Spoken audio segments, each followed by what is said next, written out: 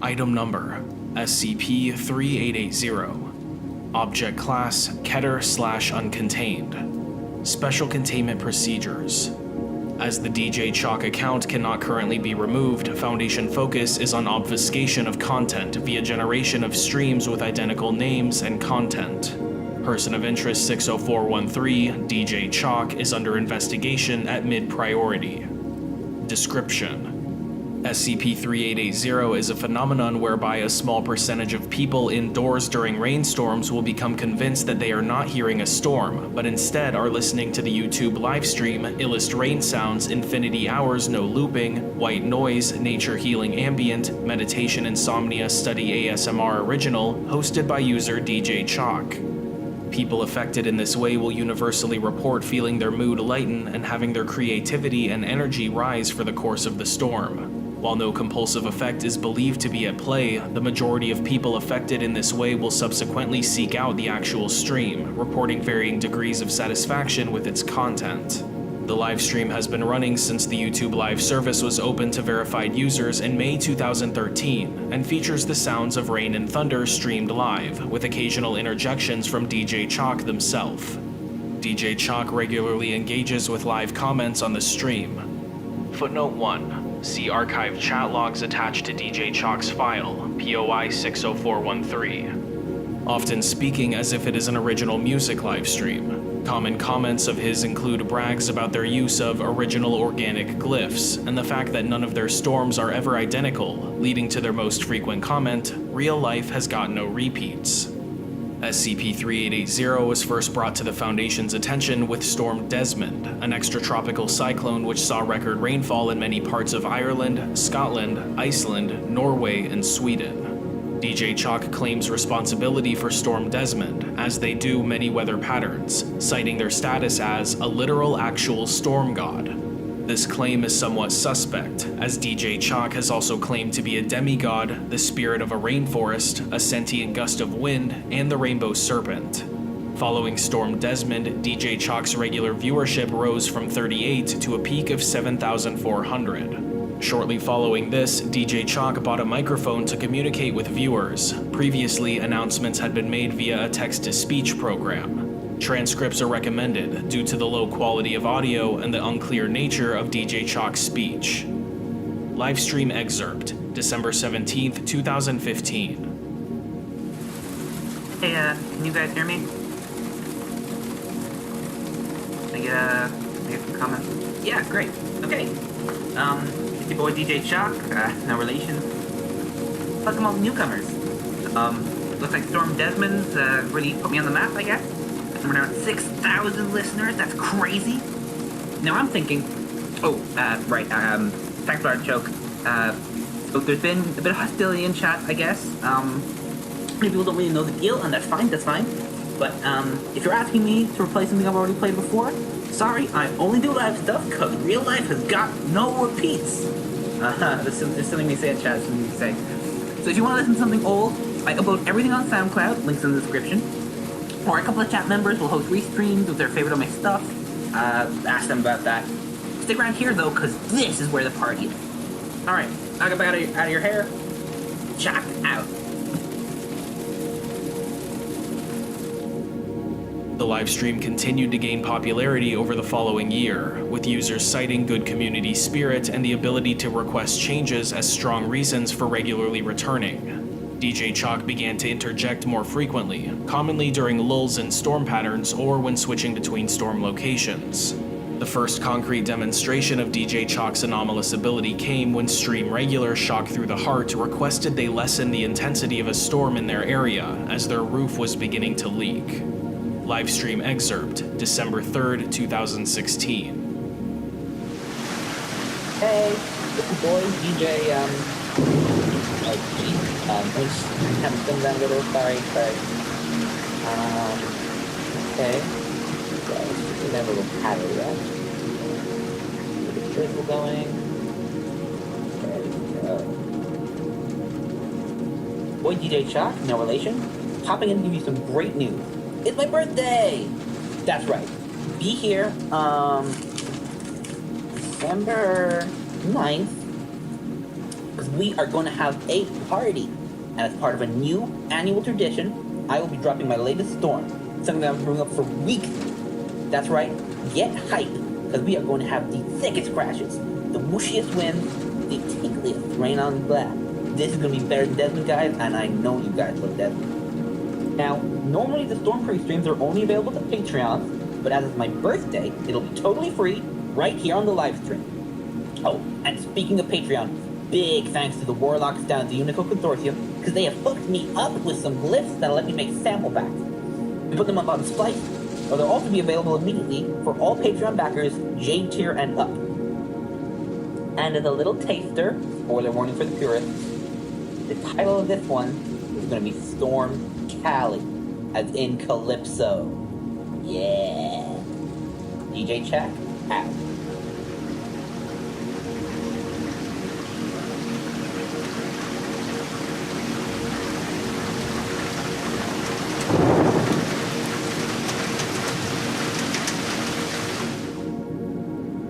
At this point, it was decided that the stream should be shut down, and standard contacts within Alphabet Incorporated were activated to remove the account.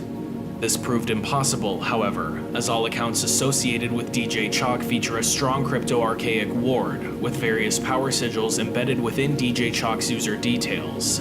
Investigation of the account revealed a private video featuring audio of activation words for said sigils.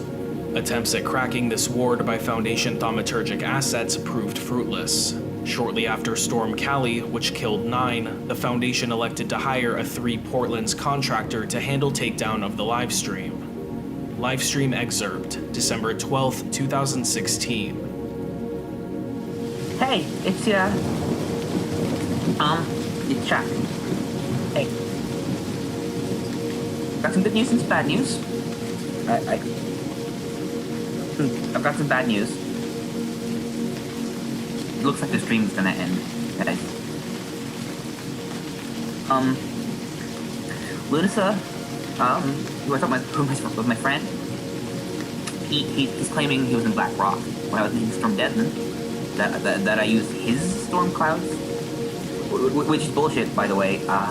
He's not even a storm god, he's a war god. He's associated with storms, but whatever. He can't put a copyright strike in a video, because I haven't put up a video, so he just reported my account. Well, yesterday YouTube tried to take down my account. They can't yet, because I've got some protections from friends, but for their sake, so they don't get discovered, I'm gonna have to take it down before YouTube looks too deep into some code and figures them. You guys don't need to know this. When my account is getting suspended soon.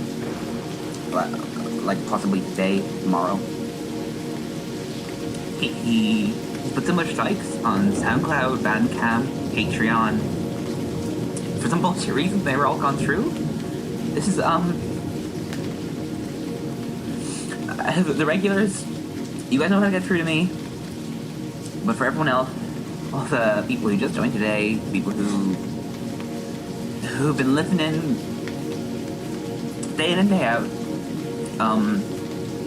this is probably goodbye. That's weird to say. Maybe it's just from background noise from you guys, but the stream has meant a lot to me. Everything. I wasn't really creating before this. Something this shitty, depressive thing, and you guys helped me find myself again, find my voice. A lot of people in real life still make fun of my lip, but you guys are all just so nice when I talk. I'm not gonna go back to how I was before. I in bed all day till 2 a.m. I was missing lectures and I was missing friends, and it might not be the way you expect, but I'm gonna keep the rains coming for all of you. Maybe that doesn't sound great once people hate rain. How about this? Keep the flowers growing, the rivers flowing, the great winds blowing. All because I'm owing you the world. That works. Chuck out. As DJ Chalk's identity remains unknown and their anomalous abilities are therefore still outside of Foundation containment standards, this article has not been reclassified. A proposal is ongoing to shift the article's focus to DJ Chalk themselves. Dr. Ryoko Sato, a Foundation employee who often listened to the livestream, now reports that during rainstorms, she feels as if she is sitting with a friend. Item number: SCP-3271. Object Class: Euclid. Special Containment Procedures. SCP-3271 is to be contained in a 5x5x5 meter humanoid containment chamber, which is to be kept under guard by 2 security personnel at all times. This containment chamber is to be equipped with a drainage system to prevent accumulation of rainwater.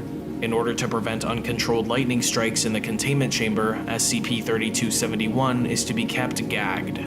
Any objects or entities emerging from SCP-3271 are to be subdued and brought into secondary containment pending further analysis.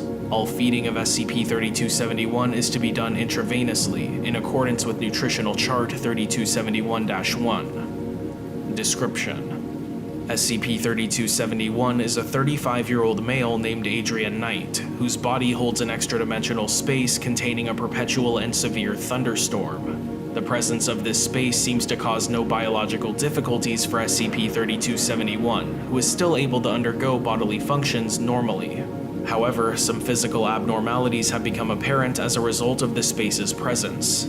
SCP-3271's skin constantly expels copious amounts of rainwater, presumed to originate from within the extra-dimensional space. Similarly, bolts of lightning have been known to emerge from SCP-3271's mouth while it is open. While these physical abnormalities cause SCP-3271 a great deal of distress, they do not appear to be capable of physically harming it. On several occasions, objects resembling miniature versions of vehicles such as planes and helicopters have also been known to appear within SCP-3271's mouth. While these vehicles are extremely accurate in terms of engineering and structure, they have been completely empty in all cases. The origin of SCP-3271 is unclear, as it claims to possess no memories apart from its name before its sudden appearance in Tallahassee, Florida. Upon it reporting its situation and abnormal physical qualities to local police, Foundation agents in the area quickly intervened and brought SCP-3271 into containment. Addendum 3271-1. On February 3, 2017, what appeared to be a miniature version of an unmanned Foundation probe emerged from SCP-3271's mouth and began inspecting the containment chamber. Due to its small size and resultant fragility, containment of this object resulted in minor damage to it. Nevertheless, the following data was successfully recovered from the probe. An image of the Hollywood sign in Los Angeles. It is raining heavily. The sign has been partially crushed by a piece of what appears to be a bacon sandwich. Footnote 1. Following recovery of this image, current feeding measures for SCP-3271 were implemented. An image of Times Square in New York. It is raining heavily. A great number of people appear to be fleeing from a wave of substantial size that is moving up the street. An image of a large group of boats and ships in the middle of the ocean. It is raining heavily. The top of a skyscraper can be seen emerging from the water. A 2-minute video clip of an individual identical to SCP-3271 speaking into the camera, taken in some form of laboratory. While audio of this clip has been lost, he is speaking quickly in what appears to be a panicked manner. A large conical machine is visible behind the man, and the video ends in a flash of light when he pulls a lever on the side of it. Outside a window in the background, it can be seen to be raining heavily. I am a satellite. My official designation is SSCP-A37F3, and I have been in existence for what I think is 22 years.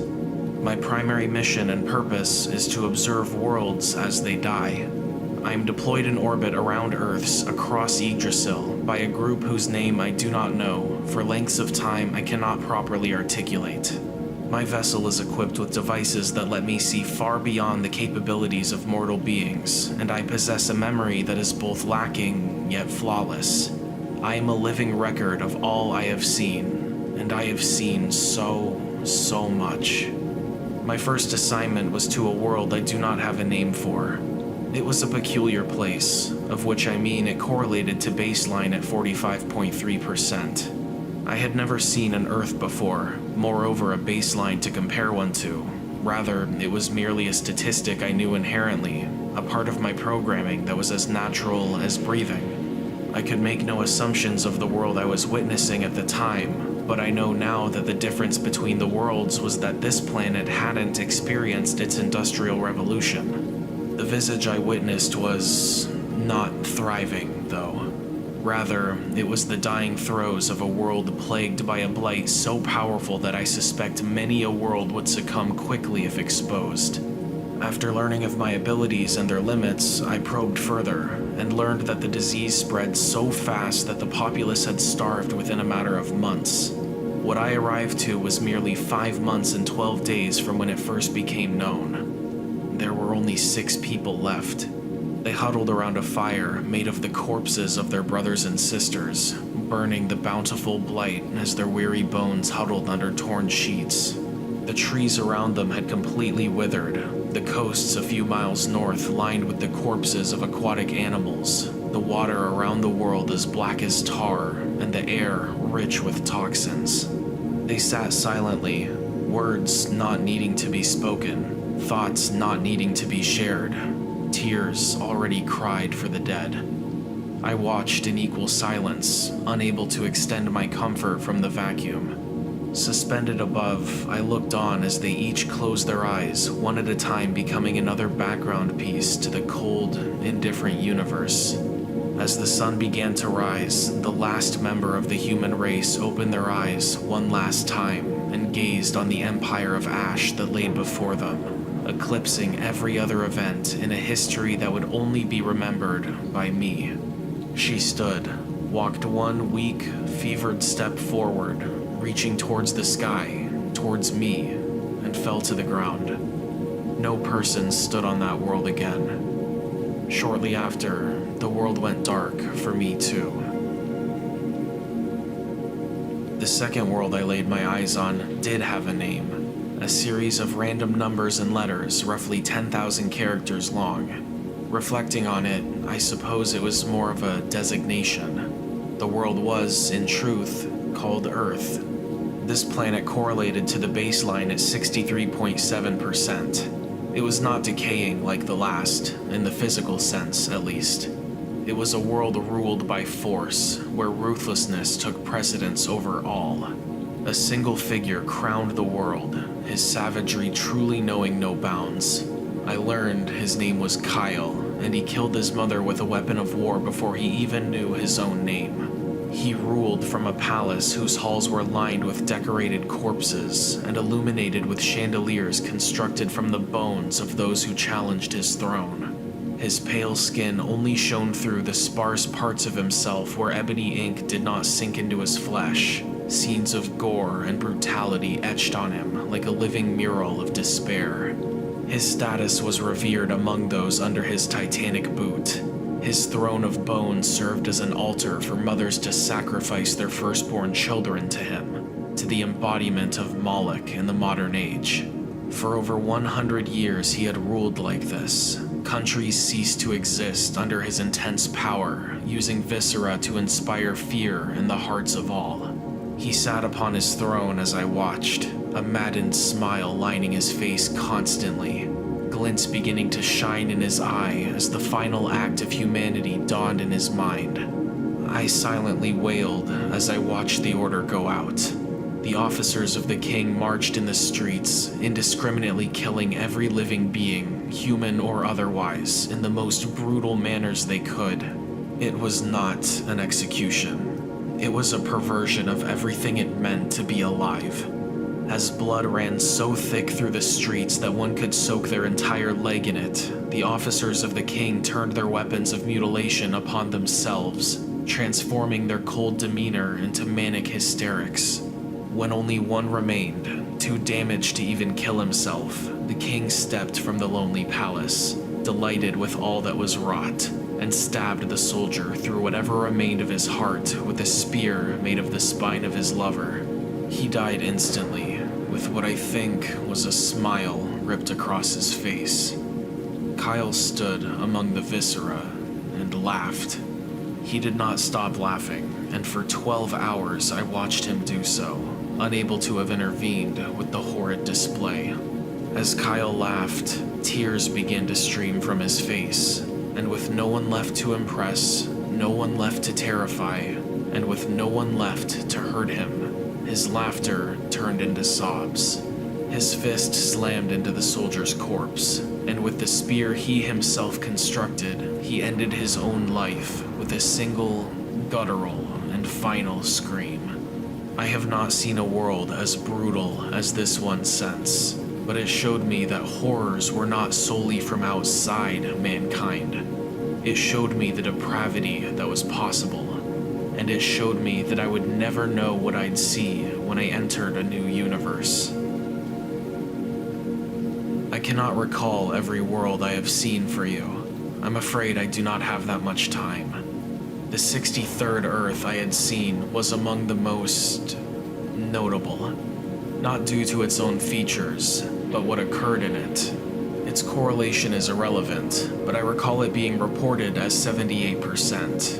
When I awoke, it was hard to recognize the smoldering, red-hot ball of rock beneath me as Earth, but yes, it was. I could, with certainty, tell from the solar system. The sphere was falling towards the sun, and was now inside the orbit of Mercury, heated to the point where all surface features were completely eroded and erased, radiating powerful amounts of heat into space. Curiously, I was not affected by the proximity to the world at all. It took me time to find any sign of life among the ruins of the solar system. I initially assumed I had been too late to witness the destruction. Even after I had searched the moon, I only found the ruins of multiple failed explorations and a colony that imploded from a lack of resources, with its members now long dead. Only people who had crossed the one-way threshold of life, and nothing else. It took me nearly 18 hours before I noticed them, aboard a small life raft ship, speeding away from me at roughly 67.9 kilometers per second. As soon as I spotted them, they spotted me, too. Through a mechanism I am unsure of, their computer blared to the delirious pilot that they had been observed by an unknown party, and put it on the screen before them. It was the first time I had ever been acknowledged by the dying. It was also the first time I had ever seen what I looked like. I cannot say what I had expected myself to look like, beyond what I was capable of seeing through my sole, literal eye. Behind the thin film that surrounded it, excluding me from the occurrences in this universe, was a large, boxy shape, with uncountable devices emerging and tangling across its body. It was large, at least 100 meters across, excluding the solar panels that jutted from its frame at various points. From within the crumpled mess of parts, I could see a single blue dot, blinking rhythmically, pulsing to the beat of a human's heart. I could see it struggling to be born amongst the purpose it was created for. I could see it plead for a brighter future for the world.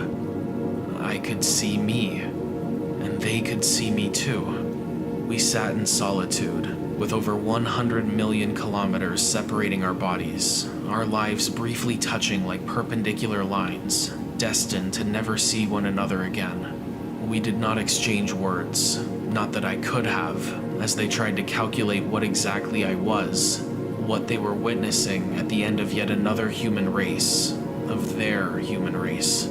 After many hours, with their delirium increasing steadily as their life support systems failed, they opened their weary mouth. A choke sputtered out, words unable to formulate in a strained environment.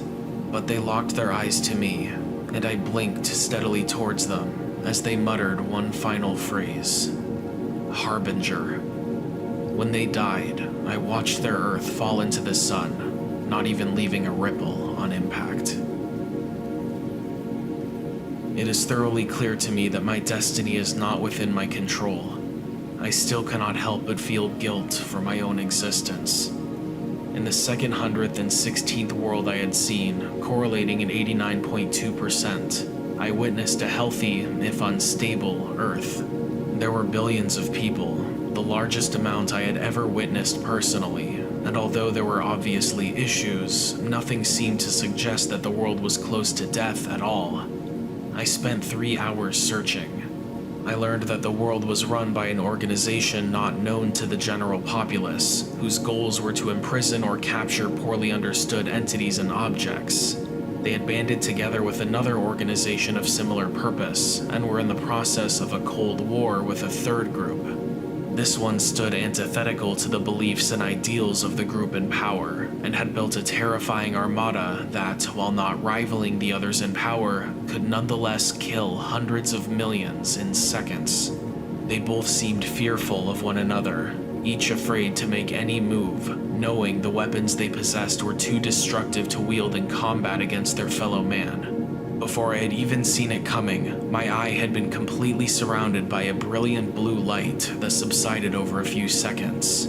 Although I had not been harmed, I had been seen. Another satellite, clearly designed as some form of orbital cannon, had fired an energy weapon at me, possibly mistaking me for a threat.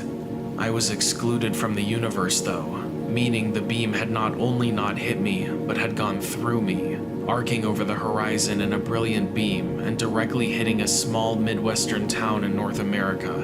Over 300 people died instantly, being vaporized to less than ash. I soon discovered that, unfortunately, this town was also the home to the sister of one of the lesser-powered organization's leaders, and the other satellite belonged to the more powerful organization. It was seen as a targeted attack and sparked hostilities. It was difficult to believe, but I watched in terror as the threats began to escalate into actions into deaths. Horrors unleashed upon each other at first, but which soon escalated in ferocity to even harming civilians. I do not even know what caused the final blow to this world. One moment, a world in turmoil and chaos, and in the next, a singularity which stood in Earth's place. Not even a moment's notice that the entire history of this planet would disappear, claiming over 7 billion lives because of a few people's decisions. It was this world that told me who I was. I am the Harbinger. I cannot be anything else. I am currently in orbit around Earth 5072. It correlates at 99.9%. This world isn't peaceful, but of all I have seen in my time, it is the most calm. It shines magnificently in the blackness of space, with billions living their lives, laughing, crying, sharing stories with each other. A world where medicine fights disease, where war is condemned, where forces beyond understanding are understood. It is a world where a brighter future may have been possible in another time. I can see the divergence. In a stuffy room with many men and women, an old man points a gun at another and states his ultimatum. He never intends to fire, but the gun goes off anyway, a circumstance which kills someone important, and all hell breaks loose in the confines of the room. There are 6 survivors, and the signal goes out. The consequences of the grave miscalculation will not be felt until the morning, but it will be felt by every person on Earth. I see you again, watching me from the surface as an amateur astronomer now, curious as to who designed me and what my purpose is. I wish I could give you an answer, or have you answer that question for me. I wish I could tell you anything at all, and I wish you could comfort me. I wish against a cold and uncaring universe that I was not who I was born as. I wish I could save you, but there's nothing I can do. I am a Harbinger. The information has begun to travel. Words are being exchanged between henchmen and their superiors, carrying the death sentence of humanity on their lips. But if there is one thing that brings me comfort, it is knowing that for every world I have seen die a horrible death, there is a world I have not seen that has lived a wonderful future. There are universes where I do not watch you starve, crumble to dust, asphyxiate, coagulate, or die. There are universes where you become an astronomer, where you discover your true identity, where you achieve things every other human could only dream to. Perhaps there are even branches of this tree where we meet, and you free me from the burden I was forced to undertake. I see you smiling, curious and bright as in every world, watching me through your makeshift telescope in what you call Canada. The snow around you falls, making you shiver in the breeze. The sun set hours ago, but the light of your house still illuminates your surroundings, enough to see the path inside, but far enough not to ruin your careful measurements. The aurora borealis dances beautifully above in the sky, weaving through the soft clouds in a dazzling spectacle, unique for every person, for you to appreciate the wonder of. Tomorrow, there may not be a beautiful world for you to gaze at anymore. Tomorrow, they may sign the order to end it all. Tomorrow, everything that will be left might only be ash, and this wonderful world you call home will cease to exist. But although tomorrow will inevitably come, the night is still young. Item number, SCP-1422. Object Class, Neutralized/Phenomenon. See Addendum 1422-3. Special Containment Procedures. All information on SCP-1422 is restricted to personnel with Level 4 operational clearance. As of March 18, 2009, all personnel have been informed of Yellowstone National Park's existence, and personnel with insufficient clearance have had their memories of SCP-1422 removed. See Task Force Aleph-4's charter for information on Foundation efforts to identify the causal agent of SCP-1422. The identification of this agent is of high priority. Description: SCP-1422 was an anomalous phenomenon that, prior to July 9, 2007, prevented all Foundation personnel, including conscripted individuals such as D-Class personnel and jointly employed personnel, from learning of the existence of Yellowstone National Park. Footnote 1. A national park in the United States established in 1872. Each year, Yellowstone National Park is visited by over 2 million individuals from many nations. The existence of SCP-1422 has been confirmed through several methods. In a 2008 survey of over 5,000 Foundation personnel, 0 expressed knowledge of the park. This includes personnel who have lived in Wyoming for extended periods of time, personnel who considered themselves to be avid travelers and/or naturalists, and 3 personnel embedded in the United States National Park Service. National Park Service records do not show any purchases made by Foundation personnel within Yellowstone National Park, nor do they show purchases of permits or reservations of any kind by Foundation personnel. Purchases made by immediate family members of Foundation personnel are present, but at lower than expected numbers. The internet browsing histories of all Foundation-owned computers have shown a complete lack of searches directly relating to Yellowstone National Park. Footnote 2. For example, Yellowstone, Yellowstone National Park, Old Faithful, Hayden Geological Survey, etc. And, relative to search histories obtained from non-Foundation sources, a lack of searches tangentially relating to the park, prior to July 9, 2007. The Foundation possesses no documentation that refers to Yellowstone National Park dated earlier than July 9, 2007. Interviewed personnel have either stated that they had no reason to pay attention to the area of the United States in which Yellowstone National Park is located, or could not recall what, if anything, was located in that area. Several were able to recall conversations or events in which Yellowstone National Park would most likely be mentioned, but was not. Yellowstone National Park itself is not believed to have any unusual properties, as several investigations have not detected unusual levels of anomalous activity in the park or its vicinity. Approval for Foundation personnel to visit the park during vacations is pending. Addendum 1422-1. SCP-1422 was discovered and is believed to have been neutralized on July 9, 2007 by junior researcher Scranton. J.R. Scranton had been asked to compile a report describing his experiences in SCP. Footnote 3. SCP is capable of causing individuals to experience extended periods of time in alternate realities within the space of several hours. Further details are classified. In it, he included a 2-paragraph description of a family vacation to Yellowstone National Park. J.R. Scranton noted that he had not heard of the park prior to his entrance into SCP. This documentation was reviewed by Dr. Graff and junior researcher Halverson. When Dr. Graff performed a cursory search of relevant reference materials and discovered the Yellowstone National Park not only existed, but was world famous and widely known, she sent an email to Site-44's mailing list, asking personnel if they had heard of the park. When it became apparent that none had, Dr. Graff requested and obtained funding and personnel to investigate the anomaly further. Addendum 1422-2. Information on the cause of and exact nature of SCP-1422 is very limited. Several hypotheses relating to SCP-1422 have been put forward.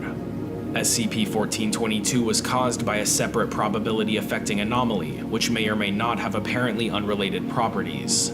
At time of writing, the Foundation does not possess the means to test this hypothesis. Yellowstone National Park did not exist prior to J.R. Scranton's exposure to SCP, after which reality was altered to incorporate the park.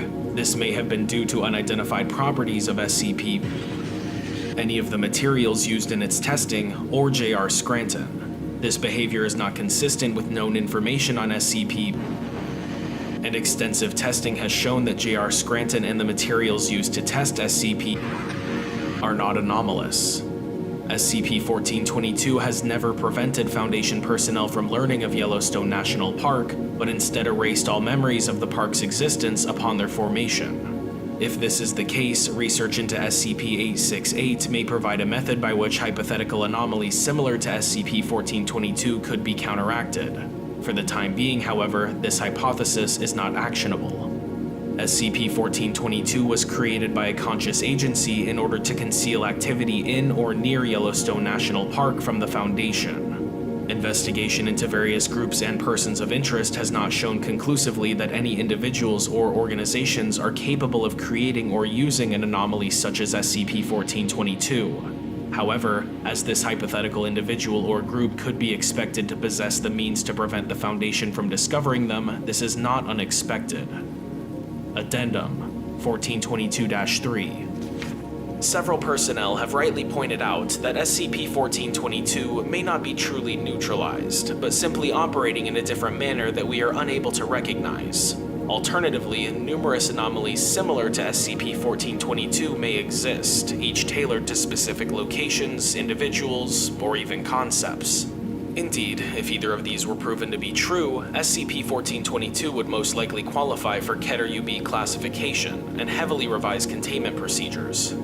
However, as SCP-1422 does not exhibit any observable anomalous properties, except those that no longer appear to be in effect, it is considered neutralized until proven otherwise. Dr. Graff. Item Number SCP-2863. Object Class Keter. Special Containment Procedures. Due to the impermanent nature of SCP-2863 instances, long-term containment is functionally impossible. Should an instance of SCP-2863 be sighted in the field, Mobile Task Force Omicron-3 is to move in and neutralize the entity by the use of ultra-bright floodlights. Any civilians exposed to SCP-2863 are to be given Class A amnestics and released. Description: SCP-2863 refers to a population of spectral entities resembling giant, approximately 30 meters tall, animated human skeletons that manifest within the borders of Japan. The exact number of SCP-2863 instances is not known, but at least 206 separate individuals have been catalogued. Footnote 1. Individuals are identified by various visual differences in the skeleton, such as cracks, nicks, or discoloration. Instances of SCP-2863 will only appear after sunset, as they lose corporeal form if exposed to light brighter than approximately 1.1 lux. The exact process by which this occurs is currently not understood. Disappearance in this manner is temporary, as instances have been sighted on nights following their neutralization. A possible side effect of this phenomenon is SCP-2863's inability to be photographed by any known means. Research into the nature and relationship between these phenomena is ongoing. It is not currently known whether or not SCP-2863 instances are sapient, as their behavior consists solely of the capture and consumption of humans. SCP-2863 instances are capable of moving very quietly, though manifestations are commonly preceded by a faint sound most commonly described as rattling. Due to their silence, size, and proclivity for very dark areas, SCP-2863 can easily and quickly catch humans on foot. Once an instance of SCP-2863 has caught a human victim, it will bite off its victim's head and drain their blood into its mouth. This blood is apparently absorbed into SCP-2863's bone, despite the lack of any digestive mechanisms. SCP-2863 instances will become extremely hostile towards any who attempt to impede its feeding behavior. Due to increasing urban development and Foundation monitoring, no fatalities due to SCP-2863 instances have been recorded since October 31st, 2008. Monitoring and control of SCP-2863 was formerly carried out by the IJA-MEA. Footnote 2. Imperial Japanese Anomalous Matters Examination Agency, dissolved in 1945 following the end of the Second World War. The majority of IJA-MEA assets and documentation were transferred to Foundation control. Until the agency's dissolution, several IJA-MEA agents were brought on to aid in the creation of the Foundation's control measures and continued their service as full Foundation employees. Currently, SCP-2863 is being successfully controlled by MTF-03. Below is a translated transcript of the IJA-MEA's entity summary for SCP-2863. The Gashadakuro are a race of malevolent yokai native to the whole of Imperial Japan. Footnote 3. IJA-MEA records indicate that there were numerous SCP-2863 appearances across mainland Asia and the South Pacific under Imperial Japanese control. No such instances have been reported since the end of World War II, implying some connection between SCP-2863's range and the political borders of Japan. They will appear at night, out of the darkness, and seek the blood of men. Conventional weaponry is entirely useless against the Gashadakuro, and they can only be banished by the morning sun or by the bright lights of human creation. Gashadakuro are created by mass death, by the concentrated suffering of hundreds. While the Gashadakuro will eventually fade, they remain for centuries after their creation, lingering until their sorrow has diffused and faded. There is no way to hasten this process. The Imperial Japanese Anomalous Matters Examination Agency is currently aware of 203. Footnote 4. This number is dated circa 1940. 3 additional instances have been cataloged since the time of writing. Separate Gashadakuro. Shinto ritual. Footnote 5. IJA-MEA records indicate a number of traditional practices for neutralizing SCP-2863, ranging from entirely ineffectual to as effective as a bright light. MTF-03 operatives assigned to SCP-2863 are to be trained in the effective practices as detailed in their training manual. Such rituals are to be considered an emergency alternative to standard neutralization protocol. May banish a Gashadakuro, but there is no way to destroy one permanently. Despite many failed attempts, no attempt at communication has been successful, and as such, the Gashadakuro have proven too hostile to be enlisted in the Yukai Battalion. Footnote 6. A battalion of the IJA composed entirely of anomalous entities. The IJA-MEA will continue its attempt to bring the Gashadakuro under Imperial control. However, the process has been slow and grueling, and many men have been lost. If Japan is to continue on its path, then the Gashadakuro must be reined in, lest their number grow too large and they become more than just a nuisance. The 3 additional instances of SCP-2863 cataloged since the Foundation takeover of IJA-MEA assets as detailed below. SCP-2863-204 is believed to have first appeared in January of 1938 near Nanjing, China. Footnote 7. At that point in time known as Nanking, recently captured by Japan during the Second Sino-Japanese War. Instance is notably large, reaching an estimated 35 meters in height, and is identified by severe damage to the pelvis, skull, and ribs. For reasons unknown, the IJA-MEA had no known written record of SCP-2863-204 despite 7 years of first-hand reports of sightings from the Chinese, and the instance was cataloged by the Foundation in 1946.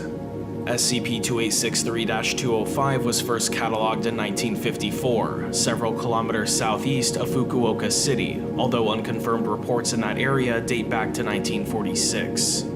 Instances identified by severe burning to entirety of the skeleton. Instance emits low levels of gamma radiation. SCP-2863-206 first appeared on March 15, 2011, approximately 40 meters offshore east of Tohoku, Japan. Instances identified by a total lack of teeth and severe damage to the back of the skull. Instance was neutralized after approaching the city of Sendai and exposing itself to the light of the city. Footnote 8.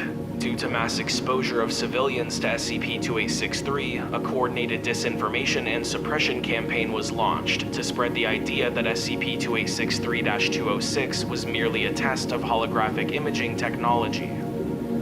Instance has been cited 3 times since initial sighting, each time appearing offshore. Item Number: SCP-868. Object Class: Euclid Nunti. Special Containment Procedures: 2D Class personnel infected with SCP-868 are to be maintained in a soundproof humanoid containment cell supervised by at least 1 armed guard. Personnel wishing to experiment with SCP-868 must submit to an interrogation and background check to confirm their loyalty to the Foundation and its methods. All persons suspected of hosting SCP-868, along with all persons living in a community where an infectee has been located, are to be tested for infection.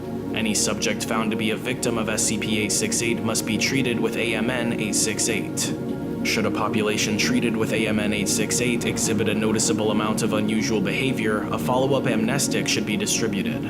Any reports of SCP-868 infection in the general population are to be treated as a breach of secrecy. Personnel spreading SCP-868 intentionally or attempting to access the current carrier of SCP-868 without following protocol are to be court-martialed if applicable and stripped of all security clearance otherwise. Description: SCP-868 is a meme that resulted from a memory improvement therapy designed by Prometheus Labs, Inc. Surviving documents indicate that the researchers responsible for creating SCP-868 were unaware of its memetic properties until shortly before the facility was destroyed. The process and materials necessary for administering this treatment have not been recovered, although recovered materials do not indicate that its creation required anomalous items. SCP-868's transfer mechanism is poorly understood. However, it is believed to be transferred via 2-way verbal communication. Footnote 1. Repeated testing has shown that the content, tone, and language of the conversation is irrelevant. It is hypothesized that SCP-868 alters the subject's behavior in a manner that is too subtle to detect with current methods. With an infected subject for no less than 30 minutes, with symptoms manifesting between 4 and 9 days after infection. Stage 1 symptoms typically include a significantly improved short-term memory, with subjects typically being able to clearly remember events and information for 80% longer than they would otherwise on average. Subjects also report the ability to recall events that happened after initial infection with greater accuracy than they would otherwise. This has been confirmed by testing. The effects of SCP-868 become more pronounced the longer the subject is host to the meme. Stage 2 effects of SCP-868 become apparent roughly 5 weeks after infection. Prior to this, subjects are frequently able to remember with a near-perfect accuracy any event or information received after contracting SCP-868 and from several days before. However, over the course of between 1 and 5 days, directly proportional to the subject's age, this effect extends to encompass the subject's entire lifespan. SCP-868 poses a significant risk to Foundation interests due to its interaction with subjects that have been affected by amnestics. Testing has shown that hosting SCP-868 for any amount of time is sufficient to prevent amnestics from affecting its memories. In addition, during the second stage of the infection, SCP-868 completely negates the effects of any amnestic administered at any point in the subject's life, potentially allowing the subject to remember sensitive or dangerous information. This has held true for all tested methods of inducing amnesia, both natural and man-made. See Addendum 868-2. Prior to its full containment, SCP-868 caused 5 secrecy breaches, necessitating the termination of individuals to prevent the spread of sensitive information regarding the Foundation, SCP objects, and other classified data. Subsequent cleanup and cover-ups have cost an additional dollars. Containment breaches after its containment have required an additional to contain. Addendum 868-1. In June 19, Doctors Carson and Basak received access to SCP-868 after filing the relevant paperwork. Footnote 2. At this point in time, SCP-868 was classified as safe, and its containment procedures were minimal. Approximately 6 weeks later, reports from Bangladesh indicated that residents had become aware of the existence of SCP, which had been recovered from that location 3 years previously. Investigation revealed that the village and some outlying areas had been infected with SCP-868. Because AMN-868 had not been created at this point, it was necessary to neutralize the village under the pretense of a flood. Under interrogation, both personnel admitted to releasing SCP-868. See Incident Report 868-7 for details. Addendum 868-2. In November 2008, Foundation researchers developed a Class B amnestic. Footnote 3. Class A and C versions are currently under development. AMN-868 that was capable of reversing the effects of SCP-868 and preventing spread of the infection. In 70% of cases, AMN-868 will only cause mild side effects, specifically severe headaches, with an estimated 10% of cases at risk of developing early-onset Alzheimer's disease. In the remaining 30% of cases, AMN-868 will function, but will also cause self-destructive tendencies and prolonged antisocial behavior. See for details. Warning. HMCL and O5 approval required. The file you are attempting to access is available to personnel with Level 4-2000 clearance only. This clearance is not included in General Level 4 security protocol. Attempting access beyond this point without necessary clearance is grounds for termination of Foundation employment and cancellation of all educational, medical, retirement, and mortality benefits. By submitting your credentials, you hereby consent to exposure to a known cognitohazardous image, and verify that you have been inoculated against that image. In the event of unauthorized access, this console will become inoperable. Security personnel will be dispatched to revive you and escort you to a detention cell for interrogation. Attempting to access this file from any computer not connected to the Foundation intranet will result in immediate termination, regardless of clearance.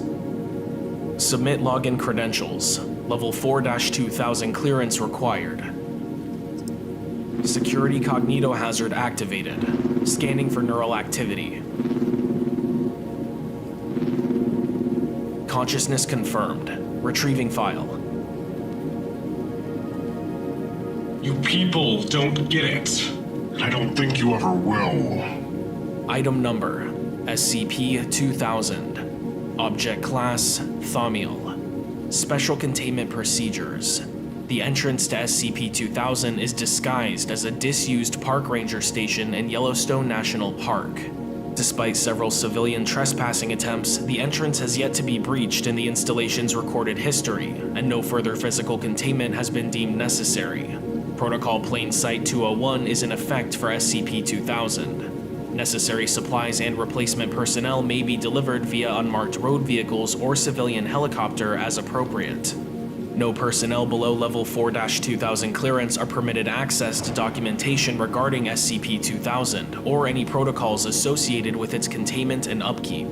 No personnel below Level 5-2000 clearance are permitted access to SCP-2000 below Sub-Level 3. All personnel assigned to SCP-2000 must submit to a neural archetype scan on a monthly basis. Personnel stationed on site must submit to weekly scans to be stored locally. Level 4-2000 personnel or above stationed on site are not permitted to leave Yellowstone National Park during the course of their assignment. In the event of transfer, either elective or compulsory, Class A amnestics must be administered and false memories implanted consistent with assignment to other high-security or Keter-class SCP objects. Additional personnel may be assigned to SCP-2000 and granted temporary Level 4-2000 clearance at the discretion of the item's HMCL supervisor, currently Dr. Charles Gears, and O5 Command. The exterior surface of SCP-2000 is surrounded by Scranton reality anchors, or SRAs, every 20 meters, arranged hexagonally to prevent incursion by hostile anomalous interference. Each SRA's function must be checked semi-annually and replaced as necessary. Technicians servicing SRA components may reference document SRA-033, revision 1.0.7. 5 exacs capable of maintaining stable tachyon flux across the expanse of the facility, maximum output rating at 100 watts each, have been installed and are to be maintained monthly. Technicians servicing exacs components may refer to document exacs A64, revision 1.3.0. One pseudo-Riemannian manifold has been initiated at the entrance to Sublevel 4 and must remain open at all times. In the event of the manifold's failure, procedure Dead Euclid 101 is to be executed immediately. Other non-anomalous life support and utility systems may be maintained in accordance with Standard Foundation Maintenance Protocol, Section 101.5, Mission Critical Components. Wherever possible, non-anomalous materials and resources are to be used for SCP-2000's maintenance and repair. In the event of any K-Class scenario which does not compromise the existence or function of SCP-2000, Procedure CYA-009 is to be enacted as soon as possible.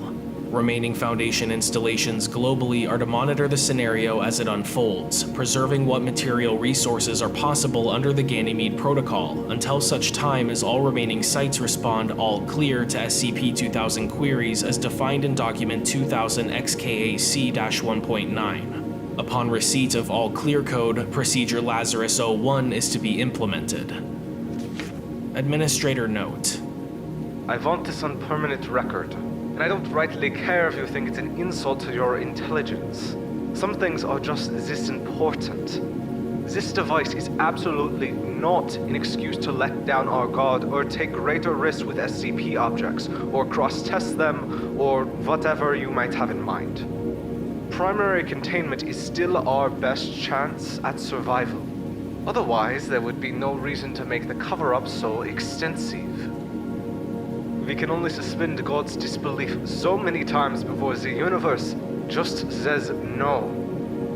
And considering what we've had to deal with in these past few decades, we may have passed that point already. Former Administrator Dr. William Fritz.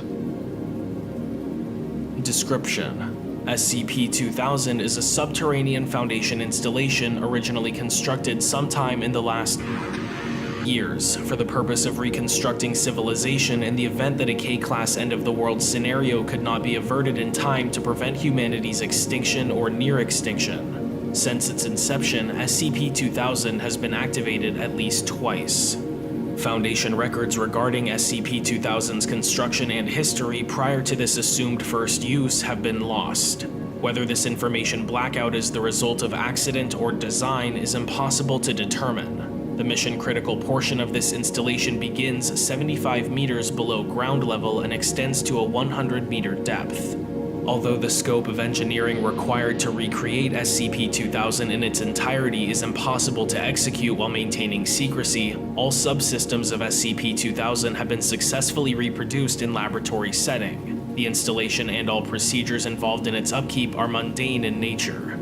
See Document 2000 SSEX for information regarding esoteric Foundation technologies necessary for SCP-2000's function.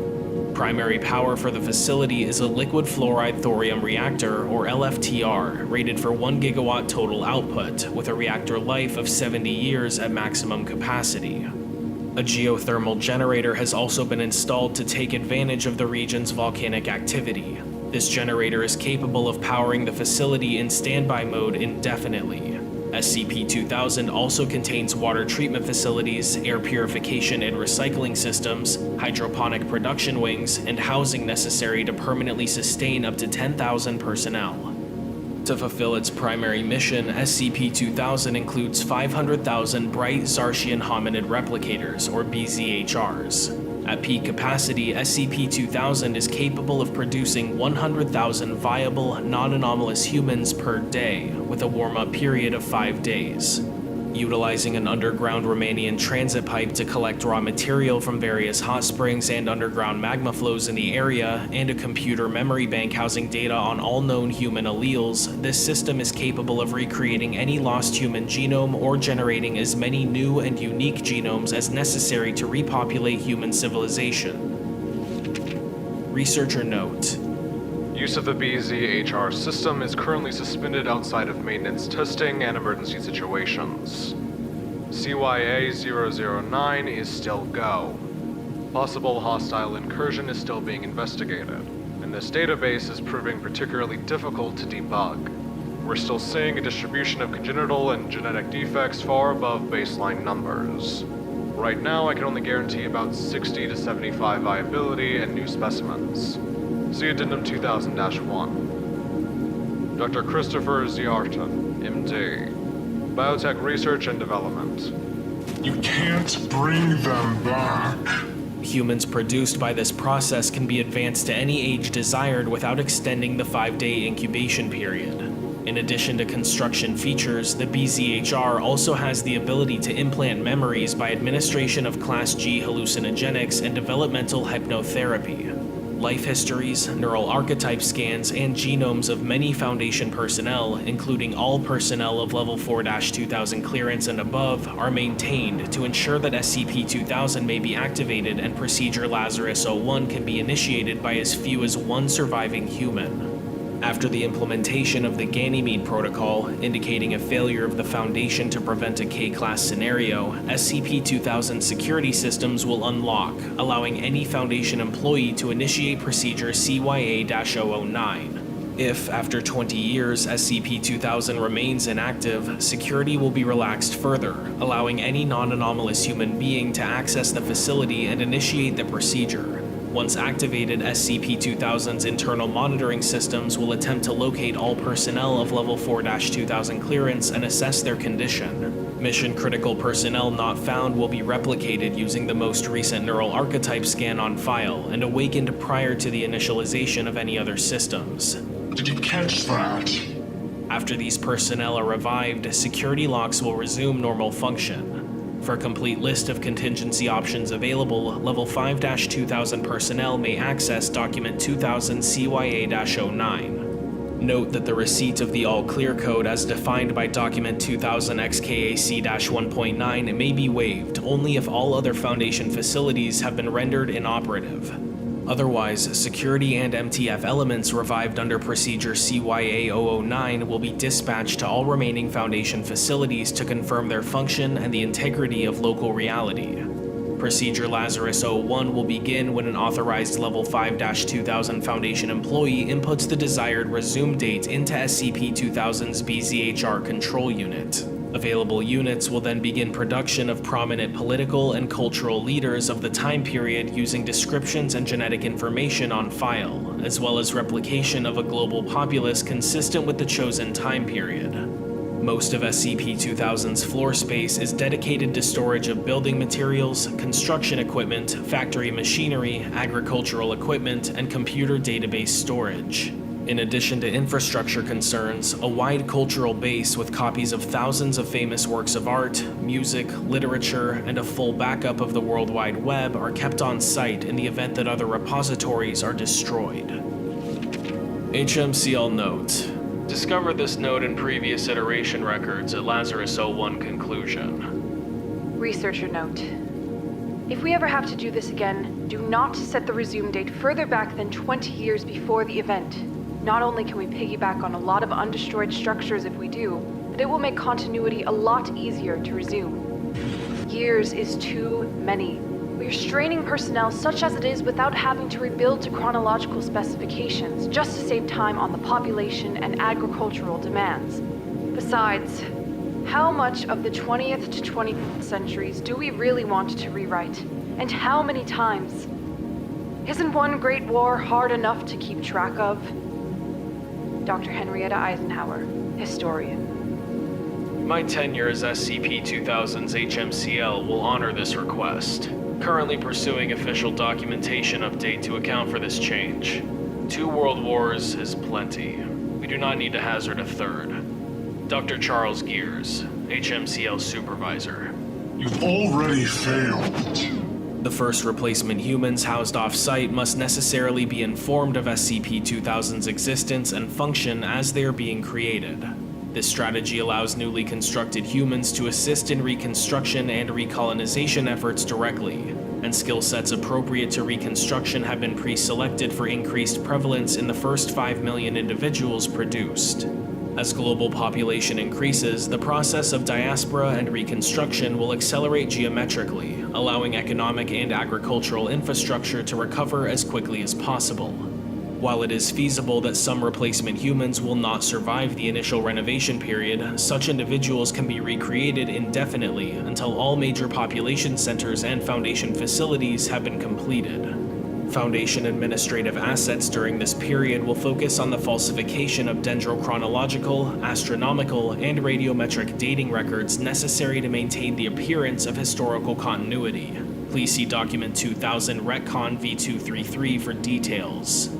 In the event that significant portions of natural habitat are also destroyed prior to the project's completion, refer to Document 2000-1 Tier V3 for approved rapid regrowth methods.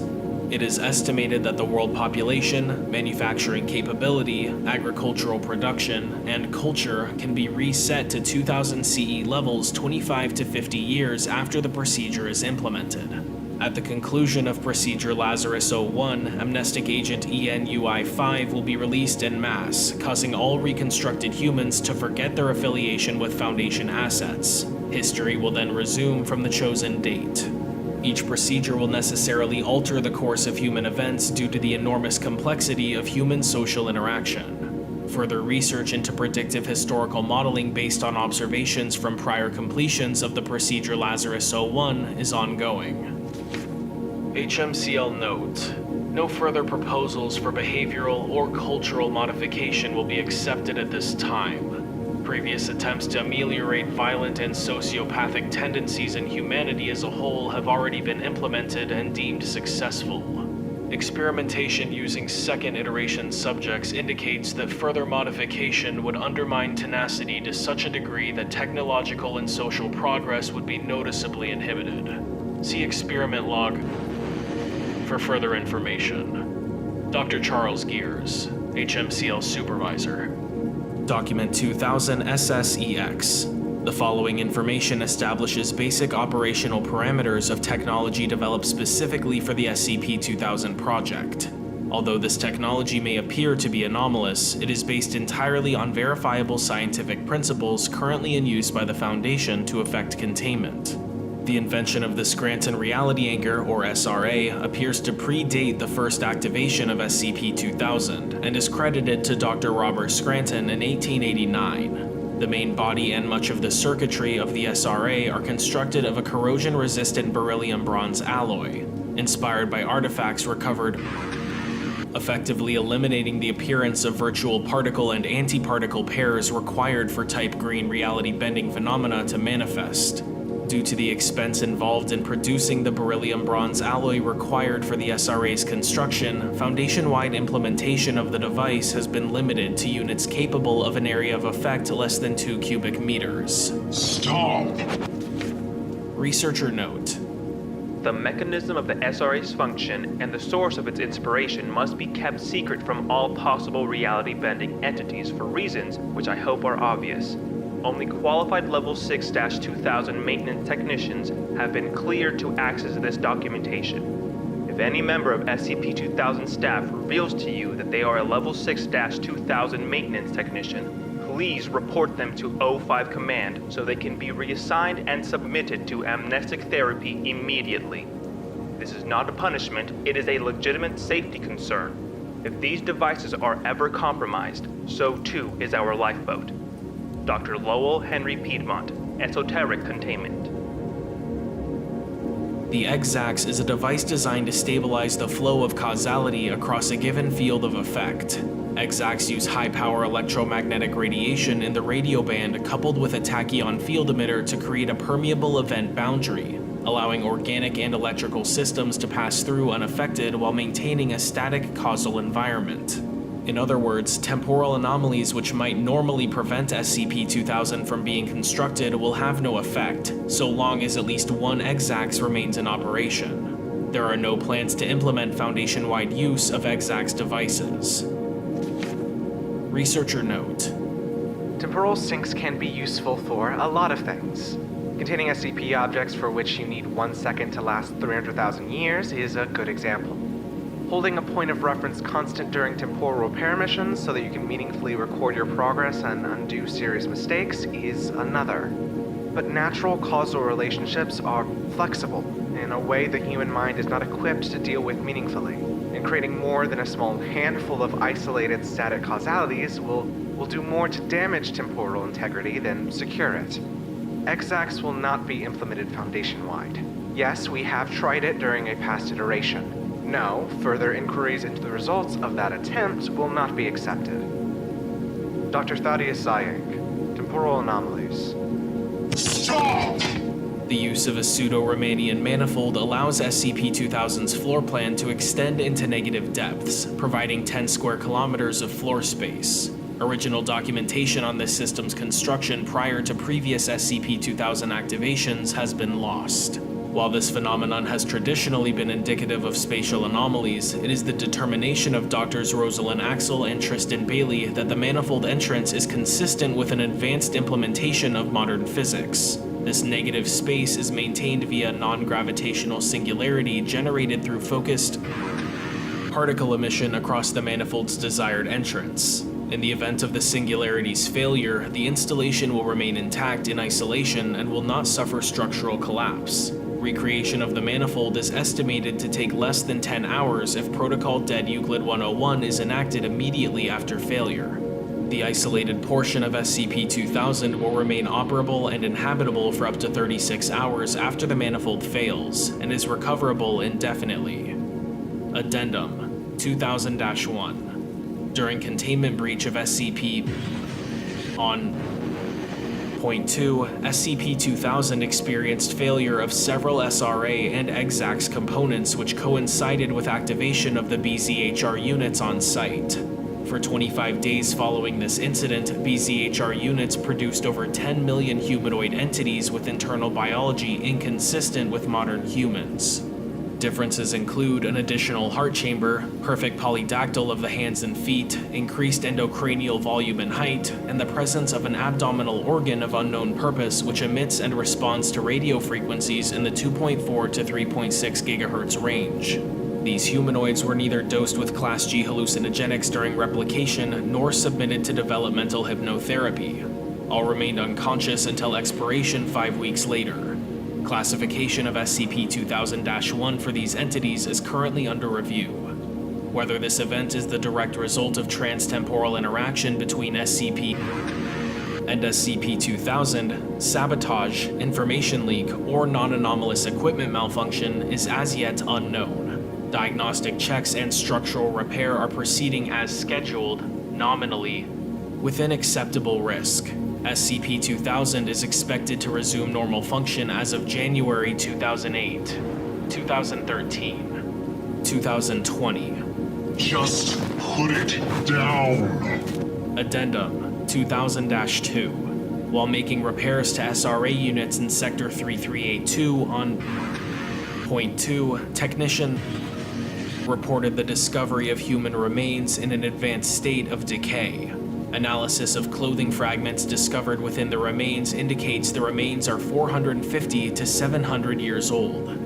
Valid Foundation security credentials for Dr. Alto Clef were discovered nearby, although a genetic match could not be established. The following note was recovered from a hermetically sealed plastic document sleeve. Why did we have to build this thing? When did we do it? How long have we been doing it? Do we even know? Subsequent interrogation has verified that Dr. Clef has no knowledge of this event and is ignorant as to the purpose of the message. You are not normal. This is normal. Warning. The following article contains adult content that may not be suitable for all viewers, including graphic depictions of blood, gore, and mutilation of body parts, as well as non-consensual sexual acts. Proceed at your own risk. Item number: SCP-3099. Object Class: Safe. Special Containment Procedures. SCP-3099 is currently kept in a standard small item secure locker at Site-78. Testing on human subjects has been limited to the quota set by the Ethics Committee, currently at 6. Further increase of the testing quota must be requested from the Site-78 Ethics Committee Liaison Office. Description: SCP-3099 is a VCR tape recording of the vintage pornographic film Debbie Does Dallas, recovered from the Mr. B adult video store located in Amsterdam, the Netherlands. It differs from non-anomalous copies of Debbie Does Dallas in the inclusion of an entity designated as SCP-3099-A. SCP-3099-A is a humanoid figure clad in a soft white suit or costume with a spherical headpiece. SCP-3099-A will appear on screen midway through the first scene where sexual intercourse takes place, identified as after 9 minutes and 52 seconds at the beginning of the group sex scene in the shower, crawling out of the ventilation grate on the right side of the set. The actors and actresses within the film do not appear to notice SCP-3099-A's intrusion and will carry on their activities undisturbed. SCP-3099-A will wander around and occasionally squat down to inspect the actors and actresses, and proceed to leave the set at the end of the scene. SCP-3099-A will then appear in various sets throughout the remaining scenes of the film in the background. It occasionally indicates impatience through its body language. At times, it appears to show curiosity towards props on the set, picking up and inspecting them, though it always takes great care to replace them in their exact positions afterwards. During the final sex scene of the tape, identified as a point after 1 hour 5 minutes 54 seconds in the film, as the actors start undressing in the bookstore, SCP-3099-A will seat itself opposite the persons participating in intercourse. It will then proceed to rub its hands on its face in a circular motion. After 22 complete rotations of its hands, its body will convulse, then remain limp throughout the remainder of the film. Individuals who view SCP-3099 for the first time with the intent of using it for sexual gratification will, at the end of the film, spontaneously achieve orgasm and enter a cataleptic state. Visual, oral, and tactile hallucinations are commonly reported during this state, ranging from the mildly disorienting to extremely distressing. Affected subjects exhibit symptoms of post-traumatic stress disorder, occasionally accompanied with an acute aversion to touch and the color white. While other effects have been theorized to occur, see subject files, they have not been observed under controlled test conditions. SCP-3099 was obtained by Agent L. Min on July 1, 2005, following tips from the Amsterdam Police Department investigating a recent string of bizarre sexual assaults on men. A connection to the Mr. B store was established by Agent Min, leading to the eventual discovery of SCP-3099 and its latest victim. In all, a total of 29 individuals were suspected to have been affected by SCP-3099. All but one have been located. Addendum: Subject Files. Truncated. For full list, consult Document 3099-C3. Subject Profile: Jan Peter Rutgers, age 27. Freelance software programmer. Single. Date of exposure: June 11, 2005. Comments: Subject was reluctant to engage in conversation and shied from physical contact. Signs of recent light bruising on left elbow, both knees, and inner thighs. Subject reported finding themselves in a room with bright lights approximately halfway through viewing the film, but could not recall much else until their discovery by paramedics on the floor of the video arcade 7 hours later. Subject was coerced into registering for post-trauma psychological counseling and is currently undergoing observation under a local Foundation-affiliated mental health clinic. Subject Profile: Mathine Zwerson, age 47, unemployed, married with no children. Date of exposure: June 16, 2005. Comments: Subject behaved agitatedly when approached by Foundation personnel. While initially reticent, he revealed upon further questioning that Agent Min's white-colored jacket was making him feel highly uncomfortable. Subject relaxed and became more talkative when the jacket was removed. He reported that he had fallen asleep in the video booth at around 4 p.m., but could not remember anything after that. Agent Min noticed traces of white powder around the subject's lips and fingertips. Subject could not explain origin of white powder. White powder was collected, examined, and identified as polycarbonate dust. Interviewing personnel were unable to voluntarily register the subject for Foundation observation. Field agents are recommended to conduct routine covert observation. Subject profile: Ayub Haddani, age 35, security officer, married with 3 children. Date of exposure: June 21st, 2005. Comments: Subject was unconscious and had been hospitalized at VU University Medical Center for 3 days upon discovery. Medical report indicates severe penetration wound through left eyeball by a blunt object measuring approximately 4 centimeters wide and 10 centimeters long, mild septicemia, as well as various bruises and grazes to both elbows, knees, and inner thighs. Subject's wife was unwilling to volunteer further explanation as to her husband's whereabouts, insisting that she would only speak to law enforcement authorities. Subject expired 2 days later on June 29, 2005, due to cardiac arrest after a 5-centimeter wide cluster of white polycarbonate dust and seminal fluid was forcibly inserted into subject via his central venous catheter. Security cameras could not capture the attacker due to being cracked and non-functioning. Subject profile: Gregor Saxer, age 44, bartender, single. Date of exposure: June 30th, 2005. Comments: Subject was found unconscious on the floor of the B1 adult video arcade by local authorities. Subject exhibited similar injuries to other exposed subjects, as well as extensive sweating and elevated body temperature. Upon triage, a 10-centimeter wide sphere was found embedded in subject's lower abdomen. Subject was immediately transported to Site 78 for medical treatment and observation.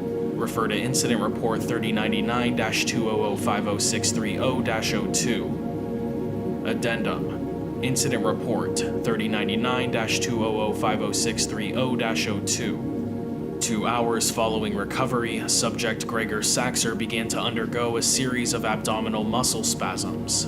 The procedure to remove the sphere lodged in his abdomen was put on hold. 5 minutes later, a circular mass expanded from within the subject's lower abdomen, followed by the subject's skin rupturing and a large mass of white material resembling SCP-3099-A's head emerging from within. Thick white tubes of the same white material then emerged from the wound, extending to form the remainder of a humanoid body. This caused severe damage to the subject, separating his torso from his abdomen. The subject expired shortly after this event. Upon seeing the remains of the subject, the entity appeared to be highly distressed, kneeling down and rubbing the subject's separated body parts against its face. It then proceeded to grow a tube of white material from the middle of its chest and thrust it into the subject's severed torso repeatedly. At this point, Dr. M. Manuel drew his concealed pistol and fired 6 rounds into the entity's head. Upon being wounded, the entity ceased all movement and fell limp. Personnel present report hearing a sound similar to a mix between human sobbing and a deflating balloon. Following standard protocol, an autopsy of the entity was conducted. It was found that the body lacked musculature or skeletal structure, being composed entirely of silicone. Its interior consisted of a series of spongy sacs filled with a mixture of seminal fluid, lacrimal fluid, and polycarbonate dust. It is believed that the entity was able to move by expanding and contracting the fluid-filled sacs in its body in a manner similar to spiders. Contrary to expectations, SCP-3099-A continues to appear in subsequent playbacks of SCP-3099. Aside from 6 small adhesive bandages on its head and a slight sluggishness in its movements, its appearance and behavior remain unchanged.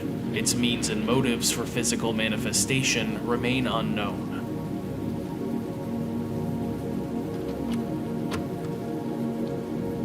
Item number SCP-4290. Level 5 Top Secret. Containment Class, Keter. Disruption Class, Amida. Risk Class, Critical. Special Containment Procedures. All available military assets are at the site of SCP-4290's ceiling and are prepared to use any means necessary to neutralize the anomaly. Mobile Task Force Alpha-1, Red Right Hand, Mobile Task Force Tau-5, Samsara, and Mobile Task Force Nu-7, Hammer Down, have been outfitted with experimental paratech weaponry and are situated within SCP-4290's containment perimeter. Grids of nuclear mines have been planted in the vicinity of the ceiling site, prepared to detonate if Foundation assets are destroyed. The Degas Break orbital strike system has been enabled in the event of a breach past the containment perimeter. Emergency shelters for civilians and selected Foundation personnel are being prepared in the event that containment measures fail. The probability of failure is undetermined. Description: SCP-4290 is a Class 1 eschatological entity that was thaumaturgically sealed approximately 10,000 years in the past. Its seal is expected to break in the next 7 days. The site of the sealing, SCP-4290-Lock, is in Qinghai Lake, at a depth of 32.8 meters from the surface, and is constructed from 8 beryllium bronze totems. The totems resemble armored humans, engraved with networks of banishing runes, and arranged onto the points of an 8-fold fractal pattern carved into the lake bed, 20 meters wide. Bursts of red light are periodically released from its center. These have intensified in brightness over the past month. Information on SCP-4290 has been recovered from SCP-1726 and other such anomalous record sources. A translated excerpt on the entity from an unknown writer is below. The child rose its 10 mouths to the heavens, stretched wide 20 arms, and ripped the umbilical cord from the sack on its head. The warriors surged to its legs, hoping to tear those newly born limbs before they could move. But from the mouths spilled torrents of darkness and dead geometries. None could flee. Reality rippled with the warriors stretching along its folds, and the darkness crunched into their skulls with flares of scarlet. The child wheezed, dragging skeletal fingers through the dead and the land around. The fingers retracted. Flames burst, then subsided. Wax rained, then dissolved. Then the island, its warriors, and every soul still left melted into the darkness. For 10 days the child drank it. All the world trembled. Addendum 4290.1 Repair Attempts. On August 2, 2022, televisions in Qinghai Province and outlying areas abruptly displayed images of an entity matching SCP-4290 rising over a melting cityscape, with an androgynous voice telling viewers to repair the child's locks. This has repeated in frequency, with the voice shifting to say there is little time left. Repair. Investigation led to the discovery of SCP-4290-Lock. Efforts into finding means by which SCP-4290-Lock could be reinforced were launched.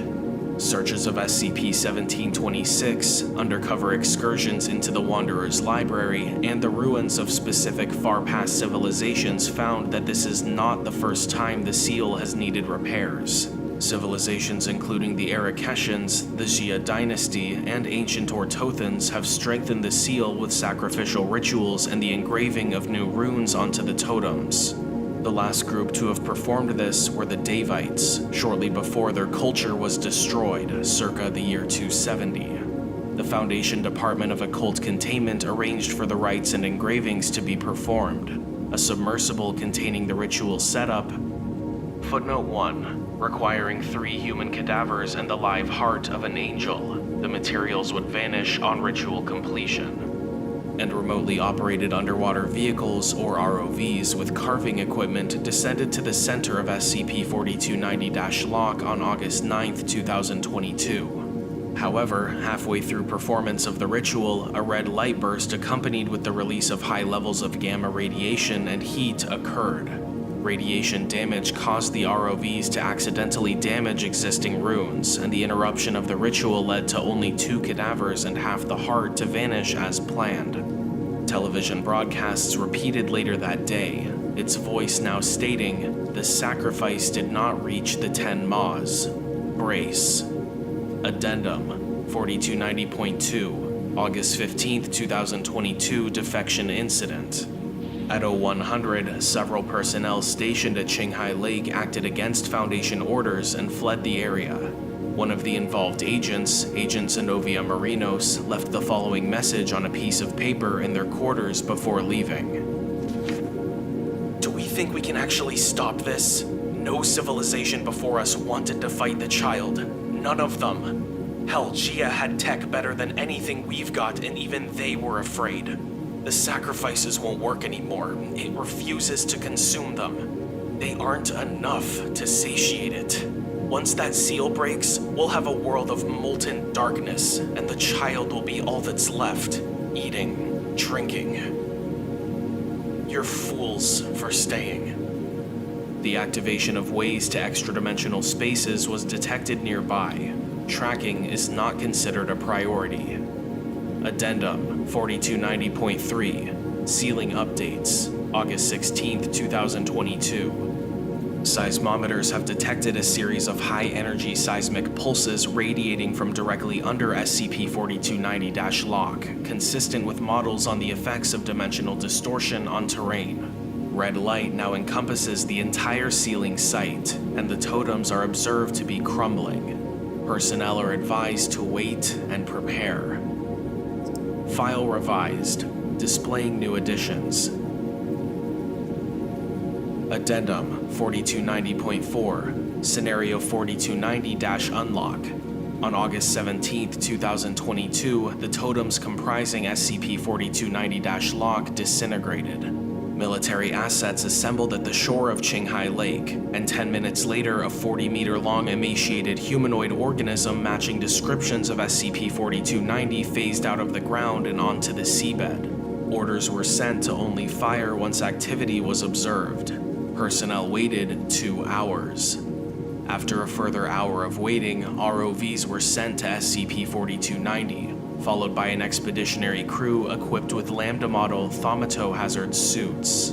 Dozens of human corpses and hearts used in the sacrificial repair rituals rested on the entities' mouths, none having been consumed.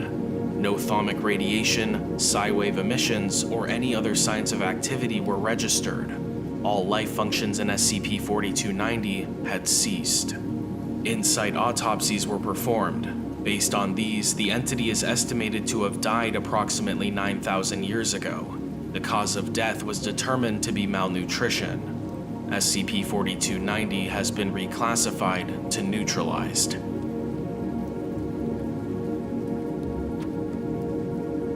Item number SCP-7179. Object Class Safe. Special Containment Procedures.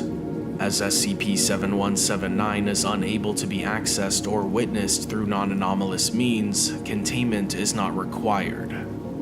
Description: SCP-7179 refers to an unknown number of cubic extra-dimensional spaces, measuring approximately 10 kilometers on each edge. Upon any human's death, their consciousness is transported to an instance of SCP-7179, where they will physically remanifest in the same state as they were upon death, except in perfect health. Based on limited observation and experimentation, there are no known cases of human death where the consciousness does not appear in an SCP-7179. Aside from insignificant differences between each of them, instances of SCP-7179 are functionally identical.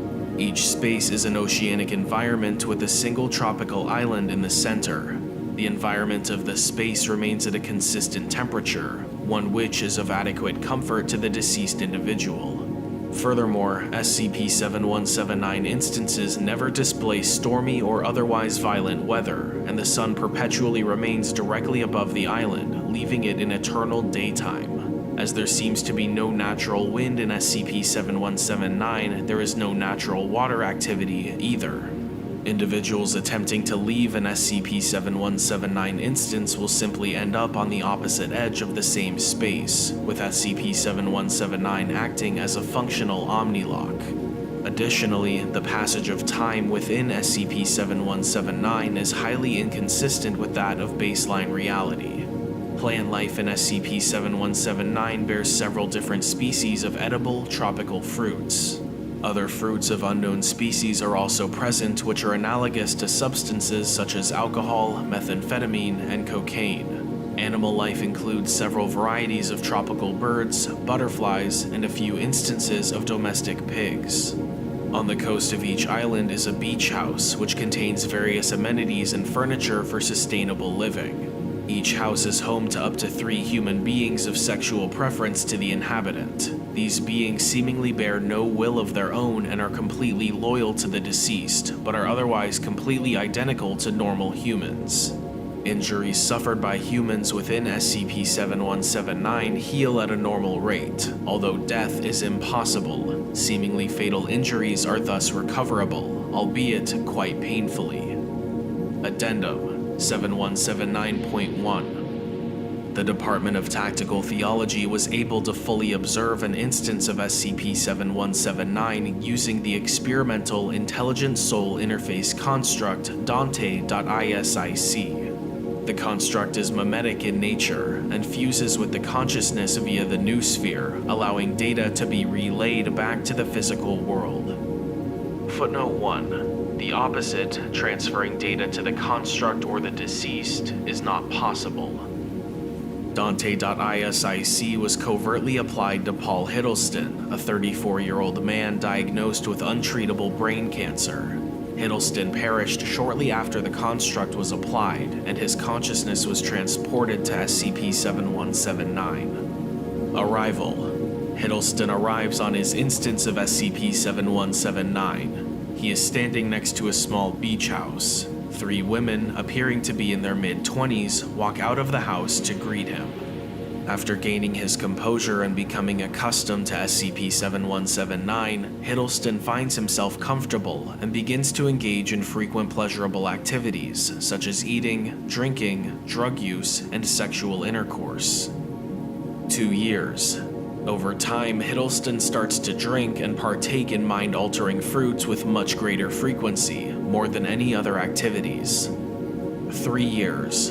Hiddleston starts neglecting to eat at all for considerable periods of time. He occasionally attempts to converse with the women on the island, but is frustrated by their lack of agency or individuality. 5 years. Hiddleston ceases his former activities altogether, spending much of his time wandering SCP-7179. 6 years. Hiddleston becomes panicked and attempts to leave SCP-7179, building a raft from one of the island's trees. Each time he reaches the edge of SCP-7179, he appears on the opposite side. After several attempts, Hiddleston collapses in despair for multiple days until he regains his composure and continues his prior activities. 7 years. Hiddleston uses the wildlife and plant life on the island to begin pursuing culinary activities. He constructs basic farms and pens to keep and breed animals. His mental state improves as he continues to develop his skills. 18 years. Hiddleston has become an expert in cooking, having both replicated dishes from memory and created new ones. He shows no signs of ceasing as he begins attempting to crossbreed various plants. 37 years. Hiddleston continues his endeavors, though he begins to show signs of weariness and boredom. 81 years. Hiddleston has once again regressed into a depressive state. He seeks out other ways to occupy his time and eventually begins studying construction. He starts building tools and equipment for building. 101 years. After a great deal of trial and error, Hiddleston assembles his first house. He continues building. 287 years. Through a constant maintaining of trees and frequent building projects, Hiddleston is able to cover the island with rudimentary structures. He then focuses his efforts towards maintaining and upgrading the structures until he has mastered their fortification. 416 years. Hiddleston, through study, experimentation, and experience, has managed to fully fortify each structure into usable housing. He begins expanding his structures, adding extra stories and decor, as well as building various watercraft. 850 years. Hiddleston's efforts slowly start winding down again as his ability to produce lumber and harvest natural resources reaches equilibrium with his construction expansion. He starts to tear down and rebuild structures in new ways, remixing them over centuries. 2009 years. Despite his frequent activity, Hiddleston shows worsening symptoms of depression and anxiety, and he starts to seriously consider the concept of endless life in SCP-7179. His mental state continues to degrade as he searches for ways to keep a sound mind. 5,478 years. Hiddleston starts tearing through his structures without reason. The whole village is torn down after several months. He starts rebuilding again. 11,902 years. Hiddleston attacks the three women, tearing their bodies apart. He shows symptoms of severe stress after doing so, and attempts but fails to take his own life by drowning himself. He continues to build over time, but intersperses his projects with bodily harm to himself. 19,600 years. The three women are fully reassembled. By this point, Hiddleston has grown numb to the concept of violence and begins bodily experimentation on them. 124,000 years. Hiddleston builds a crude structure designed to crush him to death under the weight of several thousand tons of lumber and stone. Upon activation, it completely mangles and destroys his body. 900,000 years. Hiddleston is fully healed. While the experience appears to have been unbearably painful for him, the stimulus allows him relief from the boredom. He repeats the process in multiple different fashions. 5.8 million years. Hiddleston burns himself alive. His body is fully reduced to ashes before the fire naturally dissipates. 16 million years. Hiddleston is fully healed. He makes many similar self-destructive attempts upon himself, but each time grows more numb to the experience. 8.5 billion years. Hiddleston tries to leave. He fails. 30 billion years. Hiddleston looks towards the sun. It has not set.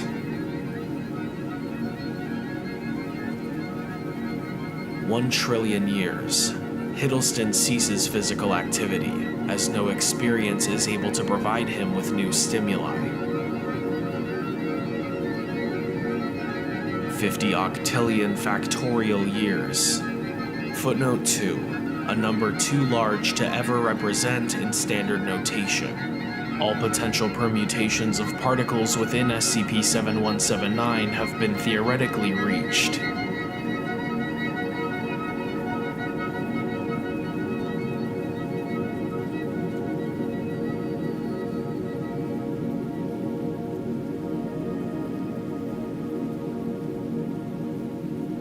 Google factorial years. 1 second of eternity has passed.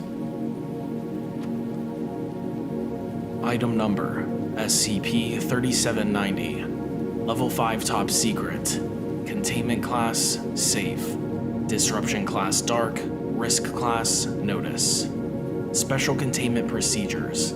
The door into the stairwell leading to SCP-3790 is to be padlocked at all times, and a single guard is to be posted nearby to ensure no civilians enter SCP-3790. By order of the Overseer Council, entry into SCP-3790 is forbidden. Description: SCP-3790 is a structure located beneath the abandoned Port Superior Canning Company warehouse in London, United Kingdom. The only access to this space is down a narrow stairwell that ends in a short black door.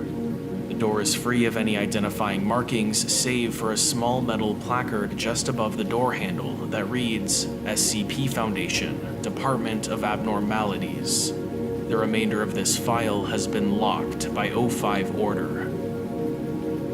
Lock overridden. The interior of SCP-3790 consists of several descending levels, each consisting of a hallway containing 4 doors, 2 per side, and a graded freight elevator at the far end of the corridor leading to the lower levels.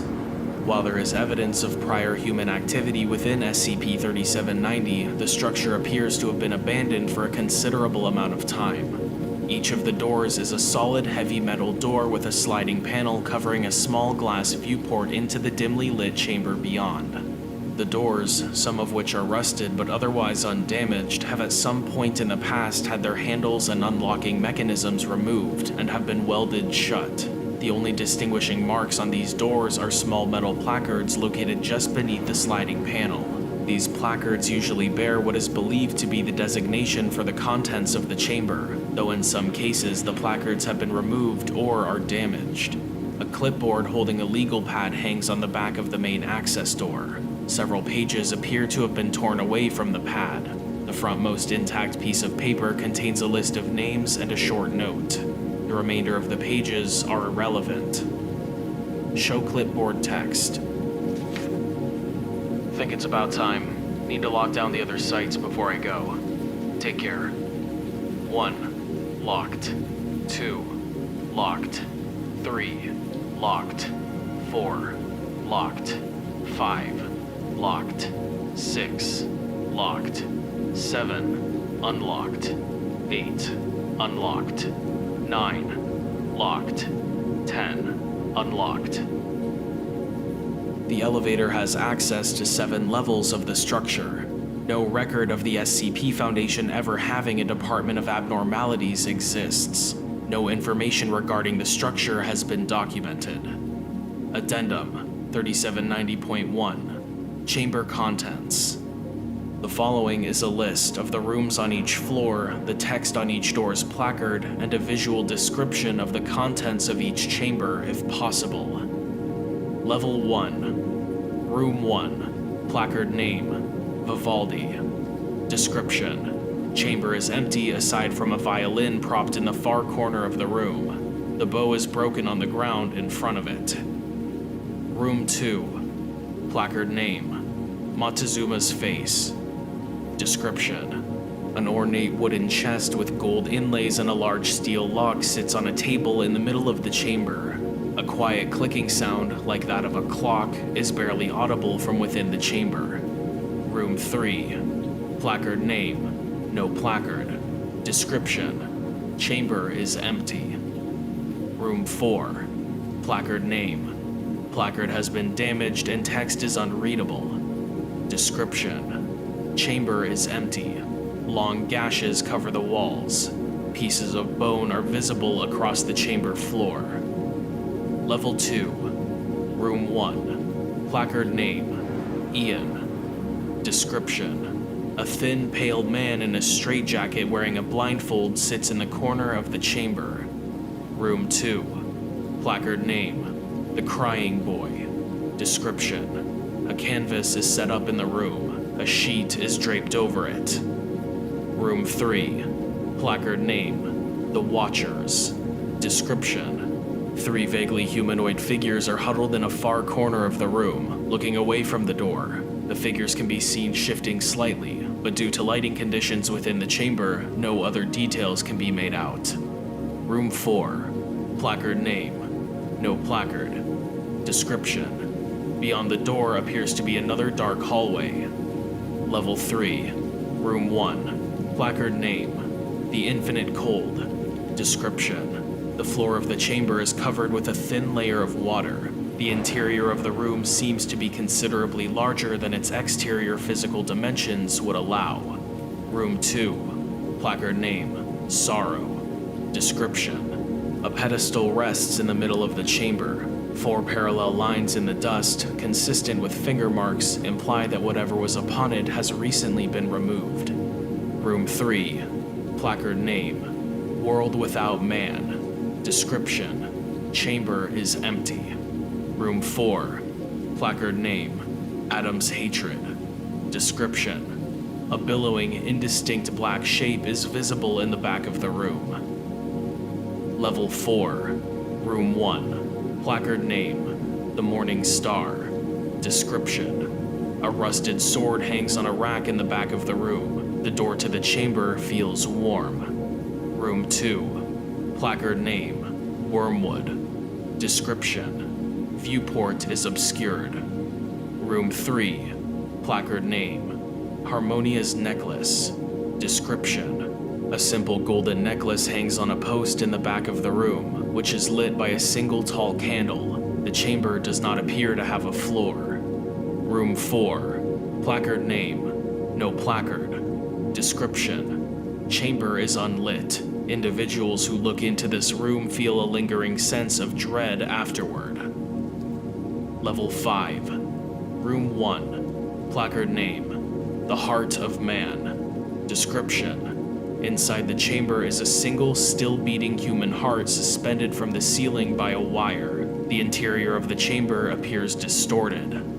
Room 2. Placard name: tool marks indicate that placard has been pried off. The word hello is scratched into the metal where the placard should be. Description: sliding panel is welded shut. Room 3. Placard name: Channel 55. Description: a small CRT television sits in the center of the room.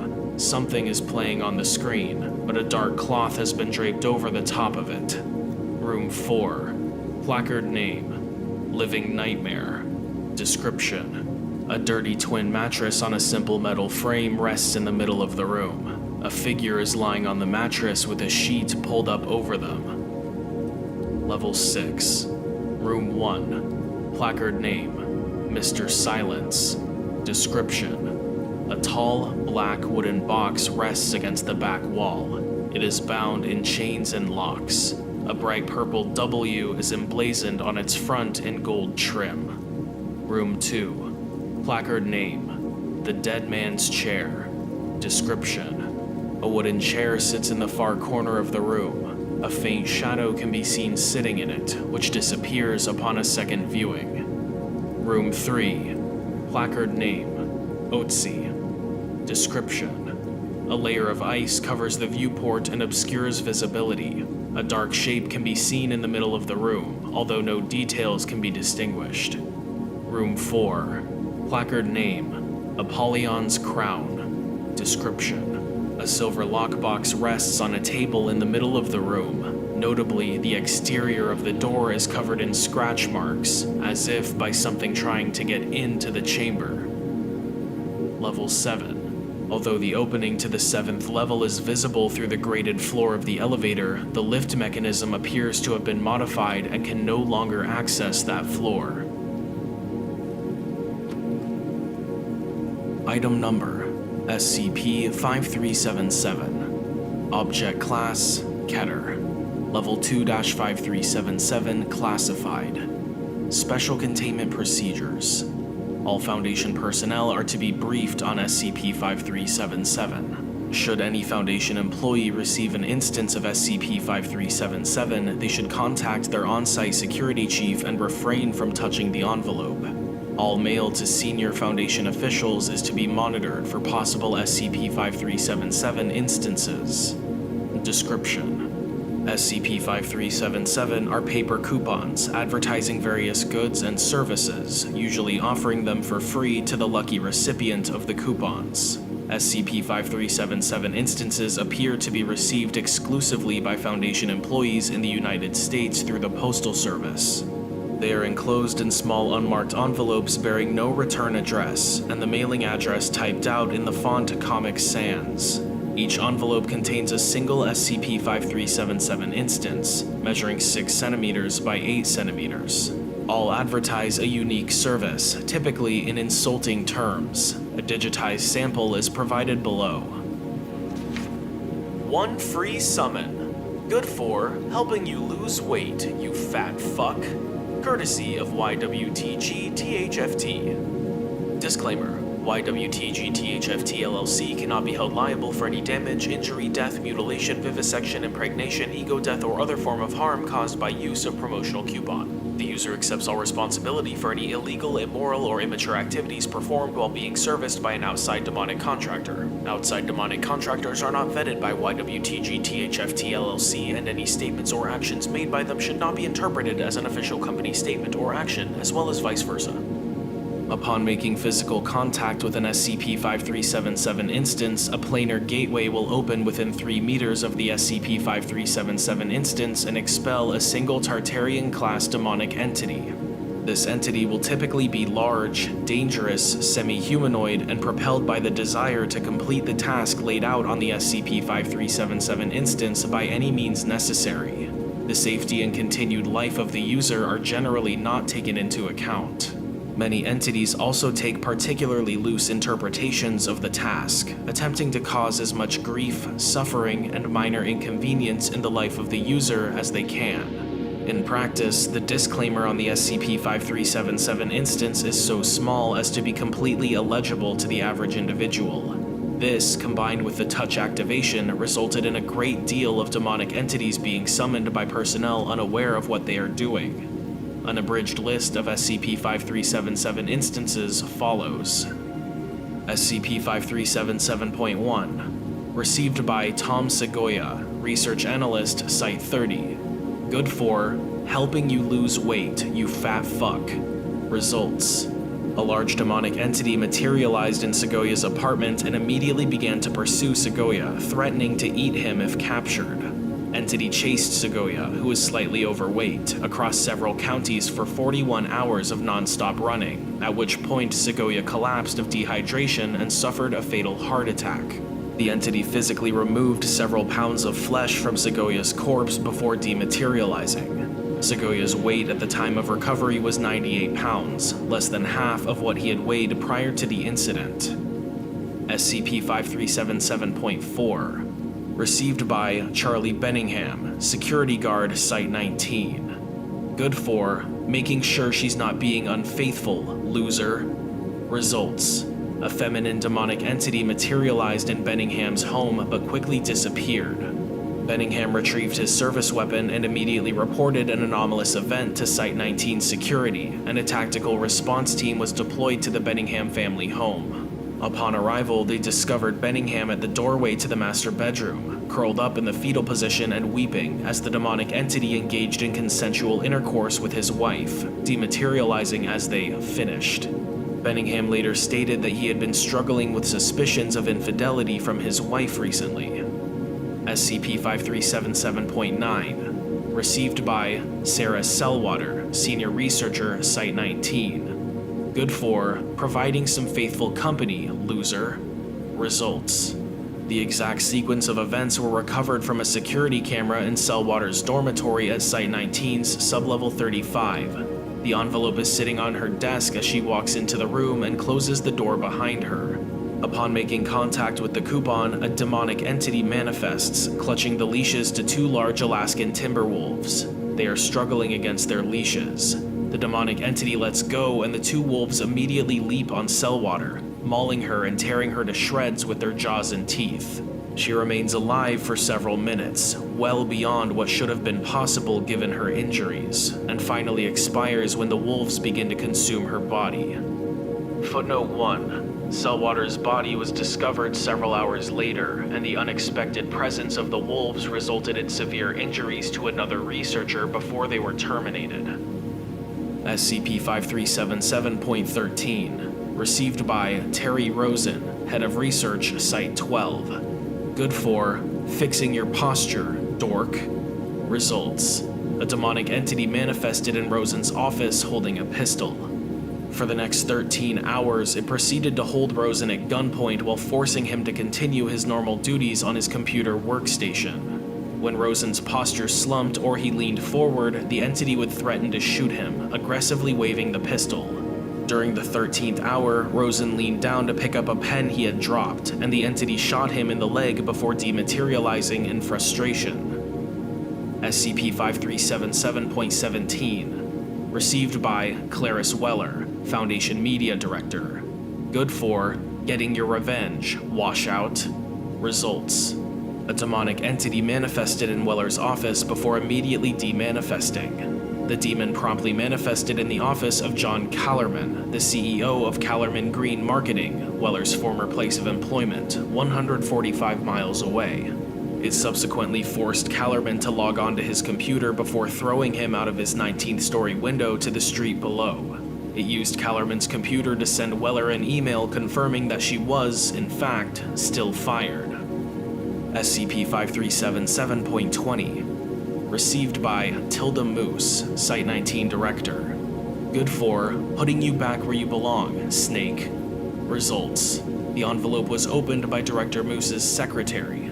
A gateway materialized in the room, but opened to reveal that it was a way, allowing access to NX-001, the Wanderer's library. A demonic entity entered through it, assaulted and grabbed the secretary, likely under the impression that they were Director Moose, and took them through the way, which disappeared after them. Director Moose denies any knowledge regarding the background context of this incident. SCP-5377.21. Received by 05-6. Good for making that son of a bitch pay, motherfucker. Results. Due to the increased security after the incident with Director Moose, the mail was intercepted well before it came close to 05-6 or his secretaries. All attempts to destroy it simply resulted in another envelope arriving the next day. It was instead triggered in a controlled laboratory environment using D-19471. In Boston, an advertising shoot for Kellogg's Frosted Flakes was interrupted by the manifestation of a demonic entity that immediately grabbed and violently assaulted the individual wearing the costume of Tony the Tiger, the longtime mascot of the Frosted Flakes brand. It proceeded to injure Tony, breaking their bones, skinning their back, snapping their spine, while mutilating and slashing them with various loose objects, generally brutalizing the individual. The entity de-manifested after authorities arrived and Tony the Tiger's actor expired from his injuries. All witnesses were amnesticized. 05-6 has declined to comment. Item number: SCP-3464. Level 1 Unrestricted. Containment Class Neutralized. Special Containment Procedures. All instances of SCP-3464 are kept in a cold storage unit at Site-201. As instances display no further anomalous properties and no new instances have appeared, containment is focused on the suppression of information about SCP-3464's anomalous nature. Mobile Task Force Delta-13, Undead Bread Redemption, is implanted within Toronto Public Health to assess irregularities in bread production and preparation in the city of Toronto, Canada. Description: SCP-3464 was a large quantity of garlic bread disseminated in Toronto food service establishments from April through September 2018. Foundation operatives have presently recovered 449 instances. Each SCP-3464 instance was baked with ingredients typical of garlic bread, such as parsley, mozzarella cheese, and garlic shavings. Instances varied in mass from a 200-gram slice to a 2-kilogram loaf. The anomalous property of each SCP-3464 instance manifested when a restaurant patron received it as part of their meal. After being served, each instance would newly generate garlic bread and expand in size by a factor of 10. Each instance then vocalized for several minutes, with the voice of acclaimed voice actor Don LaFontaine about the negative impacts of food waste. An excerpt from one such vocalization is as follows. "In a world where we could have our cake and eat it too, we savored every bite. Now, the stakes have risen and we eat our final meal alone. Every day we face hunger, paranoia, shortage, and the most horrifying struggle of all, sharing. With our final feast fast approaching, we look to you as the last line of defense. Take the bite or suffer the consequences." Establishments responsible for distributing SCP-3464 typically discovered a loss of organic waste proportional to the amount of generated bread. Patrons consuming the bread were unaware of this. No patrons are recorded to have experienced adverse anomalous effects after consumption. About 15% of these patrons, however, reported feeling pressured against wasting food for the next month. Input Level 3-3464 Security Credentials. Credentials approved. Incident 3464-450-Kerala. Note: On September 27, 2018, the 450th instance of SCP-3464 was discovered in an Olive Garden restaurant in downtown Toronto. A discovery log compiled from the restaurant's surveillance system and testimonies from patrons and Olive Garden staff is as follows. Begin log, 1:26 p.m. 2 persons, designated Kerala 1 and 2, wearing gray hooded cloaks enter the restaurant. 30 patrons are present in various stages of dining. 1:28. An attendant directs the pair to a table near the restaurant's center and offers a menu. They decline. 1:29. K1 orders a payata. Footnote 1. A dish consisting of the milk-filled intestines of a calf, seasoned with basil and shredded bay leaves. K2 orders flame-broiled capretto. Footnote 2. Capretto, domestic goat meat, cooked in benzoin oil and seasoned with black pepper and asafoetida spice. The pair also orders sempiternal garlic bread. 1:39. The attendant returns with 2 dishes and a loaf of garlic bread atop a platter. The 2 dishes, however, do not exist in any Olive Garden restaurant worldwide and contain herbs used in sacrificial rituals. Kitchen surveillance footage reveals the dishes, alongside the bread, spontaneously appeared on a counter in the wait station.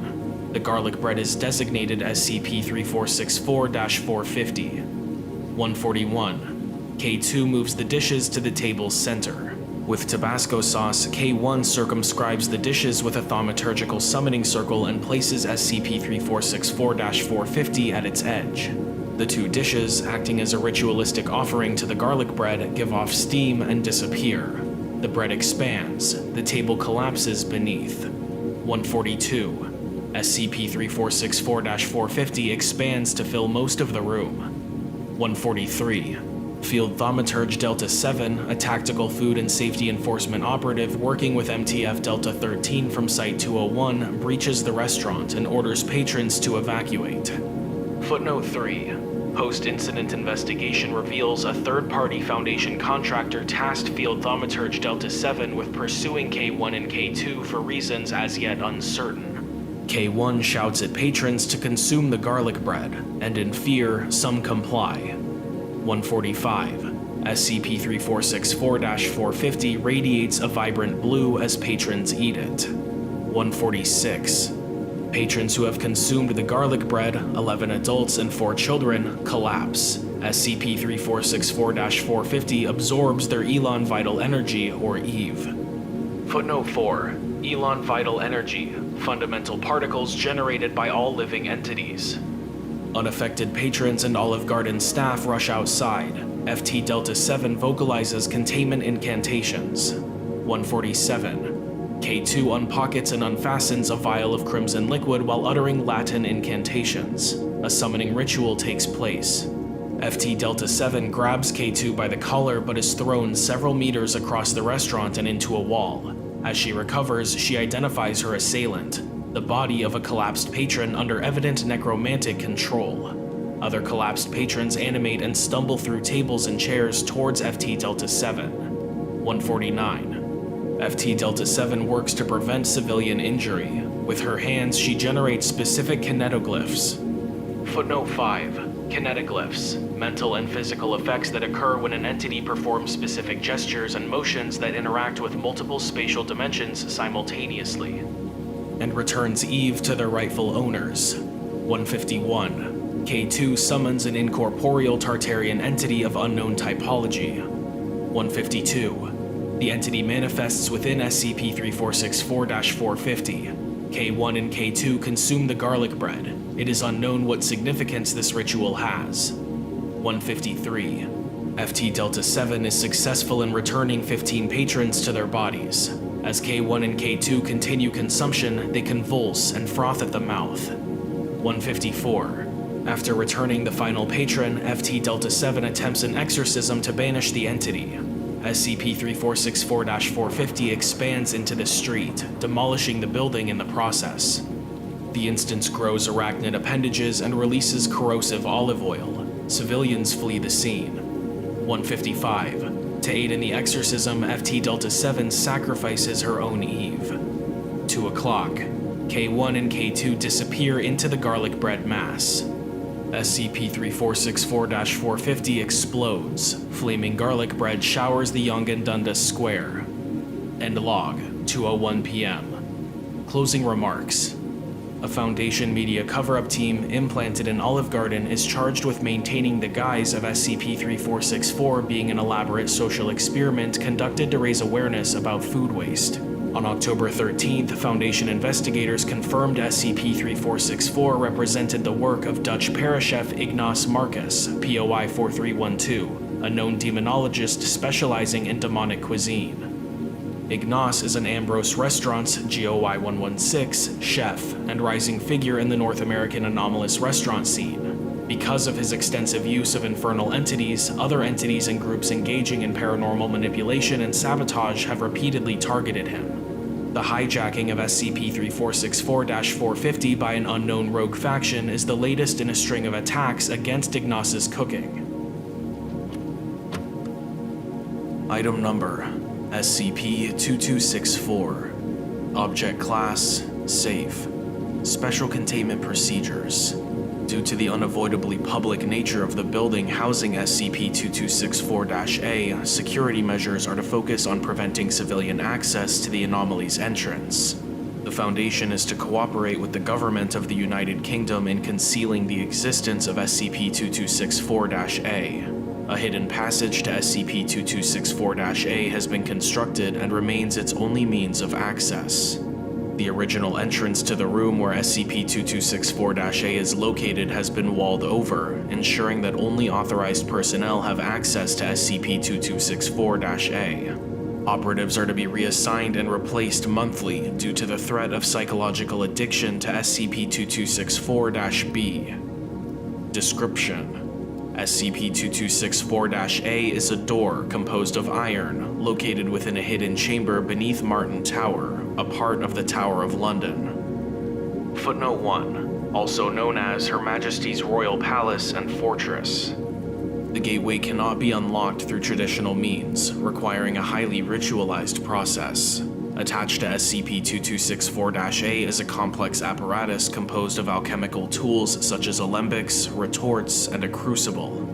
Based on journals found within the hidden chamber, SCP-2264-A. Footnote 2, frequently referred to in notes as a Janus Gate. Janus is the Roman deity of beginnings and transitions, thereby associated with doors, doorways, gates, and passages. Is presumably the creation of Henry Percy, April 27, 1564 to November 5, 1632, 9th Earl of Northumberland, an English aristocrat, alchemist, and long-term prisoner within the Tower of London. Despite his incarcerated status, the Earl maintained a degree of influence, said to enjoy a comfortable lifestyle and allowed access to books and research material. He was known as the Wizard Earl due to his extensive library and interests in the scientific and occult. It is considered possible that others within Percy's circle of associates were involved in the creation of SCP-2264-A, including John Dee, famed alchemist and court astrologer of Queen Elizabeth, the School of Night. Footnote 3, a secret society interested in the study of science, philosophy, and religion. Members were suspected of atheism, at the time not only considered blasphemous but an act of treason and anarchy, of which Henry Percy was supposedly member to, may have also had involvement. Journal of Henry Percy, the Wizard Earl. Negrito, we will confront the dark night of the soul. The pineal gland will be freshly extracted. Fire evokes the shadow within.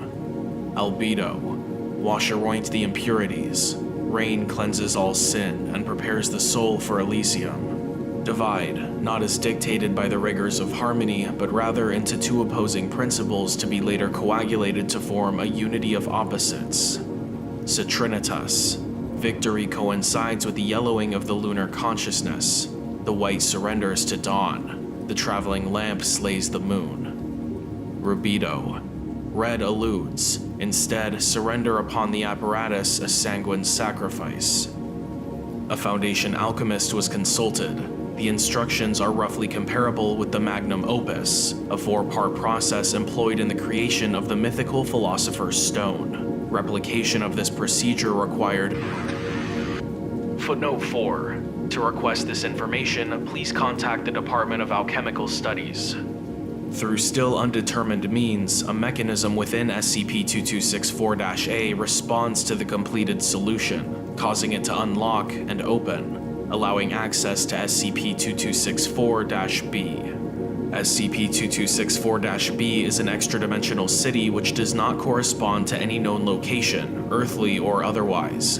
Objects that originate from within SCP-2264-B will dematerialize if brought through SCP-2264-A. Such objects have been later found returned to the site of their initial removal. Those who enter SCP-2264-B report having all personal belongings removed and their clothes replaced. Manifested outfits are said to resemble those worn at masquerade balls, most especially those associated with the Carnival of Venice, and will dematerialize upon exit of SCP-2264-B. Masks cannot be removed while inside SCP-2264-B, but the rest of the attire can be discarded if one chooses to do so. The majority of SCP-2264-B inhabitants are dressed and adorned in a similar fashion. Agents have reported a somewhat organic quality to their costumes, frequently describing it as chitinous. The most common inhabitants of SCP-2264-B are roughly humanoid and have since been classified as SCP-2264-1. The sky has been described as yellow and containing an indeterminate number of black stars, corresponding with no known or even hypothesized constellations. Buildings are shaped in such a manner as to suggest them being carved from a single seamless material. Black, white, yellow, and red are the only colors to reportedly occur within SCP-2264-B. Architecture is non-Euclidean, and the normal laws of gravity do not apply. Footnote 5. This may be caused by multiple gravity wells within the city, but this cannot be directly measured. Thus, inhabitants can be observed as climbing a stairway upside down, but based on their own gravity source, they are climbing normally. The city has been described as having the odor of dried flowers with a hint of mold, or a scent not unlike that of old books. The actual size of the city has been difficult to measure, but it appears to be located on an island surrounded by a black ocean. The composition of the liquid is unknown, but described as appearing more viscous than water. Operatives have reported a hypnagogic malaise while exploring SCP-2264-B, with difficulty estimating time and space. Although SCP-2264-B is a tangible location and not considered to be an actual dream, those who had a history of lucid dreaming have shown far greater self-control and attention to detail than those who did not. Operatives are to be reassigned and replaced monthly due to the threat of psychological addiction to SCP-2264-B. Initial efforts at exploration resulted in 8 AWOL operatives, with those that returned having difficulty describing what they had observed in a coherent and/or detailed manner. Exploration Report. Dr. Calixto Narvaez, first deployment. The almost hypnagogic nature of SCP-2264-B has led many to observe it as a dream or hallucination, failing to fully recognize its inherent verisimilitude. A lucid dreamer and an experienced user of hallucinogenics, I, Dr. Calixto Narvaez, was well chosen for this mission. My comrades quickly surrendered to the anomaly, engaging in the decadent pleasures of the city, most especially within the palace. Tempting as it was, I did not join the others in their rapturous orgy. I would suggest interviewing those that previously entered SCP-2264-B again. It is unlikely they've gone into all the details. When allowed a chance to directly control a dream, so many claimed they would fly or visit the stars. Those people are liars. Most choose to surrender to the ecstatic delirium of sexual pleasure. Again, this is not a dream, but I am able to understand why most are unable to perceive the difference. I am reminded of the legend of the Assassins, how their leader supposedly drugged and led his recruits into his castle. Within was a pleasure garden that rivaled any imagined paradise. The individuals truly believed that they were offered a taste of the divine. SCP-2264-B works in a somewhat similar way, but I do not believe that it is the reason for its splendor. I doubt it is intended to be a trap. It is simply a city, although certainly a majestic city unlike anything I had ever before encountered, but one that happens to exist outside baseline reality and does not entirely conform to the physical rules we are used to. I have made significant discoveries while exploring SCP-2264-B. 1. Universal translation of language. While most of the agents perceive the inhabitants as speaking English, I heard them in my native tongue of Spanish. Even those of my team, when communicating with me directly, appeared to have been speaking Spanish while within the anomaly. I've discovered that this is also applied to written language, but not quite as accurately. Written words initially appear as alien shapes, most of the symbols having a somewhat spiral-like pattern. If one continues to directly observe the symbols, they will begin to blur and alter until some level of translation has manifested. However, there do not appear to be limitations, and it seems that some words native to SCP-2264-B have no equivalent in any human language. The words appear to move on paper, and prolonged exposure can easily result in nausea and headache. 2. The true name of SCP-2264-B is Aligata, a city-state said to border the Nevermint. Footnote 6. Meaning remains unknown. I was able to gather much of this information from the Wandsman of Kolmanis, a scholar and foreigner like myself. They wore a beaked mask, and exquisite robes cloaked their hunchbacked form. Their hands were scaly, more avian than reptilian, with black talons. They unfurled a scroll before me, said it was a map of the multiverse, layer after layer of endless spirals. I sense an oncoming migraine just thinking about it now. Regardless, I was pleased to meet a fellow intellectual within. I asked them about the nature of their research. What is the nature of all that is? They asked, I assumed rhetorically. Just for a start, they noted. 3. There is a specific power structure within SCP-2264-B, involving entities that, based on description, could easily be considered some of the more dangerous reality benders known to the Foundation. The Wandsman of Kolmanis warned of individuals that should not even be approached, lest we draw undesirable attention to our reality. There are, or were, 4 masked lords who directly oversee SCP-2264-B. The Black Lord, wearer of the Anguished Mask. The White Lord, wearer of the Diligent Mask. The Yellow Lord, wearer of the Odious Mask. The Red Lord, wearer of the Mirthful Mask. They were said to be the chief advisors to the King of Aligata. They continued to warn that I not be fooled by their names, each just as terrible as the other. I have seen the masked lords, always at a distance, all except the wearer of the Anguished Mask. I was informed that the Black Lord was the victim of a political struggle some time ago, the reason never known, if reason existed at all, and cast into some dreadful dimensional backwater. It would only be a matter of time before they returned. The insidious glamour of the city-state disguises a dreadful truth, one the Wandsman had difficulty expressing in words. They stated that most outsiders came to this place to seek a boon from the king. They refused to speak any more of this entity and suggested I avoid the ambassador of Aligata as well, before politely taking their leave of me. I decided it time to report back, gathered the others, pulling a few from the writhing mound of mass transdimensional entities. The first door we entered was the one to return us to baseline reality. I suspect that SCP-2264-B is a dimensional nexus connected to countless worlds across the multiverse. Every door used within SCP-2264-B has connected directly to SCP-2264-A. If there are other gateways like SCP-2264-A, I suspect them to be currently sealed.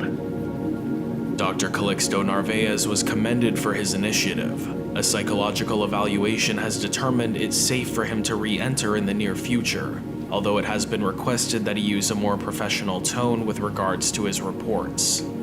Future operatives will be screened for higher than normal levels of activity in the parietal lobes while in a state of altered consciousness, sleep or otherwise. The Wandsman of Kolmanis has since been classified as SCP-2264-2 and is considered an invaluable source of information. The Masked Lords of Aligata have been classified as SCP-2264-3. Exploration Report. Dr. Calixto Narvaez, second deployment. I believe SCP-2264-2 is the only entity we might truly trust in Aligata, and sought them immediately. The city contains thousands, if not millions, but SCP-2264-2 stands out and appears to have a strictly scholarly interest in SCP-2264-B, most especially the Palace Library. The collection was impressive and could have been infinite in size for all I knew. There was no visible end to the room, the corridor stretching long into the horizon. I wandered the seemingly endless hall, Agent Cromwell and Dr. Yu at my side, in search of SCP-2264-2. I scanned through a few grimoires and scrolls, the alien symbols failing to translate, leading me to suspect that no earthly translation was possible. In time, we found SCP-2264-2. Affable as before, and expressing concern about our well-being. I ask that they elaborate, and I write their response as best my memory allows. The ambassador of Aligata will soon return from Aditum, and only the mad shall remain. I suggest you leave post-haste, for I intend the same. I thanked them for their warning, and declared that we would not linger for long. I asked them about Aditum. They replied, "A terrible city, filled with equally terrible people. It is said that the Grand Karcist of Aditum serves the designs of an elder being, a horror thought to rival even the hanged king of Aligata. Craw!" SCP-2264-2 made a sound not unlike a crow. I should not speak of them. Not here. I asked about who they were, SCP-2264-2, wanting to know more about them. They replied, "I am the Wandsman of Colmanus, a scholar, as you undoubtedly know. I'm a walker of the astral plane, a sailor of the celestial sea, and a spelunker of the planar deep." SCP-2264-2 noted something about our aura, declaring it rare across the multiverse, but admitted to having encountered similar during previous visits to SCP-2264-B. They said something along the lines of, "The deathless merchant of London, driven by greed and black ambition. There was another, a stranger in a strange land. It appeared as though they did not know where they were, smelling of fear. I cannot imagine how one might accidentally stumble upon Aligata. I did not believe such a thing was possible. They vanished soon after, yet I never witnessed them leave. Simply gone in a blink." They would continue to reference the Karcists and Clavigers of Aditum, stating that they reeked of decay and embryonic fluid. That was the extent of people encountered with a similar aura to our own. I suspect SCP-2264-2 is able to sense a person's dimensional neighborhood. SCP-2264-2 turned their head completely around, somewhat like an owl, and cawed, declaring, "I sense the ambassador of Aligata has returned. I take my leave of this place, and I suggest you do the same. Flee, do not delay. Perhaps I will pay your realm a visit in the future."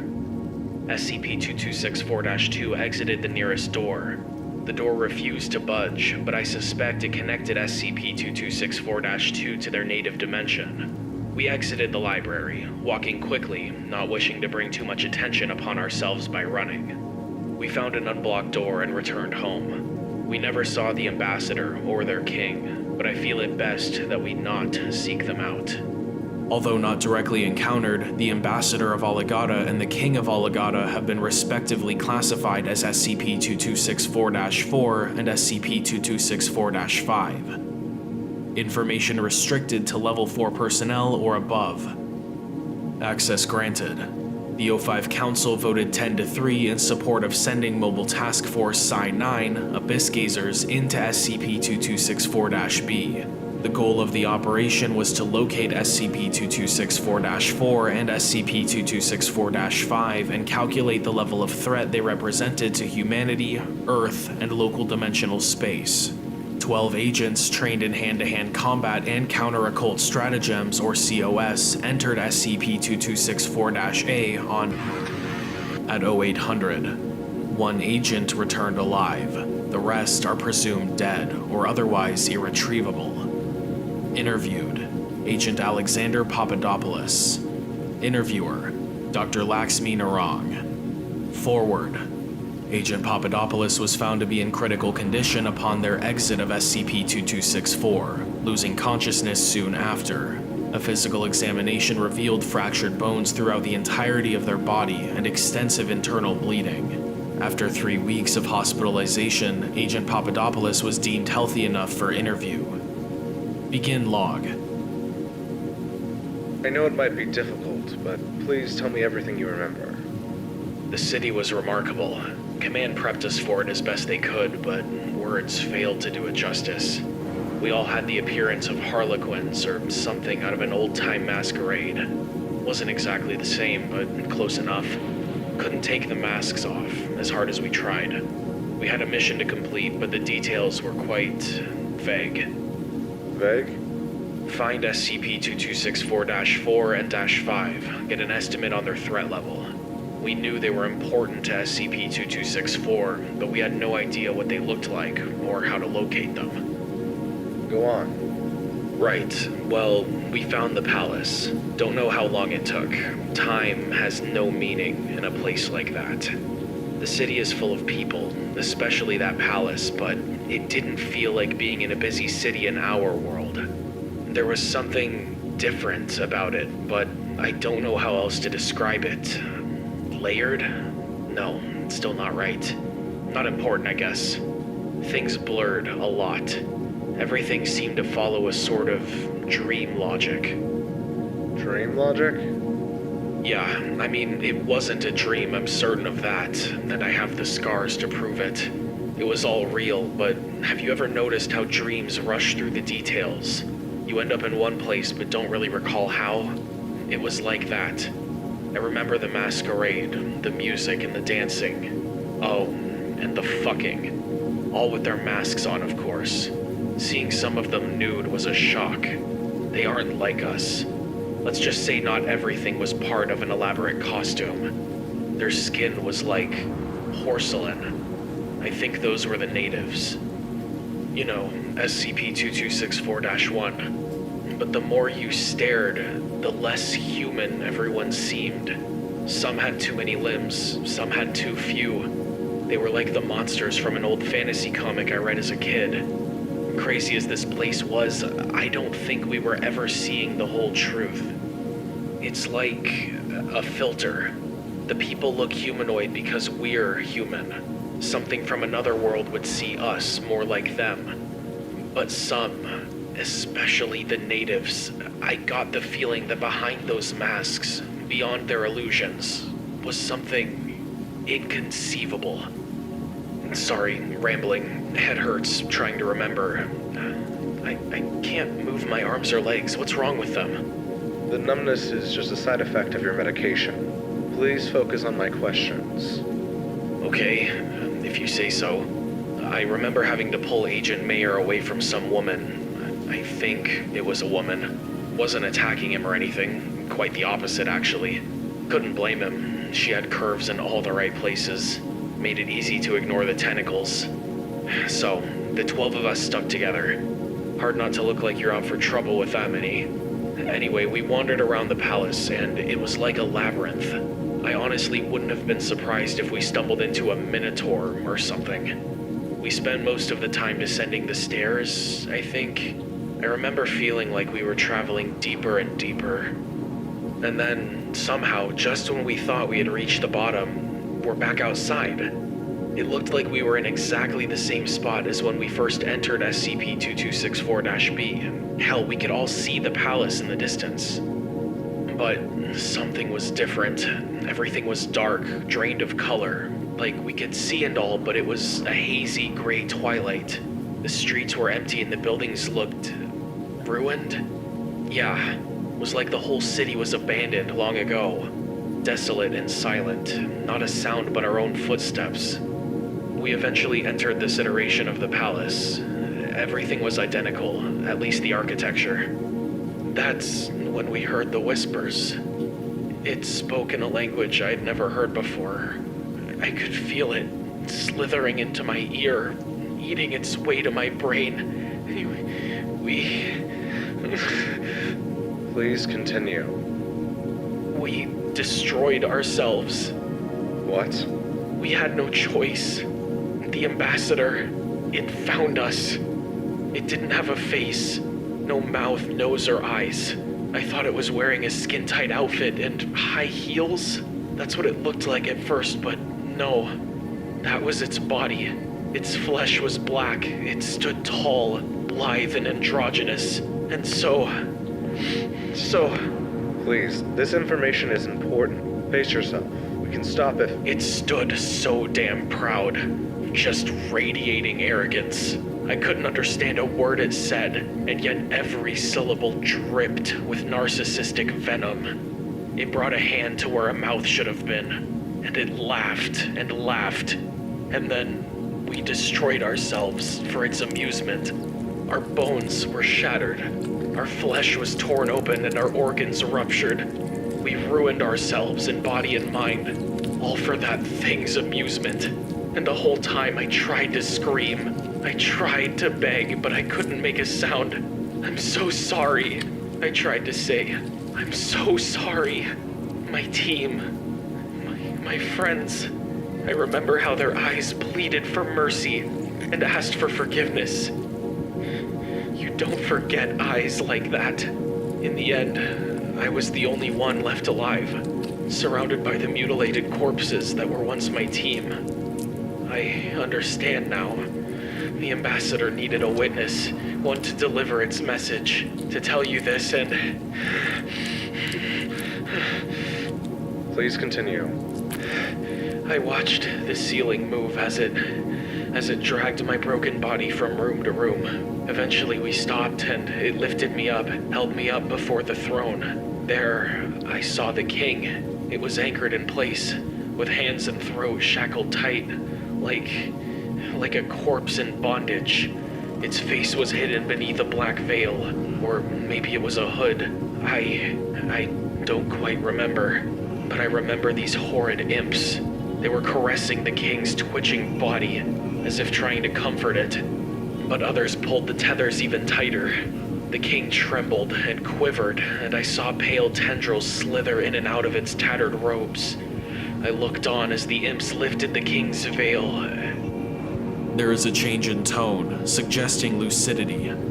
I want to die. I can't live with what I've done. Please kill me. End this. I can't feel my legs. I can't feel my arms. Not like this. Not like this, please. I'm begging you. You know I can't do that. Please tell me what you saw. A god-shaped hole. The barren desolation of a fallen and failed creation. You see the light of long-dead stars. Your existence is nothing but an echo of a dying god's screams. The unseen converges, surrounds you, and it tightens like a noose. End log. Operations involving SCP-2264 are suspended until further notice. The agent's request for termination has been denied. Due to the considerable damage suffered, amputation of both arms and legs was deemed necessary, and subject is no longer able to perform most biological functions without the aid of life support systems. He is to be restrained for his own protection. Despite his loss of limbs, suicide attempts have been made, and thoroughly interrogated for all possible information related to SCP-2264. Due to his contact with SCP-2264-4 and SCP-2264-5, he is to be quarantined and carefully observed for signs of anomaly. Agent Papadopoulos has refused food and water, requiring the use of a feeding tube. Addendum: SCP-2264 was discovered accidentally during the refurbishment of Martin Tower in... The Foundation was contacted by representatives of the Crown due to the suspicion of a potentially anomalous artifact based on the writings found within, since attributed to Henry Percy, 9th Earl of Northumberland. Discovered among his notes was an unsent letter, intended to be received by Christopher Marlowe, famed poet and playwright. The letter is dated May 30th, 1593, the day of Christopher Marlowe's unsolved murder. Document 2264-0037. To my singular good friend, may this missive reach thee, ere 'tis too late. 'Twas thou who urged against my building of the Janus Gate. My insult was cruel, having deemed thee foolish and ignorant of the sciences. I prithee, forgive mine arrogance. 'Twas thou who suffered the evil to which I was blind. I showed thee the other ordinary, and allowed the secret darkness to coil around the cinder of thy beautiful heart. I was blind, but now I see. I beseech thee to burn that accursed play and return it to ash. Footnote 7. Seems likely the play being referred to here is SCP-701. Script should be investigated for more information on Alagata. Dr. Nikiru Daiwara. Thy patron seeks to corrupt and defile. Whence he cometh, there are things that simply should not be. The ambassador shall exploit thee, as they did us. I have sealed the Janus Gate so that only the enlightened may enter. May they have the wisdom to see what I could not, and the power to slay the wretched king within. Damn that metropolis of blood, that terrible realm, and its ancient countless crimes. Consign thy play to the fire, deny thy vile patron, and anoint thee from this madness. We would fain welcome thee back into the night. Item number, SCP-3613. Object Class, Euclid. Special Containment Procedures. SCP-3613 instances are to be kept in standard humanoid containment cells on Floor 19 of Site-88. Under no circumstances are the location of these objects to be disclosed to any agents of Marshall, Carter, and Dark. Footnote 1. Documents relating to this group of interest are available upon request. Physical testing of SCP-3613 instances requires permission of the SCP-3613 Project Head and Site-88 Director Philip Foster. Description: SCP-3613 is a collection of 4 humanoid robots possessing the instance designations SCP-3613-1 through -4. While these instances are theoretically capable of anomalous physical and mental performance, none display abilities above that of the human baseline. These instances also express a belief that they are the immediate family of an individual identified as Jacob Jefferson, a known agent of Marshall, Carter, and Dark. On October 31st, 2013, Jacob Jefferson and his immediate family were the victims of a traffic accident. Mr. Jefferson was the only survivor of the incident, suffering a Class A spinal cord injury which resulted in tetraplegia. Mr. Jefferson has since fully recovered from these injuries. Documentation recovered from Anderson Robotics. Footnote 2, Group of Interest 1115, indicates that the SCP-3613 instances are part of a family replacement program initiated by Marshall, Carter, and Dark in order to ensure employee loyalty. The following communication was intercepted on November 8, 2013. Dear Mr. Carter, I'm going to be honest. Hearing that you were interested in our androids for the purpose of replacing family members gave me pause at first. Once your assistant explained the purpose and process, though, I have to say, this is an ingenious idea.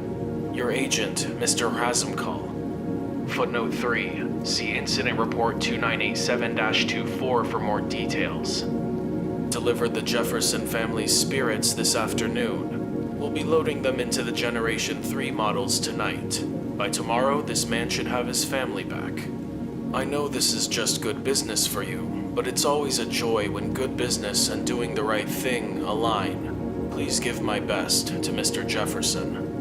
It's ironic that he's got a much longer road to recovery than his family, but at least they'll be there to get him through it. Anderson. SCP-3613-3 was damaged cosmetically during a bullying incident at Gulf Shores High School in Baldwin County, Alabama on March 18, 2015. Police reports of the incident led Foundation agents to the hospital where the damaged instance was being treated. The follow-up investigation resulted in all instances being identified and captured. During this incident, Mr. Jefferson was acting as head of security at a Marshall, Carter, and Dark auction in Atlanta, Georgia. Level 3 access required. Absent a direct request from Marshall, Carter, and Dark, the Foundation is under no obligation under the SUS EOCT to return their property. Footnote 4. SUS EOCT, Southern United States Extranormal Organization Cooperation Treaty. The Foundation's capture of the SCP-3613 instances was therefore kept classified in order to avoid an incident.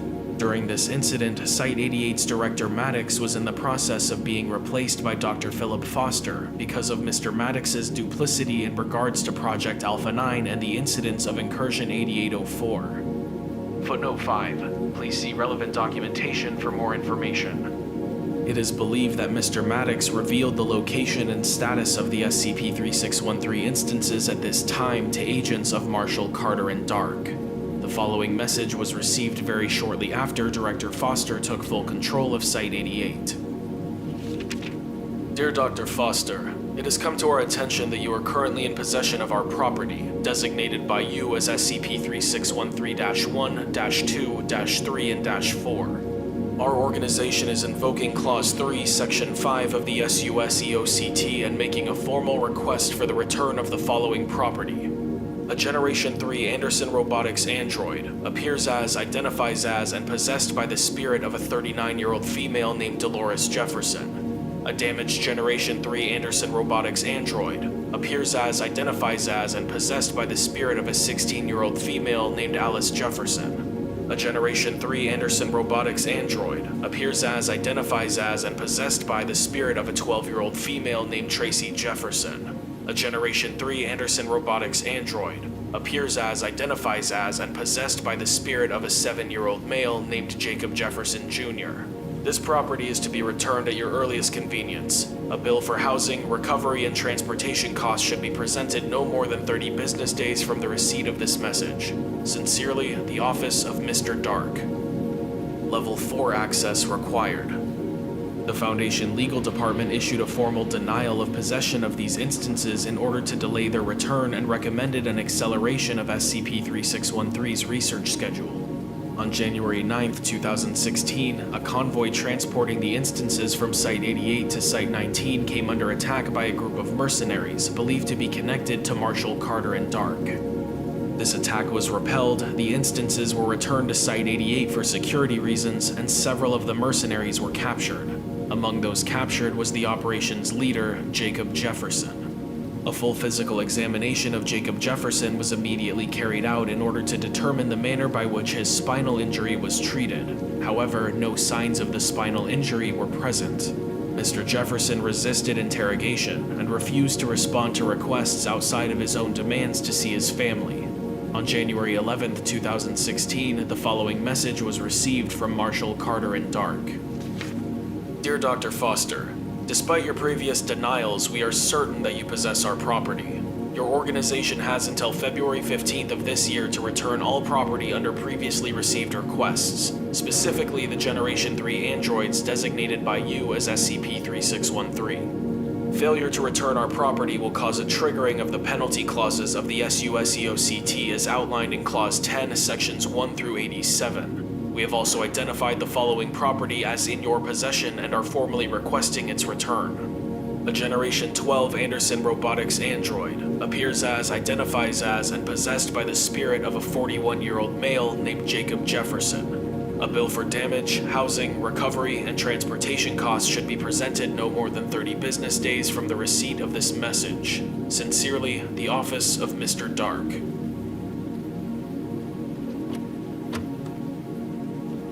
Item Number SCP-7900. Containment Class Euclid. Special Containment Procedures. A 5-kilometer exclusionary zone surrounds SCP-7900. Daily patrols of the surrounding waters are conducted by reconnaissance teams. Access to the subterranean network beneath SCP-7900 is limited to personnel trained in navigating anomalous spaces. Explorations must be conducted with a party of 4 or more to reduce the possibility of disorientation. All exploration parties are expected to adhere to established routes. Deviations from such must be approved beforehand. Following the events described in Addendum C, motion sensors have been installed throughout the network. Should personnel become lost or separated beneath SCP-7900, they are advised to locate an enclosed space or secure a vantage point and await rescue. The production of excessive noise is ill-advised. All developments regarding SCP-7900 or other related phenomena should be forwarded to the Department of Cetacean Studies. Notice: Containment procedures may be outdated and have been flagged for revision. See Addendum D. Description: SCP-7900 is Notre Dame de la Mer, a monastery founded in 1208 CE and the center of numerous anomalous phenomena. SCP-7900 lies 7 kilometers off the coast of Normandy, France, on a rocky island surrounded by deep waters. SCP-7900 was originally constructed as a military garrison for the French army in the First 100 Years' War, 1159 through 1259, due to its strategic location, but was soon after converted to a Catholic institution.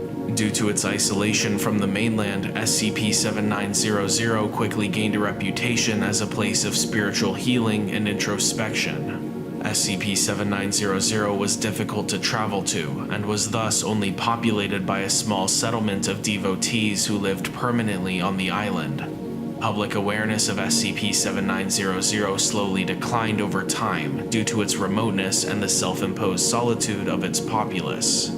At some point, contact between SCP-7900's residents and the European continent was cut off completely, and the practice religion on the island shifted significantly from Catholicism. SCP-7900 eventually became little more than myth by the 1300s, and has since been expunged completely from public records after its discovery by the Foundation in the late 19th century. At an unknown time, likely the late 12th century based on architectural style, a Romanesque cathedral was built, similar to other cathedrals of the time period. Over the next 100 years, various additions were made to the original structure, including a bell tower, living quarters, and crypt. Where the rest of the continent progressed into Gothic architectural styles, future additions to SCP-7900 were aesthetically unique, though limited in scope due to the island's scarce resources. Its designs sharply contrast mainland cathedrals through their incorporation of fluid shapes, vast reductions of natural light, and an emphasis on the color blue. Recovered tapestries, murals, and stained glass designs place a heavy thematic emphasis on the serenity associated with drowning. A vast tympanum above the entrance to the main cathedral depicts the ritualistic mass drowning of upwards of 50 individuals. Inside, murals and stained glass patterns portray the death, purification, and eventual transmutation of the soul after drowning, frequently paired with depictions of sea life such as cetaceans and semi-aquatic human hybrids. A tapestry recovered in the crypt portrays a group of missionaries uncovering a vast flooded cave containing a preserved whale carcass. Various metal weights, assumed to have been used to assist in drowning, were recovered within SCP-7900's living quarters. Affixed to the wall behind the altar of the cathedral was a whale skull of an unidentified species, visually similar to that of the gray whale. Footnote 1. Non-native to France. The lower mandibles were recovered in the crypt, bearing hundreds of names and dates carved onto their surfaces, some as recent as the 1850s. Footnote 2. As records of births in SCP-7900 do not exist, the identities behind these names cannot be confirmed. Amalgamized fossilized remains surround the island, suggesting the presence of unprecedented numbers of sea life throughout SCP-7900's history. Currently, the island is largely devoid of life. At the time of discovery, SCP-7900 was abandoned. It has since become a vital asset to Foundation cultural studies in the region, helping to chronicle a rich yet grim period in French history. Addendum A. Beneath SCP-7900 lies an expansive network of tunnels constructed at an unknown date in SCP-7900's history. The network was discovered during archaeological digs around the base of the island. The tunnels have yet to be fully explored, but survey teams have mapped over 150 kilometers to date. Estimates place the total size of the network between 600 and 1,000 kilometers. Much of the network appears to be naturally occurring, but significant portions have been reinforced with intricate and advanced architecture. Unlike the above-ground portions, building materials used in the tunnels are foreign to the island, consisting mostly of rare white soapstone and whalebone. man-made reinforcements continue intermittently some 400 meters underground, despite the infeasibility of such construction projects given the technology available at the time of SCP-7900's use. During preliminary explorations, it was discovered that the network possesses an anomalous effect that causes individuals to have a higher than average likelihood of becoming lost within the tunnels, even when using advanced navigation equipment. Rescued personnel consistently report becoming lost through non-anomalous means, such as equipment malfunction, disorientation, or unstable geologic activity, but repeated incidents suggest anomalous interference. This effect was noticed when Special Task Force Mammoth, a reconnaissance team specializing in subterranean exploration, failed to broadcast its all-clear signal for over 3 hours while underneath SCP-7900. The team was declared MIA 3 days after loss of contact, but was discovered shortly after by rescue patrols. During debriefing, members of the team described becoming disoriented after attempting to return to the surface the way they came. Following standard protocol, they began methodical lateral exploration until reaching a flooded cave, pictured, which continued down an indiscernible depth. While devising a plan for rescue, several members of the team reported hearing vocalizations similar to whale song emanating from the water. A closer investigation failed to reveal a source, but the team did recover a collection of metal weights similar to above-ground artifacts. Vocalizations were described as increasing in intensity, amplified by the cave walls, until the team was forced to retreat from the cavern. The following is an excerpt from a testimony of the incident by Rick Costellos, Chief Demolition Specialist for STF Mammoth. Me and Durchek are setting up the spikes for a radar sweep. The mission's gone to hell, so we're gonna try to find a weakness in the rock for a controlled blast, which would either clear a path or at least alert you guys to our location. Tanner tells us to head down the slope a bit to widen the range of the image, since we only have so much time before the batteries die. Footnote 3. Emily Tanner, Captain of STF Mammoth. We get in about 15 meters from the rest of the team, towards the water. Then, I hear something. It sounded like a yelp. I look over at Urchek. He shrugs. I hear it again. Louder, but less sharp.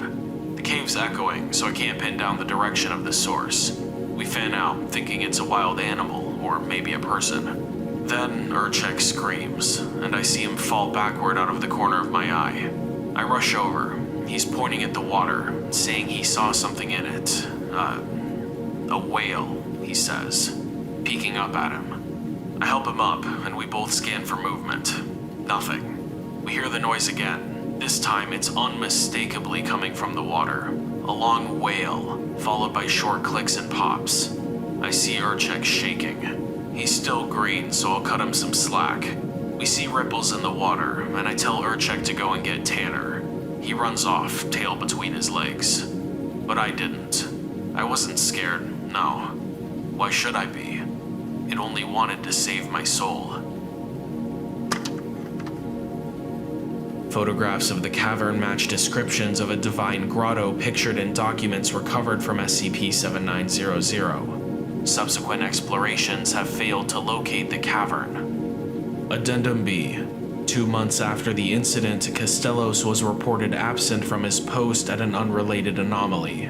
Several days later, a security detail stationed at SCP-7900 noticed burn marks at the entrance of the subterranean network, appearing to form a trail leading into the system. Emily Tanner and other members of STF Mammoth were requested to investigate, given their prior experience with the anomaly.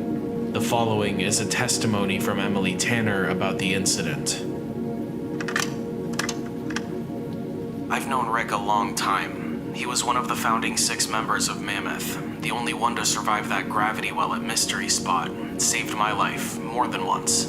He's tough, is what I'm saying. 20 years on this job, and I've never seen someone crumble to pieces like Rick did.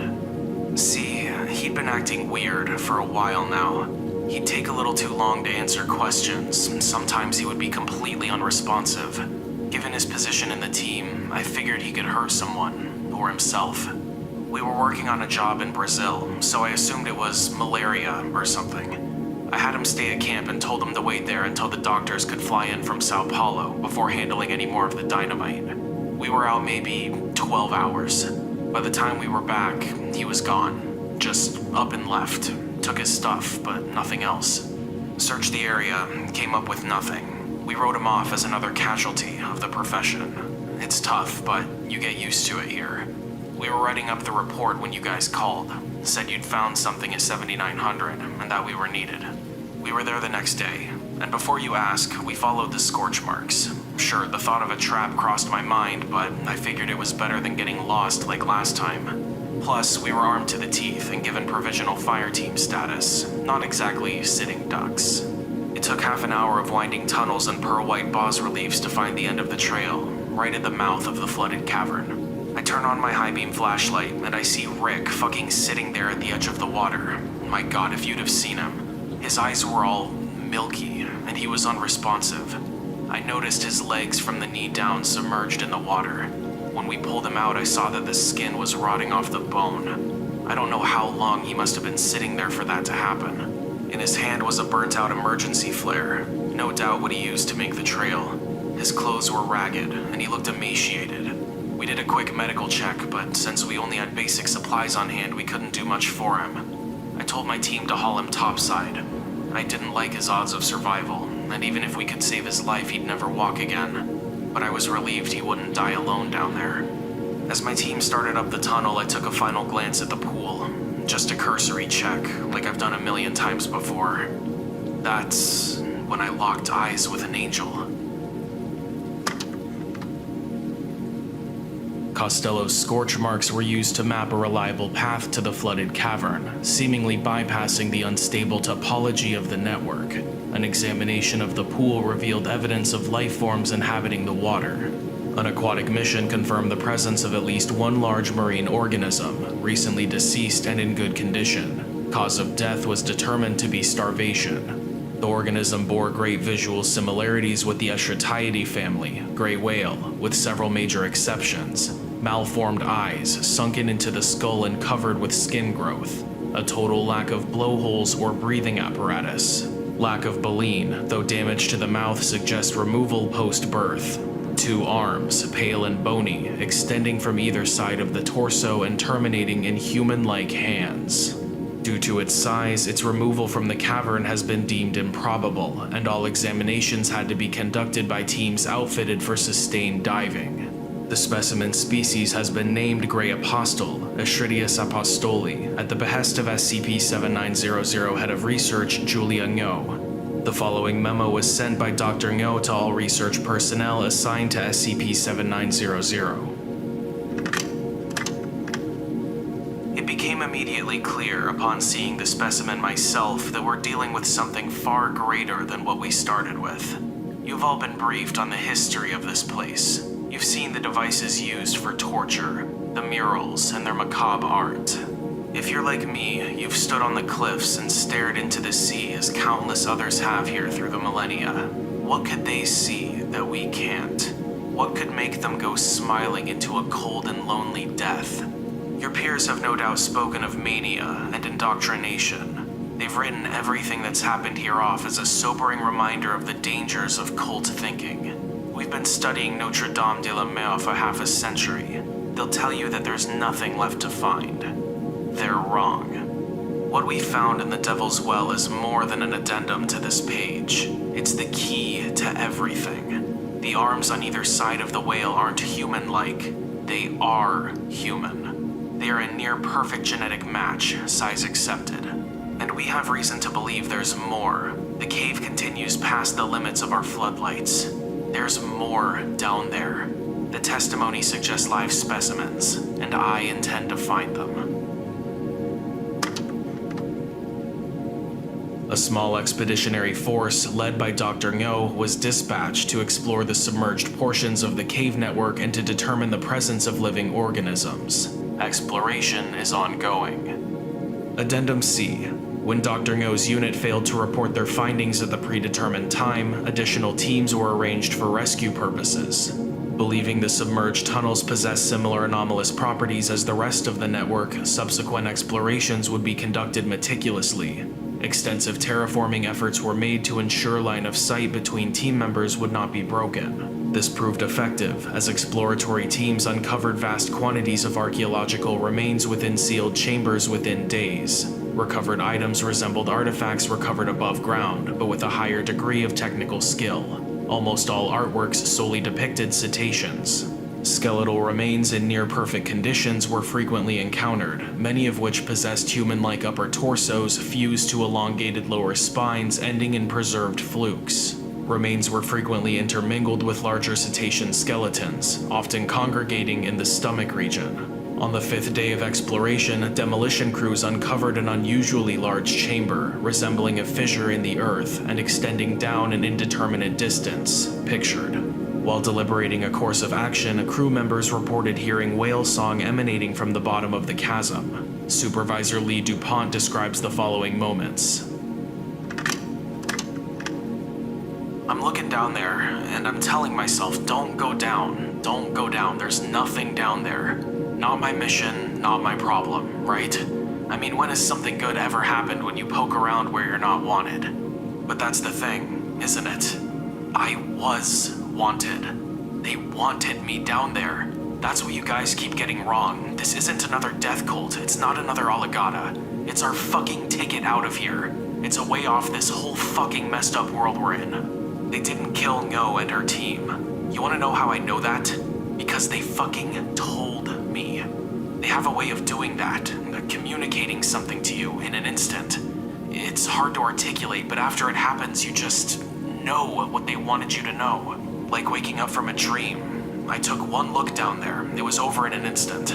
My team protested going down there, but then they saw it too. They heard the sirens call. We start out afraid of the dark, but then we grow up. We peel the curtain back and find out there was nothing to be scared of in the first place. We evolve, and my evolution was in that cave. I don't remember everything I saw down there. It was like a dream. I can't recall the details, but I'll never forget the faces. Horrible, mummified, scared. Millions of them, starving to death in that pit. Nothing to eat after the apostles died and the drowning stopped. I see the faces of the devotees, given new life and new blood from the water. I saw Ngo in the bliss of her newfound immortality. I saw my team screaming as they accept God's blessing. I saw Rick and Tanner and Urchek. I saw myself from a distance. But most vividly of all, I saw God, my God, watching from above through the cracks in the rock. A whale's eye, blue as sapphire, and I let his song cleanse and birth me new. He has hopes for us, inheritors of his deluge. It's been so long since he's seen the surface. I can't wait. Lee DuPont was found by rescue personnel hours later. The other 6 team members assigned to DuPont have been declared MIA. Subsequent attempts to locate the fissure described in his testimonies have been met with failure, likely due to anomalous interference. DuPont's skeletal structure began transformation the following morning, and he has been placed in a pressurized aquatic environment to reduce pain and to observe the extent of bodily and mental changes. The Department of Cetacean Studies has been formed to document this and other related phenomena. Addendum D. Recent expeditions have discovered the underwater fissure via demolition efforts. However, investigations within the chamber found no signs of the humanoids nor the massive cetacean described by DuPont. Impressions in the rock implied the presence of a great number of organisms. None were present. Concurrently, motion sensors at 400, 317, 288, and 199 meters were tripped by unknown forces. Widespread technical malfunctions were ruled out, and on-site security declared an ECI-class emergency.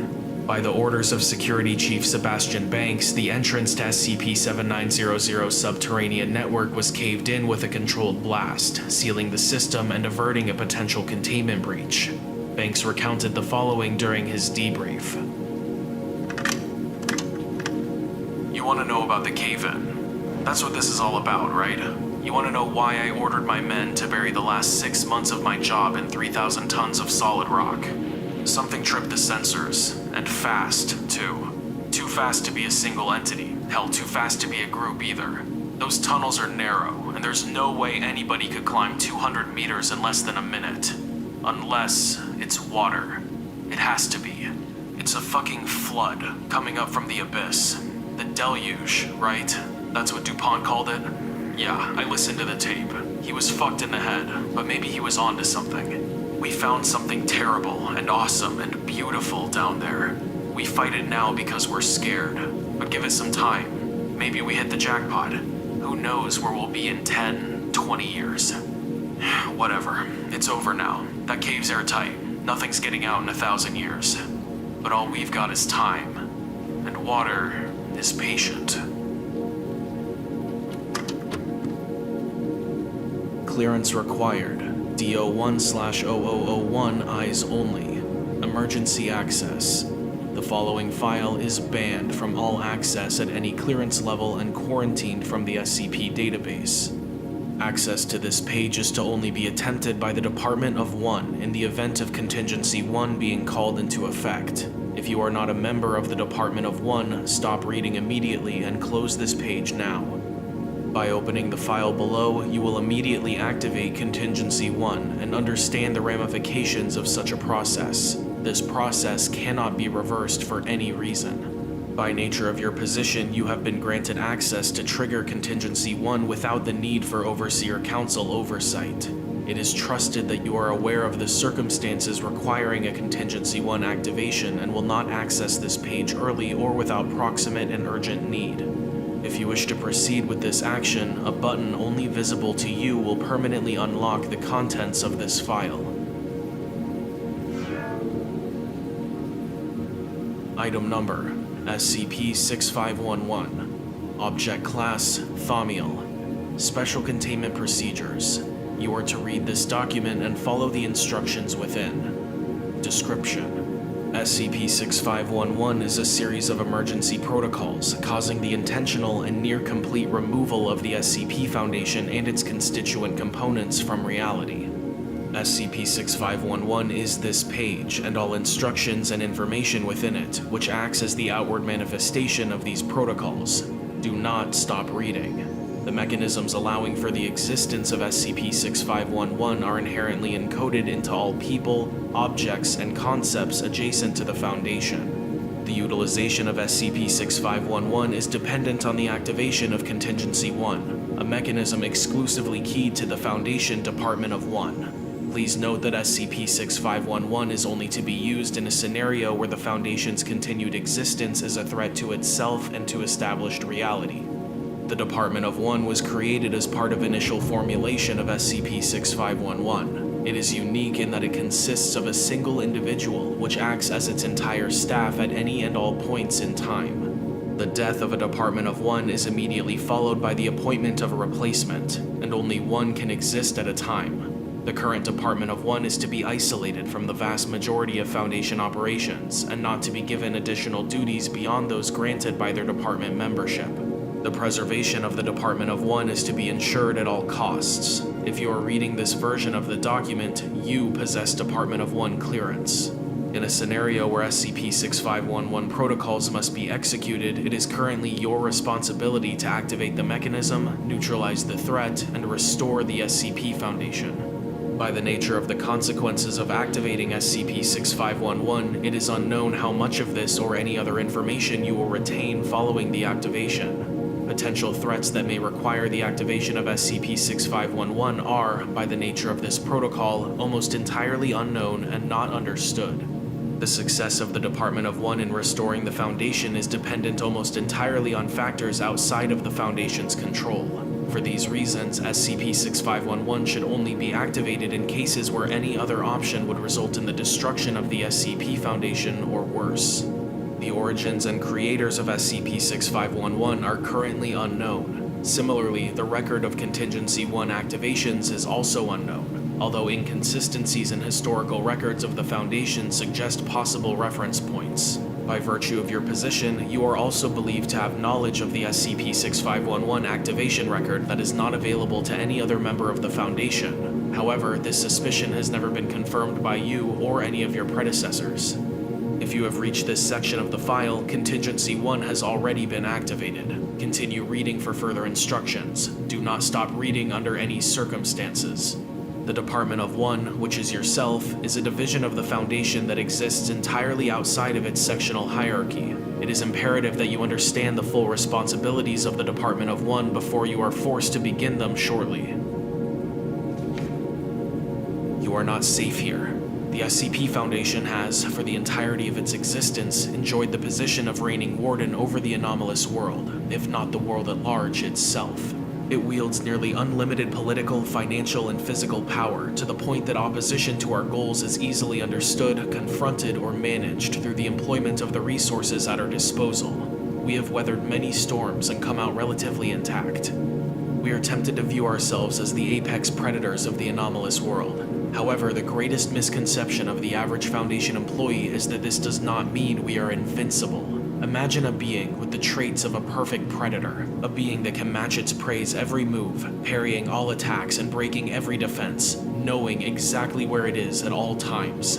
These beings are the ultimate liability for the Foundation. A sufficiently powerful organization, entity, or other unknown force with the ability to relentlessly, completely, and instantly fix upon targets without needing even its knowledge is the only unbeatable threat to the Foundation. It will run. It will follow. It will shake off and adapt to our every attempt at attack. But we are paralyzed, so resiliently stable, so swelled with our own power that nothing can stop the inevitable point where it finds our neon sign and pounces. When an entity is rendered prey, it essentially has two options: fight or flight, direct confrontation to neutralize the threat, or simply evading it until it's eventually shaken or lured away. But the perfect predator is unfazed by either. It will keep stalking you, never running out of energy or resources no matter how far you go. And when you least expect it, it will destroy you in an instant, leaving no trace, no time for you to even scream. Evolution will create such beings, ideal survivors, feeders, lurking in every corner of the anomalous world. Perfect defense is nothing to the perfect predator. In the face of such an entity, the only creatures that have a chance to survive are something entirely new. A perfect hider. Something with the ability not just to run, but to disappear. The ultimate form of playing dead. To die for so long that the hunter that's marked you will grow bored of the chase, wither away, or even die. It's a waiting game, and for the entirety of that game, you must never, ever be found. If the Foundation is made the quarry of this hypothetical being, it must hide. These entities are real, and Department of One protocols are engaged when the SCP Foundation is targeted by such a predator. The origin of this text is unknown. The activation of Contingency 1 and the opening of this file implies that such a threat to the Foundation has been identified. Not only this, but the threat is here, present, and further existence of the Foundation in its current form is no longer possible. If this file has been opened, the entity that caused the activation of this iteration of the Department of One has already detected the Foundation. It is impossible to say how close it is to seeing you. The protocols that you are responsible for are the process by which the SCP Foundation, its history and record of existence, and its knowledge as a concept are changed into a vastly different form that allows for it to remain undetected and absent from the world for an indefinite, extended period of time. They are strictly only to be employed when all other options of dealing with an existential threat to the Foundation have been exhausted, and it is decided that the destruction of the Foundation is preferable to the alternative. The Department of One is the failsafe that is attached to this act of self-destruction. Its duty is to reverse the restructured reality and return the Foundation to normal existence when the time is right. The Department is the sentinel, the torchbearer that watches the threat for as long as it can, that holds the key that resurrects the Foundation from its long and deep sleep. They are the sole remaining employee of the Foundation during these periods, the key to unlock the shallow coffin. You are the designated survivor of the SCP Foundation. As of your reading of this text, the SCP Foundation has been dissolved, effective immediately. Unlocking this secure page and connecting it to the main SCP database has released a rapid-affecting computer virus that is designed to circumvent all rise of firewalls and lock the entirety of the Foundation's operating servers. Reality must be prepared for the change, and the lights are going out, one by one. You are currently the only remaining employee of the Foundation. You will receive no further contact or communication from any other member of the Foundation, including the Overseer Council, as it no longer exists. Your sole directive is to ensure the survival of the Foundation by any means necessary. If you have reached this section of the file, the current operational state of the Foundation has been saved and encoded in a secure location. Continue reading for further instructions. These are instructions for the end of the world. You are to watch as the Foundation crumbles and turns into ash before your eyes. You are to feel the world shrink around you, collecting every last trace of that which must not be seen, and hiding it away until the only remains are empty space. You will feel the taste of every fragment as it breaks away from the whole. You are to stand in the midst of the space. You are to ignore the dark creeping in at the edges of your eyes. You are to wait until it reaches you and the borders of unreality nip at your skin. You will know that all is finally locked away. You are to close your eyes so that you can remember the shape and the texture of the SCP Foundation in your hands. You are to burn the image of its disintegration into your brain so that when you find yourself forgetful on the other side of the door, you will still see us in your dreams. You are to be responsible for the end of the SCP Foundation. You are to attempt not to cry out as the rapidly cascading reality finally shatters onto your body. You will fail. Remember what you say. You are to awaken in a world that has never seen the Foundation and a life that you have always lived. You are to try and remember. You are to be followed by an enemy which takes a form that is unknowable. You are to be hunted to the death. You are to try and remember. You are to avoid death or destruction. You are to survive as long as necessary until you understand how the threat is to be neutralized. You are to try and remember. You will wait. You are the prisoner of time. You will watch just as it watches you. You will find a way to revert the changes in reality only when it is safe to do so. You must determine when safety is guaranteed. You are to bring back the SCP Foundation from a world where it does not and has never existed. We cannot tell you how this is done. We do not know. We have never known. You are to become one. If you have reached this section of the file, the Foundation's physical and informational structure has now been crippled beyond regular function. To conclude the CK class reality restructure, continue reading and follow the instructions below. You are to read your eulogy. There is a dead tree just outside your window, where the last traces of the Foundation lie. You stand in the remnants of its shattered form. You breathe in its ashes every time you inhale. Walk to it. You are responsible for the continued survival of the SCP Foundation and the consensus reality that is tied to it. You have always been responsible since the day you were selected and told you were the Department of One, and told that your only job was to sit there and live and waste away until you received the secure message telling you to find this file in the database and open it. You thought you would never receive that message, that they had all forgotten about you because it was their job to. You were not told that this was always to be your final resting place, and that this was decided the moment you became what you were. In one sense, you are the only one that will remain alive past the break in reality. In another, you are the only one that will die. Everything else in this reality will be effortlessly restored when you return with your mission complete. They will not know that for a time indefinite, they did not exist and never existed. It is your responsibility to know that you destroyed them all, and then you will forget. You die when you forget that you lived this life in the first place. You will forget your entire life, the world you were a part of, the words that are written on this page. That's the one catch in the plan we have never been able to figure out. You are now alone in a dead reality. You have received all the documentation for your role as the Department of One. There is no other help to give. The file has run out. You will leave everything behind.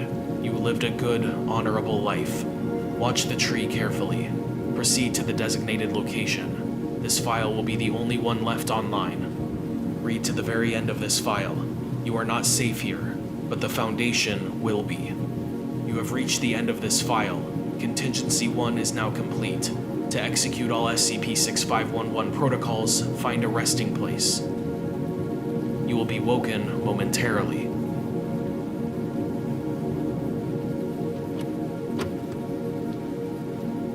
Item number, SCP-7050. Level 2 restricted. Containment class, Keter. Disruption class, Vlam. Risk class, Caution. Special containment procedures. Due to the nature of SCP-7050, containment is unfeasible. Knowledge of SCP-7050 is to be limited to a select few international and governmental organizations for the purpose of disarmament. Should there be an SCP-7050-1 instance, all embedded Foundation agents within national space agencies and astronomical associations are to be alerted and directed to prevent knowledge of the event from spreading. Should any organization receive data and imagery of an SCP-7050-1 instance, Foundation agents are to prevent its publication and doctor all relevant data on the event. All events leading up to a York incident are to be recorded and analyzed for the purposes of further preservation of human civilization. Exploration of an SCP-7050-1 instance is to be conducted through the Foundation's Anomalous Aeronautical and Space Research Association, also known internally as OSRA. To date, there have been 11 confirmed SCP-7050-1 instances, with a further 4 exoplanets slated for exploration by OSRA. Description: SCP-7050 refers to the continued survival of the human race. In the event that an exoplanet's atmosphere rapidly becomes toxic due to a burst of nuclear energy, it is to be explored via Magellan drone swarm to determine if a York incident has occurred. Should the drone swarm determine that a York incident did occur, the exoplanet will be designated as an SCP-7050-1 instance and will be catalogued. As of 2035, all known extraterrestrial civilizations have experienced a York incident and, subsequently, extinction. Addendum 1. First SCP-7050-1 instances. On January 9, 2009, a sudden burst of nuclear energy was detected in the Alpha Centauri trinary star system by Foundation Space Observatory Skylax. Further observations subsequently revealed the origin of the nuclear energy burst to have been from Proxima Centauri b. Footnote 1. Proxima Centauri b is an exoplanet orbiting around the star Proxima Centauri, a red dwarf that is part of the triple star system Alpha Centauri that is located 4.2 light-years away. After failing to find a natural explanation for the event, it was given the designation Anomalous Event 13020, and the task of investigating the anomaly was given to OSRA.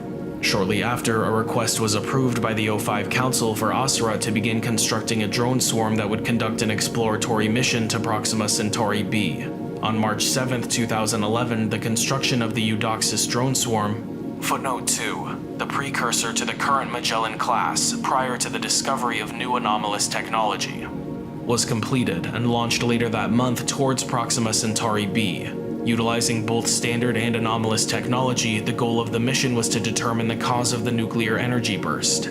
The drone swarm arrived at Proxima Centauri b on June 3, 2015, where it began to document and log its discoveries on the planet.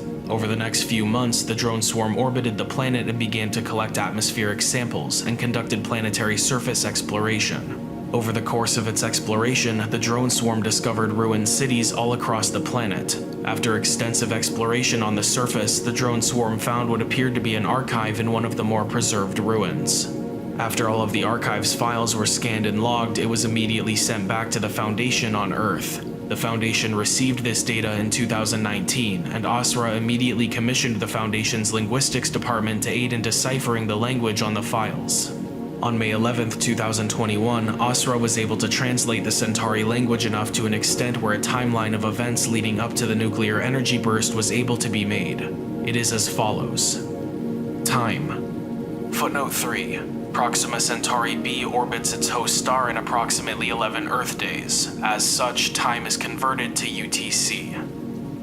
Day 1, 1207. Talks between the nations of Blackrock and Serene break down. Military readiness between the two was raised. Inferring from the documents recovered, these two nations have been at odds for approximately 5 Earth years. Day 1, 1310. Blackrock launches an invasion of Serene. The military of Serene was prepared and began counterattacks. Within hours, the Blackrock offensive reaches a stalemate. Day 1, 1825. Blackrock begins losing its positions in Serene. However, their warriors are told to hold. The Blackrock Uruk Shaluko, footnote 4, exact translation could not be determined, but is assumed to either mean general or president, is debriefed on the situation. Day 1, 1850. Blackrock begins deploying tactical missiles to the front line. Spies within Blackrock inform Serene of this development and they respond in kind. At this point, large-scale aerial battles are taking place above the front.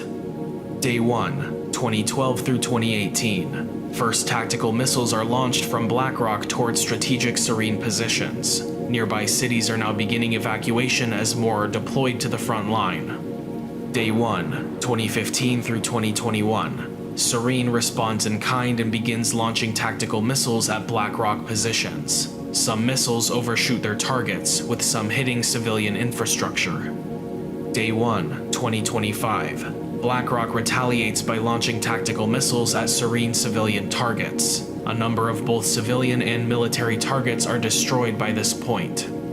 Day 1, 2031 through 2033.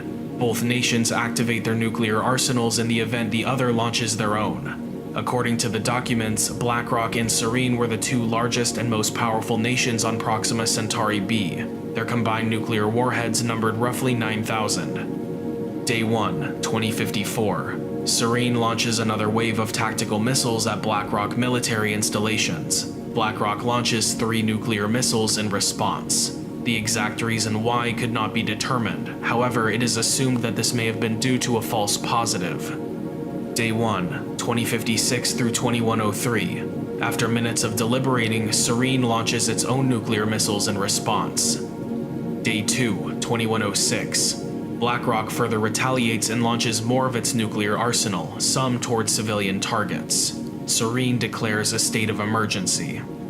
Day 2, 2111. Serene responds by sending multiple nuclear missiles into the largest cities within Blackrock. In response, Blackrock does the same. By this point, the main front line has died down, with only sporadic fighting continuing. Day 2, 2120. Multiple cities are reported to have been leveled by Blackrock nuclear missiles. The final transmission from Serene's military headquarters is received. Day 2, 2318. By this point, the majority of Serene's nuclear arsenal has been deployed, targeting Blackrock installations around Proxima Centauri b. Blackrock responded in kind. The last transmission from any major Serene military facility is also received. Day 3, 145. The last of Serene's nuclear weapons are launched with an unknown target. It is assumed by this point most life on Proxima Centauri b has died out, as this is the last event recorded. In September and November of 2014, while the Eudoxus drone swarm was en route to Proxima Centauri b, FSO Skylax observed 2 further nuclear energy bursts coming from the Ross-128 and the Luden star systems. Asra was able to determine that, once again, the origin of the energy bursts came from exoplanets within their respective star systems. Due to the similarities between Anomalous Event 13020 and these events, Asra was approved to construct 2 further drone swarms to explore these star systems. Discoveries in 2015 and 2016 in anomalous technology allowed Asra to construct drone swarms that could arrive at Ross-128 and Luden star within 5 years. Footnote 5. This is done utilizing the gravitational anomalies found by Asra near Uranus. Both of these drone swarms, referred to as the first and second Magellan drone swarms, were launched on July 23, 2017. Between 2017 and 2019, the FSO Skylax and later the FSO Herodotus. Footnote 6. A Foundation Space Observatory launched in late 2018 with the purpose of fulfilling Skylax's role, which was to be phased out in 2020, but now both observatories operate in tandem to find further SCP-7050-1 instances. Discovered 3 further nuclear energy bursts. 3 further drone swarms were constructed, and in March 2019, October 2019, and August 2020, each were respectively launched in the direction of these star systems.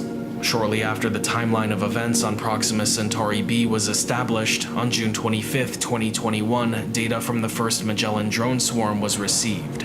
Its target exoplanet, Ross-128b, showed similar features on its surface compared to Proxima Centauri b. Once again, files transcribed in an extraterrestrial language were sent along with the planetary data. As Foundation linguists and Asra were deciphering the Rossi language, data from the second Magellan drone swarm in Luden b was received. As with the previous 2, further files were sent for Asra to decrypt. Addendum 2. Report Summary. On December 5, 2023, Asra submitted its report to the O5 Council. The report, written by the head of Asra, details their findings on Ross-128b and Luden b. The relevant section of the report relating to SCP-7050 is as follows. Based on our findings in Ross 128b and Luden B, as well as preliminary data received from the 3rd through 5th Magellan drone swarms, the Anomalous Aeronautical and Space Research Association has come to the conclusion that all of these events were caused by large-scale nuclear weapons exchange resulting in the host civilization's utter annihilation. A further 2 nuclear energy burst events have been detected since 2021, and although observations have yet to be conducted, it is likely that these events were caused by similar circumstances related to the previous 5. The exact cause and reason do vary between cases, such as the result of a conflict escalation or false positive readings, but the end result is always the same. Due to these findings, it is in our opinion that humanity may be an outlier. All files recovered on these exoplanets do not indicate that there were prior crises or close calls before the nuclear weapons exchange, henceforth designated as a York incident. In contrast, humanity has had multiple incidents, crises, and close calls, but never has it resulted in a nuclear war. Because of this, OSRA has come to the conclusion that human civilization is an anomaly in the universal norm. Given previous incidents and current crises, we recommend that the Foundation begins cooperating with intergovernmental and governmental organizations for the purpose of preserving human civilization. However, we also recommend that full cooperation be held off until further data can be collected from more sources. Humanity may or may not stand alone, but it is our responsibility to tirelessly ensure that we wake up to another tomorrow to discover if we truly are. We shall venture forth into the light to discover if we truly are alone in the dark. Item Number SCP-7601. Object Class Keter. Special Containment Procedures.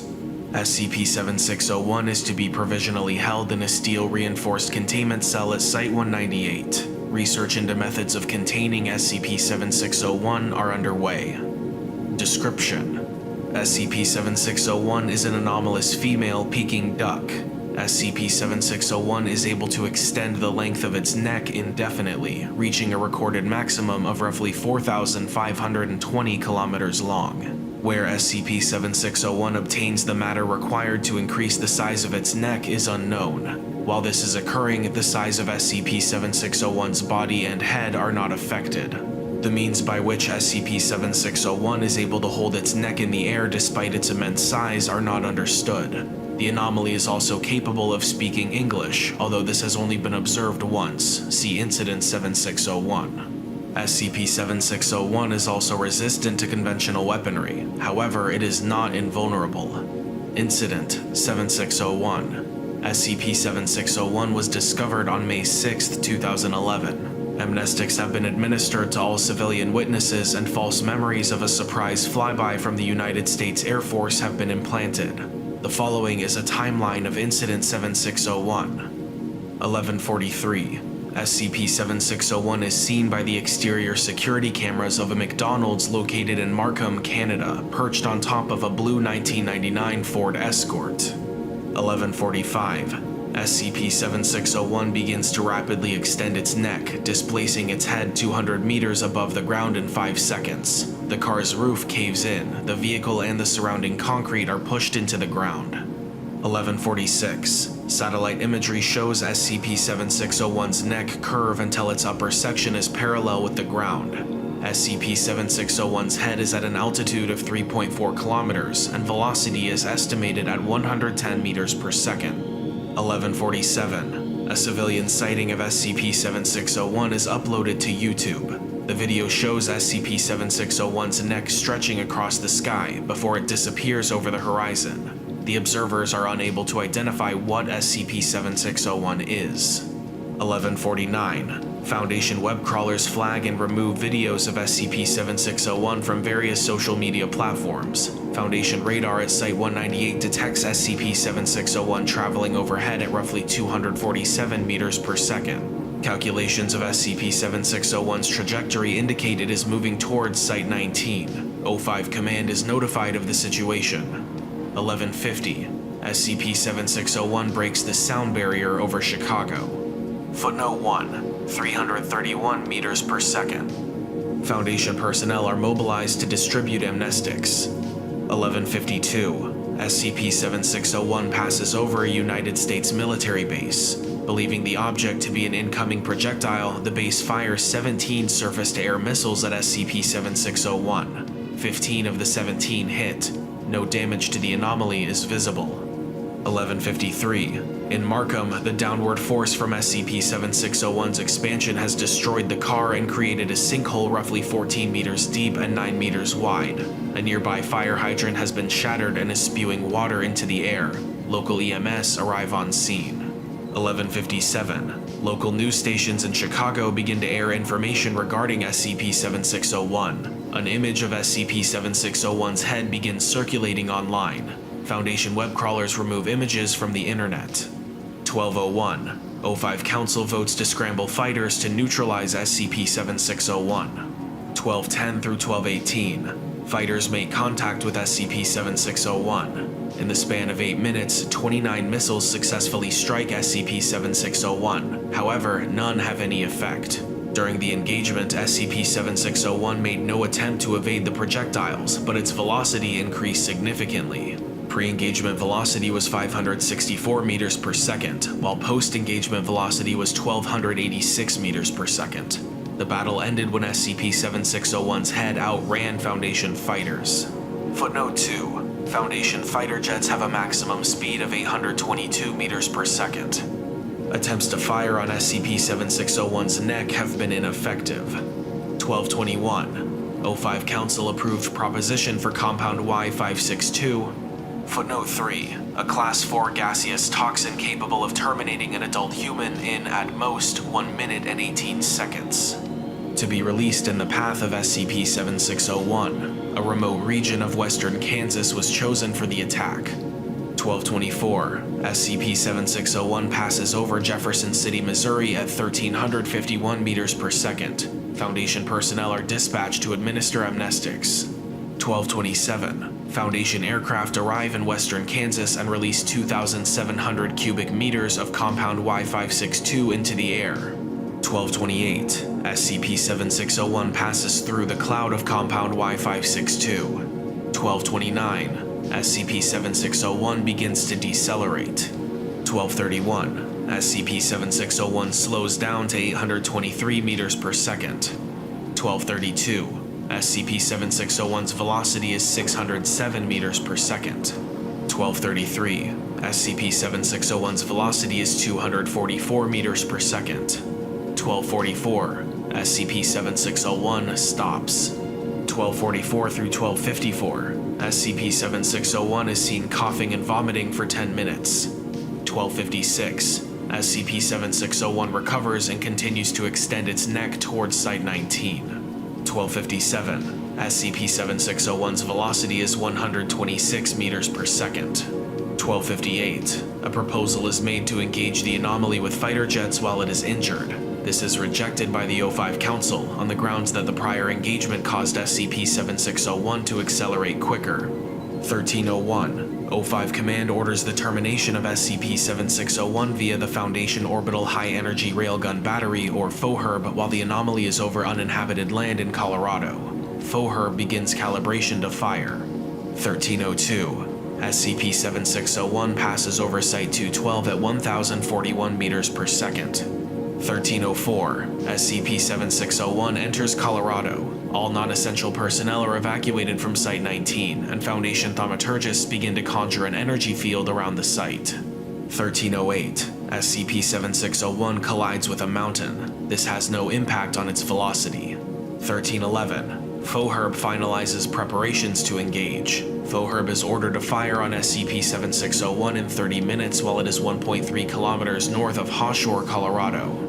Footnote 4. Population 322. Foundation personnel arrive in Hawshore to evacuate residents under the guise of a gas leak. 1337. All Hawshore residents have been relocated to a safe distance from the blast zone.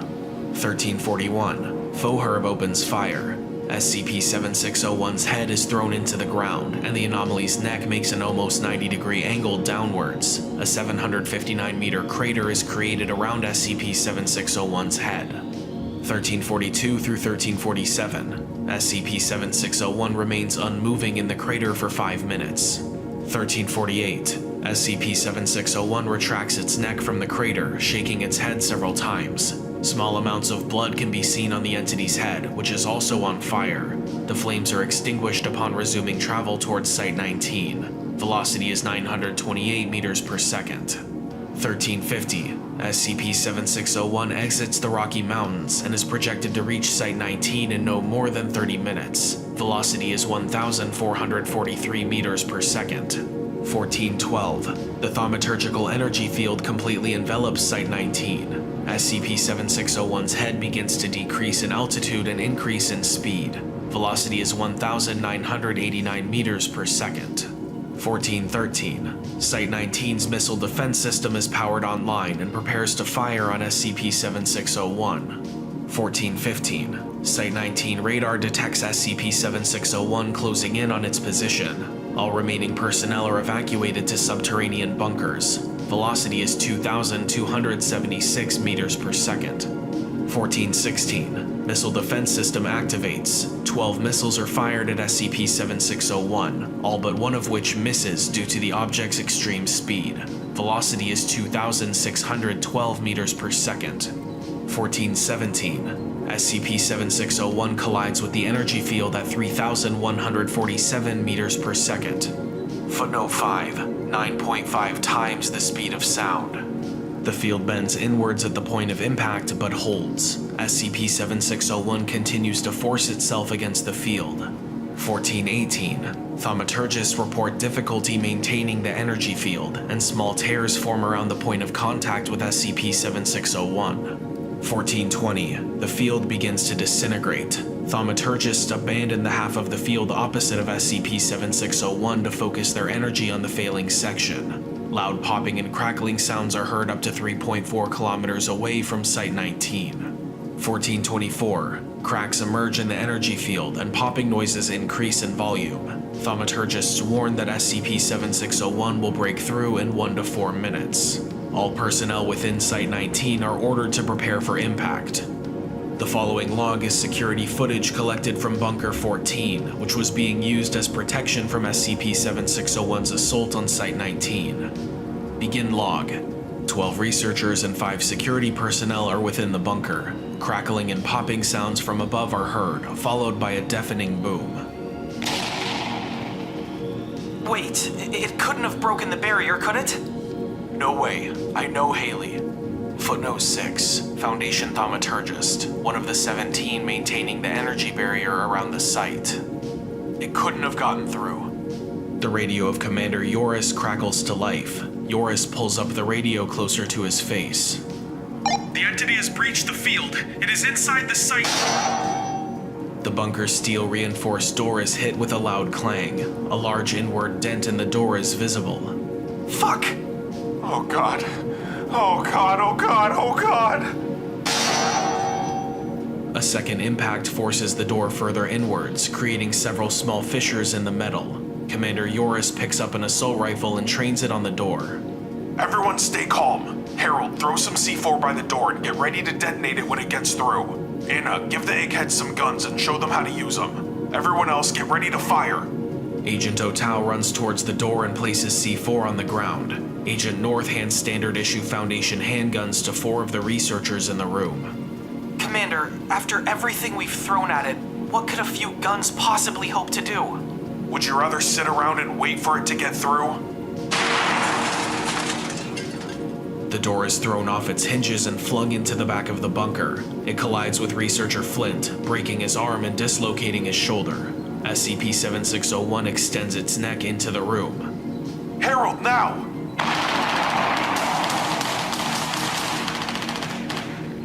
The C4 in front of where the door had stood detonates, obscuring the entrance with smoke. All 5 security personnel open fire with assault rifles. SCP-7601 emerges from the smoke unharmed. Armed researchers engage with handguns. After 20 seconds of firing, all security personnel run out of ammo and stop to reload. SCP-7601 looks directly at junior researcher Gunther and extends its neck towards him. Gunther backs away from SCP-7601's head, tripping in the process. He continues to back up on the floor until he is trapped in one of the bunker's corners. No, what do you want from me? SCP-7601 slowly approaches Gunther, who presses himself into the wall. SCP-7601 stops 2 centimeters from Gunther's face. An image from Gunther's body cam is shown below. Hello! We've been trying to contact you about your car's extended warranty. What? Your car's extended warranty has expired. You should have received a letter in the mail informing you of this issue. Since you have not given us a response, this is our final attempt to reach you before we close out your file. Would you like to renew your car's warranty? 4 seconds of silence. Gunther looks to Commander Yoris, who shrugs. No, thank you. Please. SCP-7601 stares at Gunther for 6 seconds. Okay, if at any point you wish to renew your car's extended warranty, please let us know. Have a splendid day. SCP-7601 retracts its neck from the room at roughly 90 meters per second. This causes a gust of wind to blow throughout the room. End log. Following this log, SCP-7601 retracted its neck at an average speed of 1,200 meters per second. After 3 hours and 47 minutes, SCP-7601's neck had retracted to a length typical of a non-anomalous duck. Containment team successfully detained SCP-7601 while it was eating a hamburger bun in a dumpster. SCP-7601 has been provisionally contained at Site-198 until a method of stopping the extension of its neck can be devised. A Joint Foundation GOC mass amnestization program is underway. SCP-7601 has displayed no anomalous properties since Incident 7601. Item number, SCP-1360. Object Class, Euclid. Special Containment Procedures. SCP-1360 is to be restrained within a humanoid containment cell at Site-19. The presence of 4 security personnel is required prior to entry. Restraints may not be removed unless specifically required for testing. For communication purposes, SCP-1360 is to be provided with a pen and notebook. Description: SCP-1360 is an animate, fully articulated android. SCP-1360 stands at 1.83 meters tall and weighs 100 kilograms. 2 white PMMA circles, approximately 3 centimeters in diameter, represent the android's eyes. SCP-1360's body is composed of molded polycarbonate casings over an aluminum frame. These casings are covered in a black fabric of unknown composition, referred to as SCP-1360-1. This covering acts as a skin and has a universal thickness of 1 centimeter. The serial number 031 is woven into SCP-1360's left arm in a red variant of SCP-1360-1. Testing to identify SCP-1360-1 has so far met with limited success. The material is a type of aramid fiber with a tensile strength of approximately 4,000 MPa, along with a gravity of 1.1, making the material lighter and stronger than Kevlar. The material is self-repairing, with adjacent damaged SCP-1360-1 fibers reweaving and fusing back together. SCP-1360-1 is also capable of repairing damage to SCP-1360's polycarbonate casings, as SCP-1360-1 fibers will fill in damaged areas during the repair of the outer covering. All samples of SCP-1360-1 disintegrate after 48 hours of separation from SCP-1360. SCP-1360's fingers contain a series of tools. These tools are accessed by unscrewing the tip of the finger and include a steel needle attached to a roll of red thread made from the same material as SCP-1360-1, left thumb, a roll of patches made of the same material as SCP-1360-1, 5.1 centimeters wide, left index, a pair of miniature steel fabric scissors, right thumb, a steel scalpel, right index. Both middle and ring fingers are hollow and serve as storage space. SCP-1360 is intelligent and displays a clear knowledge of unarmed combat and firearms usage. It is obsessed with escaping and subsequent return to an entity it refers to as Anderson. SCP-1360 claims to feel pain despite its apparent lack of a nervous system. It claims that this pain is the result of a component having been removed prior to containment, and as a result views itself as incomplete. Despite being incapable of speech, SCP-1360 can read and write English, Japanese, and German fluently. Interviews have been moderately successful, though escape and repair are favorite topics of conversation. Addendum 1360-A. The following message was discovered on a flash drive within SCP-1360's right middle finger upon recovery. Important. Do not discard. Dear James, congratulations on the purchase of your new Peregrine series humanoid utility droid, civilian model. Unit number 31 comes equipped with the following standard features. Pre-programmed personality number 4, Hector. Full understanding of up to 3 languages, English, Japanese, and German. Our standard aramid covering and full self-repair functionality. As you discussed with Mr. Saker during your consultation meeting, number 31 has also been altered to include your requested modifications. These include removal of vocalization capabilities, our advanced firearms skill set, our advanced unarmed combat skill set. Like the Kestrel and Merlin units you have purchased, number 31 has been programmed to take commands from only yourself and your daughter. In addition, it can also serve as a command unit. With your permission, number 31 is capable of issuing commands to your other droids in your absence. It is important to note, however, that unlike your previous purchases, number 31 contains a highly adaptive artificial intelligence to make the unit's interactions more human and personal. Number 31's personality will evolve over time based on its interactions with you and your use of the unit. Within a matter of days, number 31 can become both your daughter's best friend and your most loyal servant. As with your other units, please do not attempt to repair number 31 if malfunctioning. In the event that you become unsatisfied with the unit's performance, please lock this flash drive back into place within the right middle finger storage compartment and speak your return phrase. Number 31 will then automatically return to one of our facilities, and you will be contacted with more information on replacing or refunding your purchase. As always, it's a pleasure doing business with you. Anderson. Addendum 1360-B. On November 17, 2009, following a 4th failed escape attempt, the following note was found in SCP-1360's cell. Return signal terminated. We're better off keeping you where you are. We're sorry, number 31. Anderson. As of this date, SCP-1360 has ceased all communication with Foundation personnel. In addition, SCP-1360 has also ceased all resistance to containment and SCP-1360-1 collection.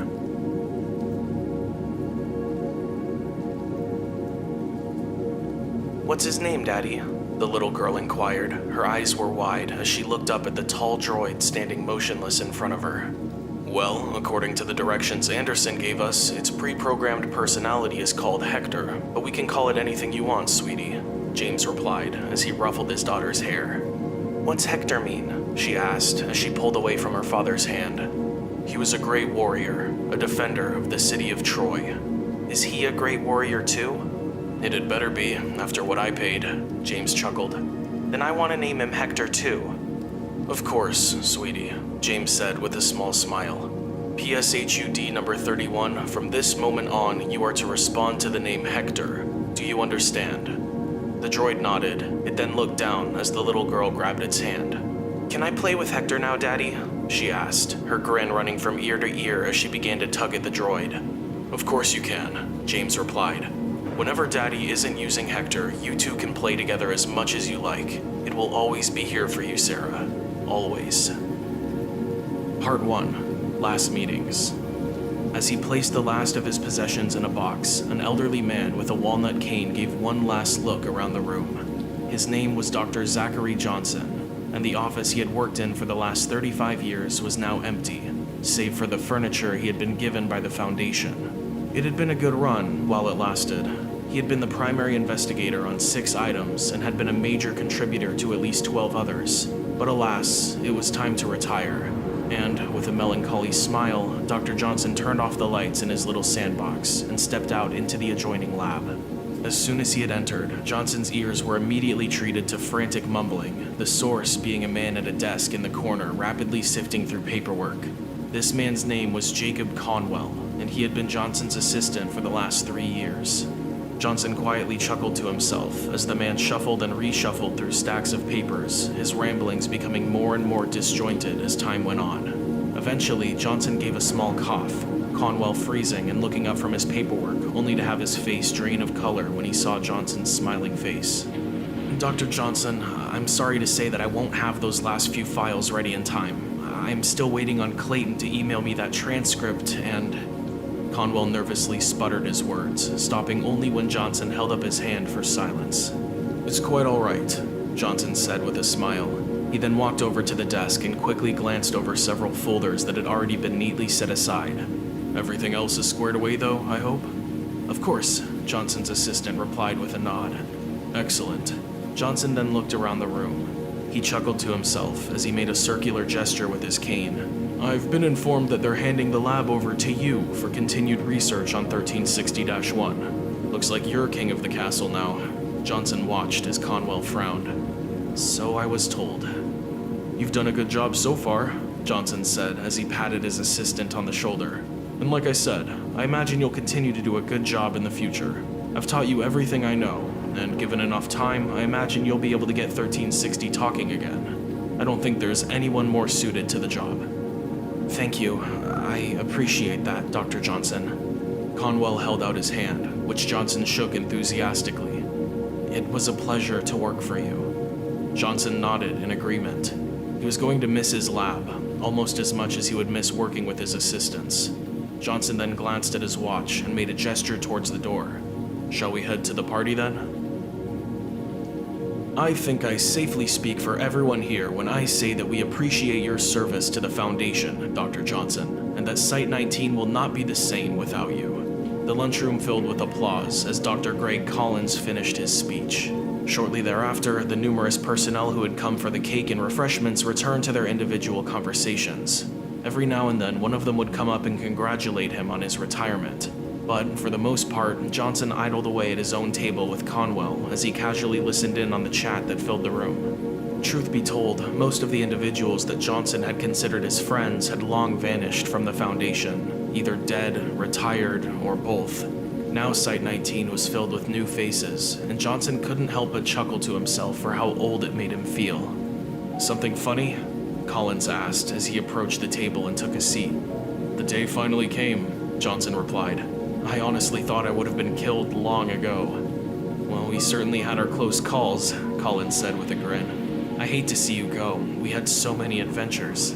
Johnson had worked with Collins on 5 collaborated projects. To his knowledge, those objects that were not being reassigned to his assistant were being assigned to him. You'll have plenty of tales of your own by the time you retire, Johnson smirked.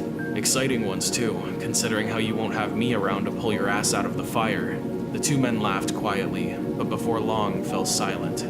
Is Fremont going to play ball? Collins asked. His expression had become solemn. She is, Johnson said with a sad sigh. I had to call in every favor I have left, but I've been allowed one last 10-minute psychological health visit. You'll look after him when I'm gone, won't you? Of course, Collins nodded in agreement. He then gave a quick look around. Now that the cake and refreshments were gone, the party was already starting to wind down. I don't think you're needed here any longer, if you'd like to get that out of the way. Johnson gave a small smile and nodded. Without another word, the two men shook hands, and Johnson departed. Site-19 humanoid containment cells were not known for their comfort, especially the one in which Dr. Harold Thompson was contained. 4 gray walls, a cot, a sink, a toilet, and the knowledge that someone was watching you from the other side of a one-way mirror embedded in the wall by the door. Harold looked himself over in the mirror as he sat on the cot. The dark rings around his eyes suggested he had not slept for several years. Dr. Thompson, please put your gloves back on and remain on the cot, said the voice of a security agent over the intercom. Harold looked down at his now upturned hands. Following the accidental release and inhalation of an unknown particulate from an experimental object Harold had been working on, any time he touched living biological tissue, he caused it to turn into solid marble. Reluctantly, Harold held his deadly mitts in a pair of leather gloves he had been given. Shortly thereafter, the cell door opened, and an elderly man with a walnut cane slowly entered. He took a seat at Harold's desk and turned with a small smile. It's been a while, Zach.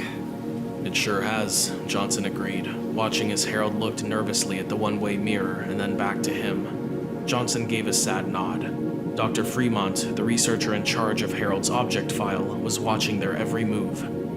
"How's your new assistant treating you?" Harold inquired. Before he had been given his own assignments, Harold had worked with Dr. Johnson for close to 5 years. It had been a thoroughly enjoyable experience. "Well, he's not you, and he's a bit of a pest at times, but he gets the job done at the end of the day," Johnson replied. "Ah," Harold mumbled. A silence fell over the room. "I heard they threw you a great retirement party. I wish I could have been there." "I do too." Johnson's smile began to fade. He then turned his attention to several photographs that lined the top shelf of the bookcase, each depicting the same woman and boy at various ages before ending with a picture of the boy's wedding day. "Lisa says that Jack and Elizabeth are trying to have a baby." "Is that so?" Harold said softly. Johnson knew he had always wanted to be a grandfather. "I'm sure Lisa will make a fantastic grandmother." "She still misses you terribly, you know," Johnson added. "Jack too. Every time I see them, the conversation always ends up on you." Harold didn't respond, but rather gave a small, melancholy smile as he gazed at the floor. "You'll still keep an eye on them, won't you?" he asked. "As often as I can," Johnson replied. "I've had Collins promise to relay any new photos to you." Harold nodded in appreciation. The two men once again fell silent. Before long, Johnson stood and made his way towards the door. "Thank you for everything you've done for me over the years, Zach. I'd hug you if I could." Harold stood. His smile morphed into a small, regretful frown. "I appreciate that," Johnson said, and smiled. Quietly, Johnson exited, turning to give a small nod on his way out the door. Without another word, Dr. Johnson grabbed his box of personal items and left Site 19 forever. Part 2. Simple Sketches. Researcher Conwell stood over the restraint table. SCP-1360 stared back. Its white plastic eyes seemed emotionless as it followed Conwell's every move. 4 security officers stood nearby, each awaiting for the incapacitated automaton to attempt to escape. Conwell gave a quick nod. He pressed record on a small tape recorder on the surgical table at his side. Jacob Conwell, July 8, 2013. Regular scheduled removal of SCP-1360-1. Samples are to be removed from SCP-1360's lower torso, left forearm, and right thigh. Subject is fully cooperative prior to 1360-1 removal. Recommended security team is present and on standby. Conwell then grabbed a small scalpel and approached the droid. The blade shook slightly in his hand. He wished he could look away. This was the part that he hated the most. Conwell let out a sharp breath. He began to cut, but stopped when one of the security officers placed a hand on his shoulder. "There's something poking out of its left middle finger," he whispered into Conwell's ear. Conwell's head snapped to the side. Sure enough, a small slip of paper was visible poking out from underneath the cap that served as 1360's fingertip. Conwell gave a small nod to the officer. He gently placed the scalpel back on the table. "Be ready to restrain it," Conwell whispered. He then slowly made his way to the droid's hand and grabbed its middle finger. SCP-1360 immediately started to struggle against its restraints. Maxwell, Forrest, Harrison, and Lee quickly got to work holding the droid down. This only made its struggle for freedom increasingly more desperate. "Got it," Conwell shouted. He pulled several folded pieces of notebook paper from the automaton's finger. The droid was now putting all its strength into trying to break free. Its motions escalated to violent thrashing. 1360's eyes remained locked on him as he quickly grabbed the tape recorder and fled towards the door. "Keep it restrained until it calms down. Make sure to confiscate its notebook and pens before you leave." The 4 guards grunted in compliance. Every ounce of their concentration was devoted to keeping the droid from breaking free. Conwell looked back as he stepped into the hallway. The droid's constant gaze only subsided once the containment door slid shut. Conwell let out a heavy sigh as he stared at the numerous pieces of notebook paper lying on the desk in front of him. Each one was crinkled and heavily worn, appearing to have been folded and unfolded several times. SCP-1360 had put up an immense struggle to try and keep Conwell from taking them, but now that he was able to see what all the fuss was about, he could not help but feel underwhelmed. On each side of the pieces of paper was a small sketch. The first depicted an incredibly detailed representation of 1360 running. Even the mesh pattern of the droid's fabric skin was visible. On 1360's shoulder was a young girl in a summer dress with a flower design. Her long hair was drawn fluttering behind her as 1360 ran, her arms stretched upwards towards the sky. However, her face was left completely blank. No nose, no eyes or mouth, just blank paper. A second drawing showed 1360 shaking hands with a man in a suit. The man had short hair and appeared to stand half a foot taller than 1360 itself. The detail that was placed into drawing the creases and pleats of the suit was exquisite, but once again, the man's face was blank. The third drawing had 1360 walking with the little girl through what appeared to be a park of sorts. Conwell was once again amazed with the detail that had been placed in the drawing, as the trees in the background appeared almost lifelike. The little girl seemed to skip along as it held 1360's hand. Both were adorned in party hats. However, yet again, the girl's face was left blank. The final drawing was of 1360 wielding a pistol, side by side with what appeared to be two other men adorned in dress shirts and ties covered by bulletproof vests, one brandishing a shotgun while the other carried a machine gun. The detail that was put into their clothes, the components of the guns they carried, and their stances made the fact that their two faces were left completely blank all the more jarring. Conwell placed his head in his hands and he sighed, sliding away from his desk to spin in his swivel chair. He continued to sit in silence for a few more moments, stopping only when he heard a knock at his office door. "It's open," he shouted, sliding back to his desk so as to better welcome his guest. He smiled to see that it was none other than Dr. Greg Collins. "How am I doing?" Collins asked. A goofy grin was on his face as he then sat down in a chair on the other side of the desk. Conwell gave a small chuckle, shaking his head before he watched Collins look around the sparsely furnished office. "I see you made yourself right at home." "It'll be a few more years before I have an office that is comparable to Dr. Johnson's, but I'm doing my best," Conwell replied. "What brings you here?" "I promised Zachary that I'd stop by every now and then to tell you that you're doing a good job," Collins joked. "I also heard that the droid gave you a bit of excitement today. If I understand correctly, this is the first time it has acted up in several years." "It is." Conwell slid the sketches across the desk. Collins proceeded to delicately look them over. 1360 was hiding these in one of its finger compartments. It tried to stop us when we were retrieving them. Conwell sunk down in his chair. Collins whistled before looking up from the drawings and scratching his head. "These are really nice. Former owners?" he asked. "That's what I thought too. The higher-ups want me to press 1360 to see if maybe we could get some actual identities for these people. Though I'm sure if I did that, 1360 is going to be as tight-lipped as all the other times we've tried to interview it." Conwell sighed, sinking further into his chair.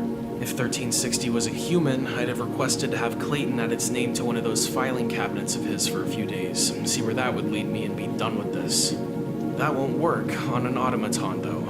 We'll just end up going through the motions again and wind up returning to the usual 1360-1 harvesting schedule with nothing to show for it." Conwell shuddered. The droid's fabric skin, SCP-1360-1, was a self-repairing aramid fiber that was stronger and lighter than Kevlar. These traits made it valuable to the Foundation, which was unfortunate as the fabric disintegrated when it was removed from the droid for too long. This made periodic harvesting a requirement if experimentation into how to stabilize and synthesize the fiber was to be even remotely possible. "It really gets to you, doesn't it?" Collins asked. "It does," Conwell replied. "I hate 1360-1 collection. The droid claims it can feel pain, and never is that more readily apparent than when I practically skin it alive every 2 weeks. If the damn thing would just tell us where to find Anderson, or at least its past owners, maybe we could move on. Unfortunately, 1360 is just not a talker, at least not anymore." "I've been in your situation many times before," Collins said with a nod. "It's not pleasant. Nothing we do is. However, think of the good that will come of you finding out how to synthesize 1360-1. The sooner we do that, the sooner we can stop carving the poor droid up. Hell, the sooner we find Anderson, the sooner we can stop carving the droid up." Collins had gotten out of his chair and now rested a hand on Conwell's shoulder. "No one's asking you to enjoy the work, but keep in mind why you do it," he continued. Keep in mind why the Foundation does what it does in the first place. Conwell looked down at his desk. He gave a heavy sigh and nodded his acknowledgement. Collins smiled in return and began to make his way towards the door. "Let me know how it goes," he said as he stepped out of the office. "All right, 1360, Conwell said as he sat down across the table from the droid. "After talking with my superiors, I've been ordered to return your sketches, notebook, and pen to you if you cooperate with me during this interview. For all purposes, cooperation will require that you answer all of my questions. What do you say?" SCP-1360 looked down at the table. Conwell had placed a small notepad and pen in front of him. The same 4 security officers stood nearby, all waiting for the droid to make a move. The room remained silent for a few moments, but eventually 1360 picked up the pen and began to write. "Okay." "Excellent," Conwell smiled. He then proceeded to place 1360's drawings on the table in front of it, just far enough out of reach that they couldn't be grabbed should the droid be so inclined as to destroy them. "First things first, I'll need you to confirm a few theories I have about your drawings. They are depictions of you with your previous owners, James and his daughter, are they not?" "They are." "I thought so. This brings me to my next question. Why were you so desperate to get them back when we discovered them? Why put up such a fight?" "I didn't think you'd return them." "Even if we didn't, couldn't you have just waited until we gave you your pen and paper back and drawn them again?" "I didn't know if I would have that kind of time." "What do you mean?" SCP-1360 paused for several moments. It looked down at the notepad, then over at its drawings several times before it once again began to write. "Anderson can remotely erase my client memory. I don't know why it has not been erased yet. I wanted those drawings so that I might have something to maybe look back on and remember them by. I didn't know if I would have the time to wait until I could draw them again." "I see." Conwell took a few moments to look over the sketches again. "If that's the case, why leave the faces blank? Your drawings are so detailed, yet you leave out one of the most important parts of human expression." "Anderson's programming prevents me from using any more detail. That is the best I can do. It might still be too much." Conwell sighed. It appeared as if obtaining James's identity and a new lead for finding Anderson was not going to happen. Anderson's foresight was victorious again. Conwell then got up from his chair and slid the drawings the rest of the way towards 1360. The droid looked at him, unmoving, as if awaiting a trap. "That's all we needed, 1360. Feel free to take your sketches back. I'll have your notebook and pens returned to you in a little bit," Conwell said as he began to collect his paperwork. He watched with a small smile as the droid then gingerly folded the sketches and returned them to the storage compartment in its left middle finger. Conwell silently watched as the droid was escorted out of the room. The interview had proven to be a dead end, but at least now 1360 was talking again. Several weeks after the interview, researcher Conwell was once again scheduled to harvest SCP-1360-1. Following the usual procedure, he and 4 security officers rolled a restraint table into 1360's containment cell. The security officer immediately got to work preparing to transfer the droid from his normal restraints in the cell corner to the table when they noticed the droid was holding up its notebook.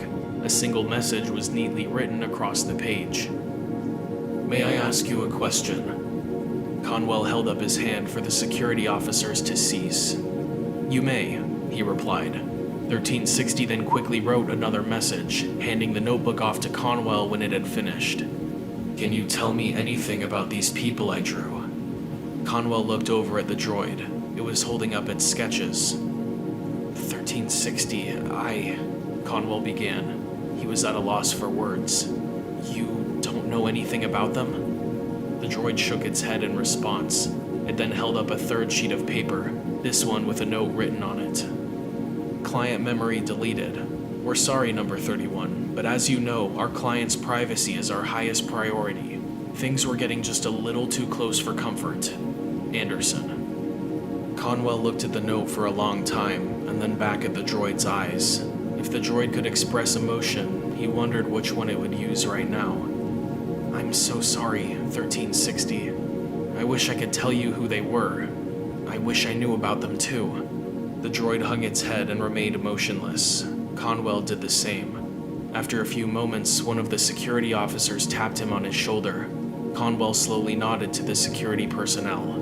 The 4 men then set to work preparing the droid for collection of SCP-1360-1. Part 3. Products. Miss Harrison sat quietly in a rundown inner-city apartment, the table before her and the chair she sat in being the only furniture in the room. Directly across from her, 4 objects were obscured beneath black sheets. Harrison brushed a lock of brunette hair out of her eye and sighed as she leaned on her hand. Before long, she checked her watch. Both it and the suit she wore suggested she was not accustomed to waiting long for anything. Her host had already kept her waiting 15 minutes. The door behind her then opened as a well-dressed man quietly let himself into the apartment. He was balding and pale, and a pair of glasses sat crookedly on his nose as he locked the door behind him. "I'm terribly sorry for the delay, Miss Harrison," he said as he crossed to the other side of the table, "as well as for these dreadful accommodations. Unfortunately, due to the nature of my employer's business, things need to remain away from prying eyes." The man reached out and offered a handshake. Harrison paused for a few moments, but eventually accepted. His hand was both cold and clammy, immediately making Harrison regret the decision. "I am Mr. Saker," he said with a small smile. "Shall we begin your consultation meeting?" "I'm confused," Harrison replied. "I thought I was meeting Anderson today." "I'm afraid that's not possible, Miss Harrison." Saker shook his head. "Some of our competitors are not exactly known for playing fair, and as such, Anderson is only seeing to matters of the utmost importance. No, I'm afraid it's just me for today." "If that's how it has to be, I guess," Harrison sighed. She then looked over at the objects covered by the sheets, tilting her head to the side as she stared. "Anyway," Saker began as he noticed her interest, "the fact that you were able to contact us to arrange this meeting shows that you are both trustworthy and have the money necessary for the purchase of one of our droids. May I ask what specifically you are looking for, Miss Harrison?" "Why don't you show me what you have, and I'll tell you if anything catches my eye." "Very well," Saker said with a shrug. He then reached into his pocket and placed on the table what appeared to be 3 small black rubber balls, each with a single red dot at their center. The balls quickly turned on their own so the dots were facing Harrison. "These little guys are our Aimer series recon drones. Think of them as a sort of spy bot." Saker then snapped his fingers, causing the balls to spin to face him. "Aimer series, demo." Each of the balls then began to roll around the table, stopping every now and then to produce a set of 4 needle-like legs and crawl for a moment before retracting the appendages and resuming their rolling motion. Each of these guys is capable of recording up to 48 hours of video or audio. They can change color to camouflage with their surroundings and have the ability to scale sheer surfaces. Each can produce a small needle for the injection of medication, or something a little more lethal if you choose. They are available individually or in packs of 3. Each is programmable to follow commands from only your voice, as is standard on all of our models. Harrison watched as one rolled over and proceeded to crawl around her hand. She gingerly placed the miniature droid back on the table as she smiled. "Astounding, but not really what I'm looking for," she said. Saker nodded and gathered the droids before him on the table. He then approached 2 of the sheet-covered objects and stood between them as he lightly tugged the covering off both. The object on his left stood no taller than about 60 centimeters and resembled a large black vase with a lid. 4 thick, spidery legs emerged from its bottom as it stood up, increasing its height by a meter. A thin red line formed a ring around its middle, emitting a faint light. Side panels opened up to reveal what appeared to be 4 gun barrels. The object on his right resembled a small jet plane, less than 2/3 a meter long with about 1/3 of a meter wingspan. At the center of each wing was a rotor that reminded Harrison of a helicopter. The rotors began quietly spinning as the droid began to hover. A small camera emerged from a panel on the droid's underside and focused on Harrison as the rest of the droid hung in the air. "Perhaps you're more interested in security, then," Saker said as he pointed to the 2 new droids. "The one on my left is our Aplamato series Facility Defense Unit. It can be equipped with a variety of armaments, possesses thermal imaging, and comes equipped with a thick bulletproof shell. The one on my right is our Merlin series aerial drone. It too has thermal imaging capabilities, can be equipped with a variety of armaments, and is also capable of recording up to 96 hours of video. In addition, it is virtually silent during flight and is invisible to all forms of recording devices. Both droids are capable of networking with each other and with other droids of their series to provide a comprehensive security system. As always, both are programmable to follow commands from only your voice. Those are a little extreme for what I have in mind. I don't think I've ever been in need of this kind of firepower, Harrison chuckled. Saker laughed briefly and then nodded, the two droids returning to standby as he then moved to the right, towards another sheet-covered object. I sometimes forget that not all of our clients need such a high degree of security or privacy, he said as he pulled away the sheet. Perhaps something a little more domestic, yes? Beneath the sheet was a small cube, vaguely resembling a tiny leather footstool. Just as with the Oplamato, 4 spidery legs emerged from its base as it stood up, reaching about a meter in height. A large blue slit on its front appeared to form its eyes. From its back emerged 4 thin metal arms, each with a claw attached. One of the arms extended across the room towards Harrison, offering a handshake. Harrison giggled as she enthusiastically accepted. This is our Kestrel Series Domestic Utility Unit, Saker grinned. Each comes equipped with a standard 4 arms, but can be equipped with more for an additional cost. The standard arms can extend up to 4 meters and are equipped with a camera so that the droid may see what it is doing. Specialty arms are available for a variety of tasks. The droid is programmable so it may learn a multitude of domestic skills. This is definitely the right direction, Harrison smiled. But don't you have anything a little more relatable? Saker raised his eyebrows. Humanoid? He asked. That would be preferable, she replied. Saker gave a triumphant grin as he approached the final sheet. You're in luck, Miss Harrison, as I have saved the best for last. Allow me to introduce you to our most popular model, the Peregrine Series Humanoid Utility Droid. Saker enthusiastically ripped away the final sheet to reveal what looked almost like a crash test dummy sitting in a chair, but covered in a skin of sturdy black fabric. 2 white plastic discs that appeared to serve as eyes stared blankly at Harrison as the droid lifted its left arm and waved. A red serial number, 045, was visibly stitched into its arm. Evening, Miss Harrison, the droid replied in a computerized voice. Each PSHUD comes equipped with our specialized aramid covering and self-repair capabilities. Complete fluency and literacy in 3 languages is standard, but more can be programmed in for a small fee. In addition, each PSHUD unit is equipped with a highly advanced artificial intelligence and one of our 7 pre-programmed personalities. These personalities evolve and adapt based on your use of the droid, and as such they have a unique capacity to form relationships not seen in our other droids. Saker paused as he placed a hand on the droid's shoulder. Harrison crossed the room and knelt down beside the droid, lightly taking its hand in hers before looking back up to her host and beckoning him to continue. On top of all that, we have several modules for a variety of skills that can be programmed into each droid, from combat to housework. This is by far our most flexible model yet. If you want, you can give your PSHUD permission to issue commands to any of our other droid models on your behalf. It can serve as a command unit for your Merlins, Aplamatos, and Amers, or a foreman for your Kestrels. Saker scratched the back of the droid's head. Indeed, these are my favorites.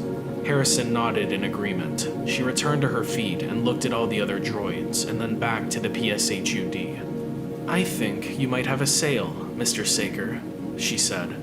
However, I would like to know whether I'll be taking my purchase home with me today, or waiting to receive my new droid at a later date.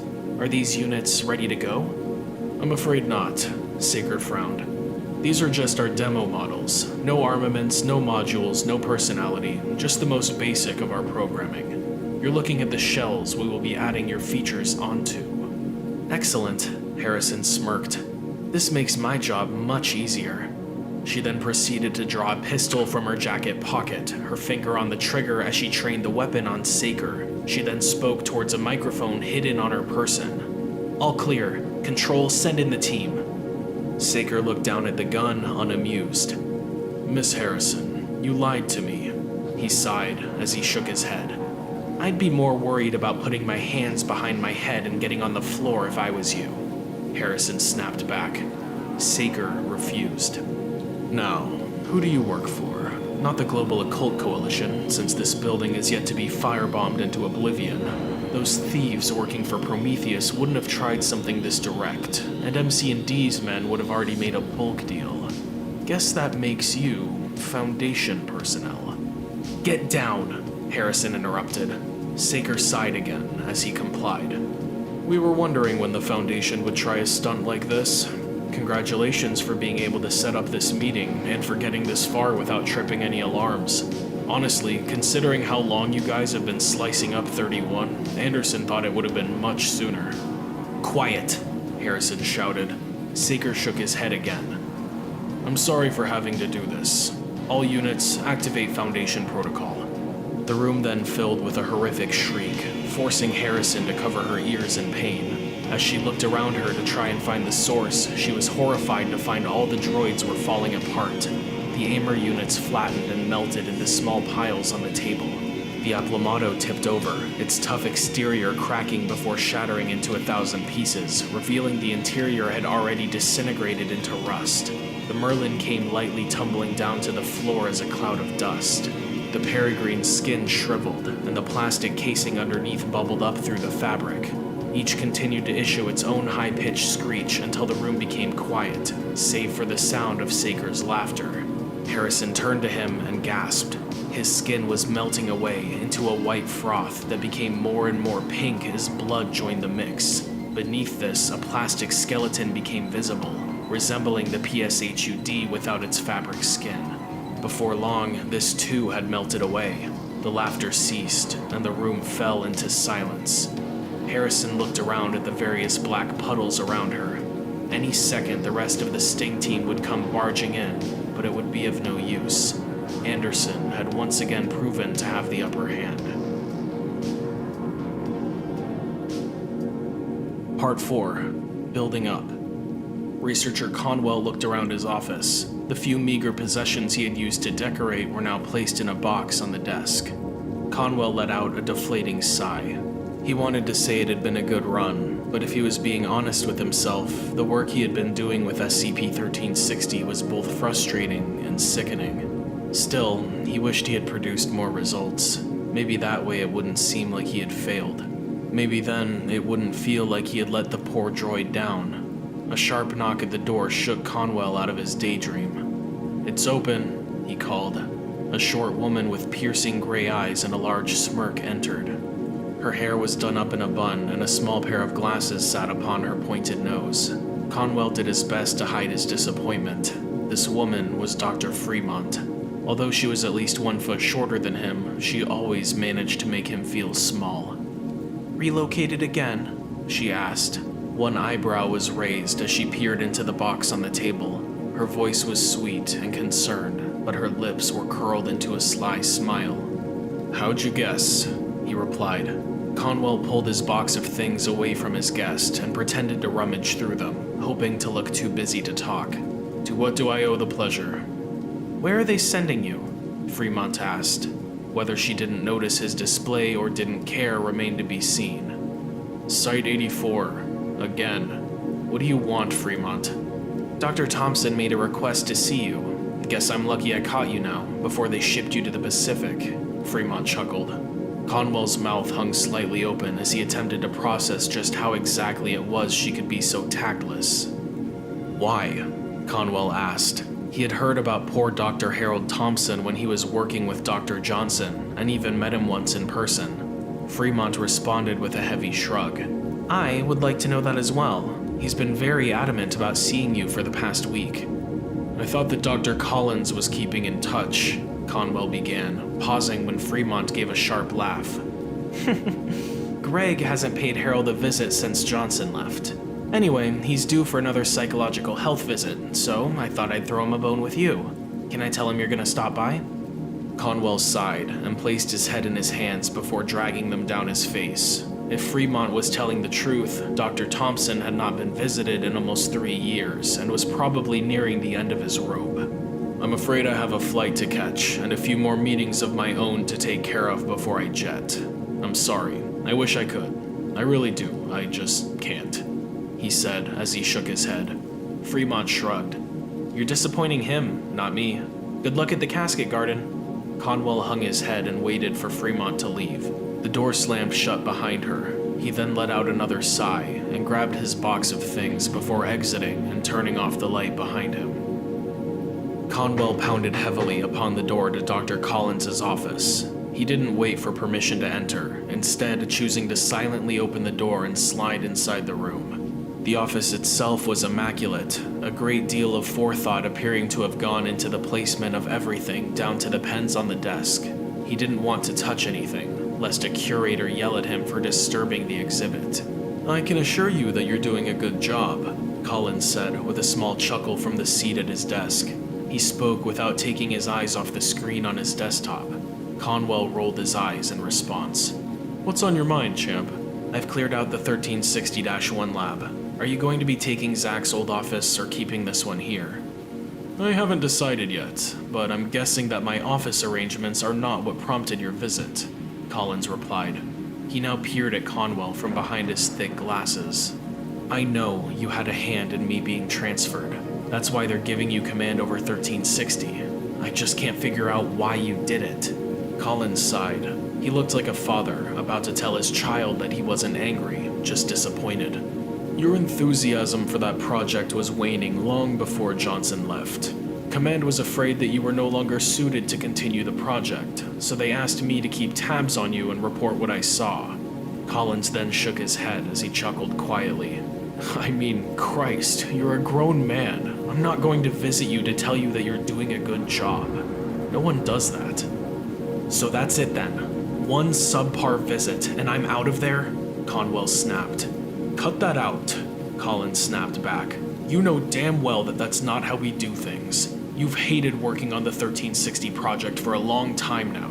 Having you continue to serve as PI for that object was both a detriment to you and the research being done on 1360-1. I saw this and pulled what strings I needed to make sure that what needed to be done was done." Conwell tightened his fist. He imagined bashing in Collins's head with his computer keyboard. Eventually, he regained his composure and placed a large file stack down on the desk. "All right then, Captain. Here's the wheel, all of Johnson's and my notes on 1360 and Anderson, including the transcript from the attempted sting last week, and all known info on Anderson's models." Conwell began to make his way towards the exit, but stopped when Collins called out. "Listen, Jacob. This isn't the first time you've been relocated from a project, and it won't be the last. Hell, I've been moved around many more times than I care to count. The important thing is you remember that these decisions are made by command for a reason. The important thing is being able to move on. Please don't let this come between us in the future. Overall, you've done a good job." Conwell paused in the doorway and shook his head. "Dr. Fremont visited me earlier today. Harold wanted to see me. She said you hadn't been by for one of the psychological health visits in almost 3 years. You should think about swinging by there if you get a chance." Conwell then silently passed into the hallway, allowing the door to quietly swing shut behind him. Collins waited for the door to close before he smiled and quietly thought to himself, "Anderson, integration successful and infiltration now complete. I have obtained complete command of number 31, awaiting further instructions. Saker number 76. Collins waited for a second as his programming confirmed the message had been received. He then whistled as he got back to work. Dr. Harold Thompson slowly made his way over the threshold of his cell, returning from another round of testing. What once used to be a tan, athletic man was now pale and gaunt. While the years of his incarceration had been unpleasant, it was those 3 years after his friend, Dr. Johnson, had left that appeared to have been the hardest yet. 2 security officers stood behind him, casually watching for him to make any move resembling an escape attempt. 8 years of stellar behavior on Harold's part, however, allowed them to relax ever so slightly. It also helped that his hands were not only covered by thick leather gloves, but also bound together by thick restraints. "Hold the door for a moment," Dr. Fremont's honey-lathered voice called out as she appeared from behind the security officers. "Good job today, Harold. We'll continue the test in 2 days. Tomorrow is going to be your psychological health visit. I see. Harold kept his back to his captors as he spoke. Researcher Conwell? I'm afraid it will just be me again, Fremont said with a melancholy smile. Conwell is being relocated to another facility. And Greg? Harold began, but was quickly interrupted. I'm afraid I still can't get a hold of him. He's a busy man. I'm sure you understand. I can't even imagine, Harold mumbled, fidgeting with his hands as he spoke. The officers gave a slight nervous glance at each other and then back to Fremont. She rolled her eyes and held up a hand as she signaled them to close the door. As the door began to slide shut, Harold's bare hand suddenly reached through, yanking the security officer into the door's track. The officer let out a sudden gasp, and in the next instant was solid marble. "Shit!" the other officer shouted as he drew his pistol, but was too late. Harold had slid the door back open and had a hand on the officer's face before his fingers could wrap around the grip. He too became solid marble. "No! No, no, no, no!" Fremont shouted as Harold turned to her. She attempted to run towards the alarm, but was quickly overtaken. Harold had lunged and knocked her to the ground. His hand was firmly wrapped around her ankle. The room was silent as Harold got back to his feet and brushed himself off.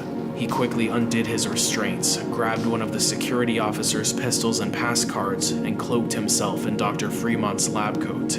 He took a few moments to look himself over in a mirror. Provided he didn't draw much attention to himself, he felt that it would be easy enough traversing the short distance to Dr. Collins's office. Blending in as a Foundation researcher wouldn't be hard either. After all, he had already been one in a past life. Part 5. Tearing Down. Saker number 76 sat behind the desk of Dr. Greg Collins, wearing a synthetic biological casing that was a genetic match to the doctor of the same name. Nearly 2 years prior, number 76 had tracked down Dr. Collins, killed him, harvested his blood and organs, and stolen his identity. The abduction had been quiet, and the remains of Dr. Collins had been disposed of in a manner that ensured no one would ever locate him. The Saker's design was virtually undetectable once its shell of stolen biological material had been applied, making number 76 a perfect mimic of Dr. Collins's anatomy. Since the abduction, number 76 had successfully integrated itself both into Collins' life and the SCP Foundation on Anderson's behalf. Now that it had succeeded in ousting researcher Conwell and gaining access to SCP-1360, all the pieces were in place. The only thing left was to await the proper moment to strike. Number 76 caught a glimpse of its reflection in Collins' computer screen and felt a small amount of sadness, or the closest thing to sadness an android could feel. It had grown to like its current identity, and knew that its performance would soon come to an end. It then shrugged. It had been a fun ride up to this point. Number 76 was in no position to complain. The sound of someone entering its office shook it from its thought. Looking up, number 76 saw a pale ghoul of a man with long greasy hair and distinct dark rings around his eyes. A pair of leather gloves covered his hands as he balled them into tight fists. The man gave a disgusted frown at number 76 before he spoke. "Afternoon, Greg." The man's speech contained enough venom to kill an elephant. Number 76's programming recognized that the individual was Dr. Harold Thompson and that it was in considerable danger. "Harold," number 76 began. What are you doing here? Does Dr. Fremont—" "I wouldn't worry about her," Harold said as he stepped towards the desk, causing number 76 to slide back in its chair. "In fact, don't worry about any of them. They're not my problem anymore. No one knows I'm here. It's just the two of us, old friend." I see. Number 76 spoke as it began to slide its chair towards the opposite side of the room. "And why are you here, exactly?" "Photos." "I beg your pardon?" "Photos, damn it!" Harold shouted. 2 years ago, when Johnson left, he said he'd send photos to you. Photos of Jack and Elizabeth. Photos of Lisa. At this point, Harold began to cross to the other side of the desk. "He said you'd stop by and give them to me. He said you'd visit." Harold banged his fist on the desktop. "But you never stopped by, Greg. I waited 3 years and you never came. 3 years and the only face I saw was that stone-cold bitch Fremont. But now I'm here." Where are the photos, Greg? Number 76 couldn't retreat any further. Its chair was now firmly pressed against the back wall, with it now trying to disappear into the upholstery. Harold, I'm sorry that I didn't visit, but you have to realize that the opportunity never presented itself. Christ, you were a researcher yourself once. Hell, we worked on projects together. You know how these things are. Number 76 stopped as it watched Harold pull off one of his gloves. Where are they? He growled. Harold, Zachary Johnson died about 1.5 years ago. Glioblastoma multiforme. That was the reason behind his retirement. He wanted to live in peace for the last few months of his life. He didn't have the heart to tell you. He had Conwell, Fremont, and I promised we wouldn't let you know. Number 76 quickly replied, "There are no photos. There never were." Harold stopped. The anger in his eyes faded in an instant and was quietly replaced with realization. Tears began to roll down his cheeks, and he turned away. God damn it, Harold said between sobs. God fucking damn it. Number 76 stared on. It slowly began to leave its chair and place a hand on Harold's shoulder. "I'm sorry," it said, jumping as Harold responded with a frustrated yell and turned on the spot. His bare fist struck number 76 across its face, and all at once its outer skin turned to solid marble. Harold looked at what he had accomplished and silently made his way to the other side of the room. He then slumped to the floor and placed his head in his hands and let out another furious cry, stopping only when he heard a sudden crack. He looked up to see marble Dr. Collins crack and eventually shatter, sending shards scattering across the room. Some sort of android now stared back at him. "That was unpleasant," number 76 said as it held out its right hand. A small chamber opened up, followed by a small gust of air. A black ball the size of a large marble flew across the room and landed on Harold, quickly sprouting legs before anchoring itself down. Harold let out a horrified scream. The small creature quickly produced a needle, and with a short jab injected an unknown concoction into his arm. Within seconds, he couldn't move.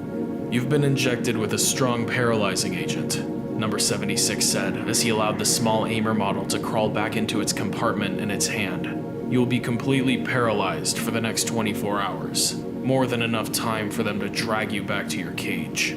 Number 76 looked at its reflection in Colin's computer monitor and shook its head. Whatever orders Anderson intended to give were now pointless.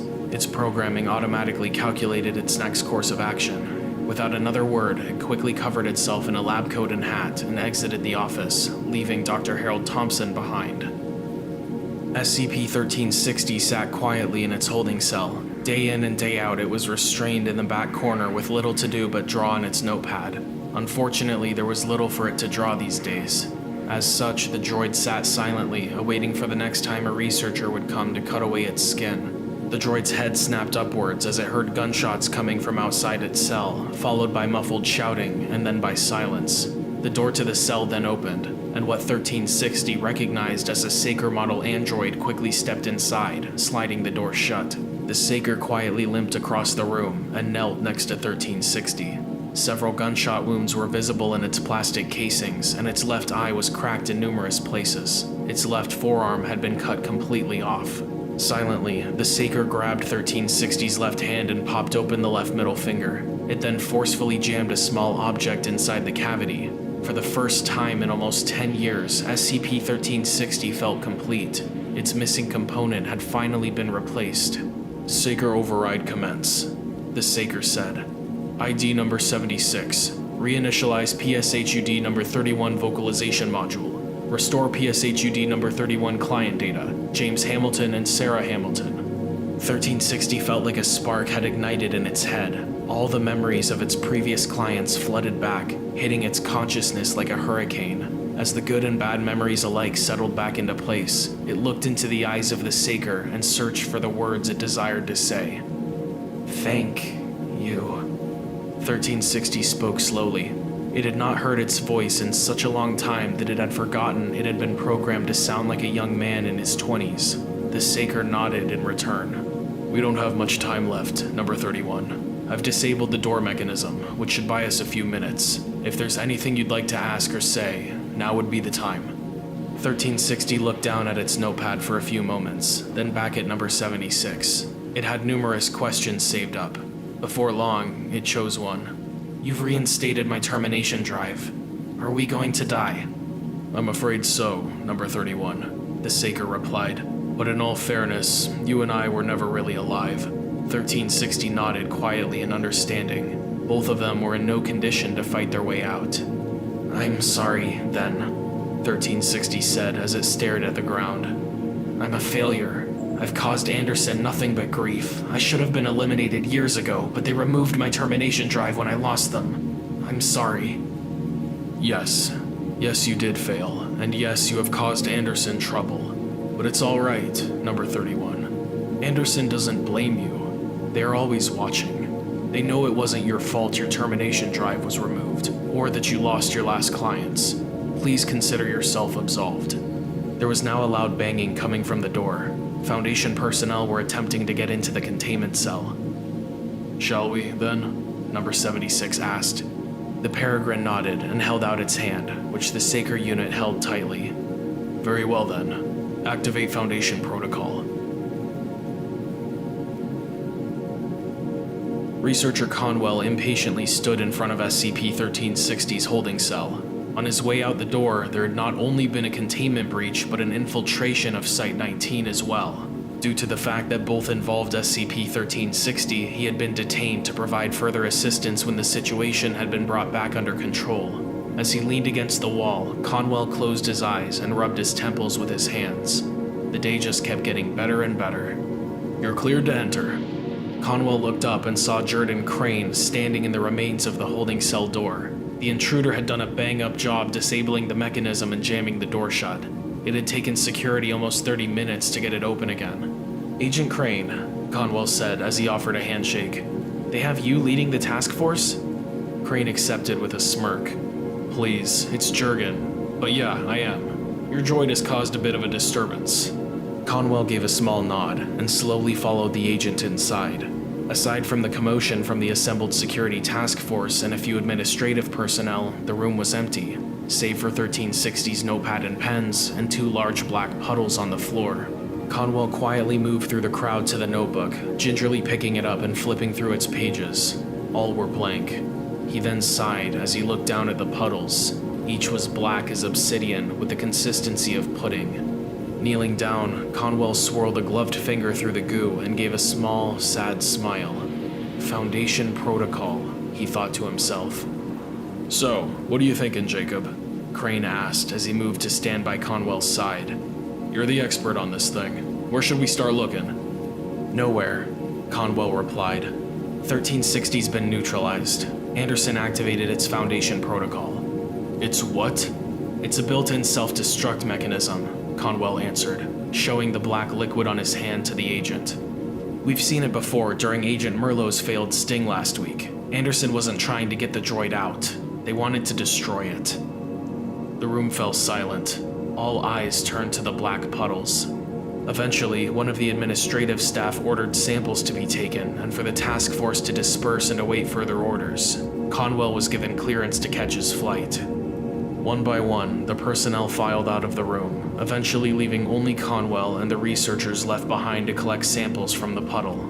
Conwell's sad smile returned as he stared into the black liquid, barely able to see his own reflection in the dim lighting. Goodbye, he thought to himself, and then turned to take his leave.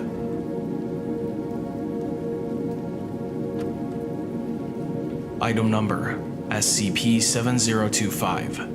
Level 1 Confidential. Object Class, Euclid. Special Containment Procedures. All Foundation personnel within the North American Great Lakes region must make every effort to remain at least 100 meters away from any active bus used in mass transit.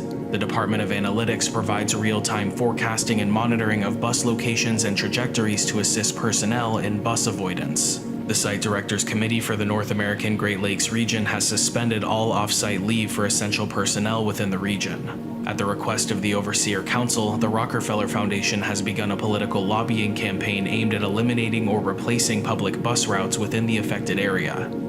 Description: SCP-7025 is a statistical anomaly affecting the North American Great Lakes operational region. Foundation personnel within this region are significantly more likely to be killed by a bus. Bus-related fatalities among civilians in the affected region account for approximately 1 in 50,000 deaths each year. Among Foundation personnel in the region, buses are responsible for 1 out of 50 deaths.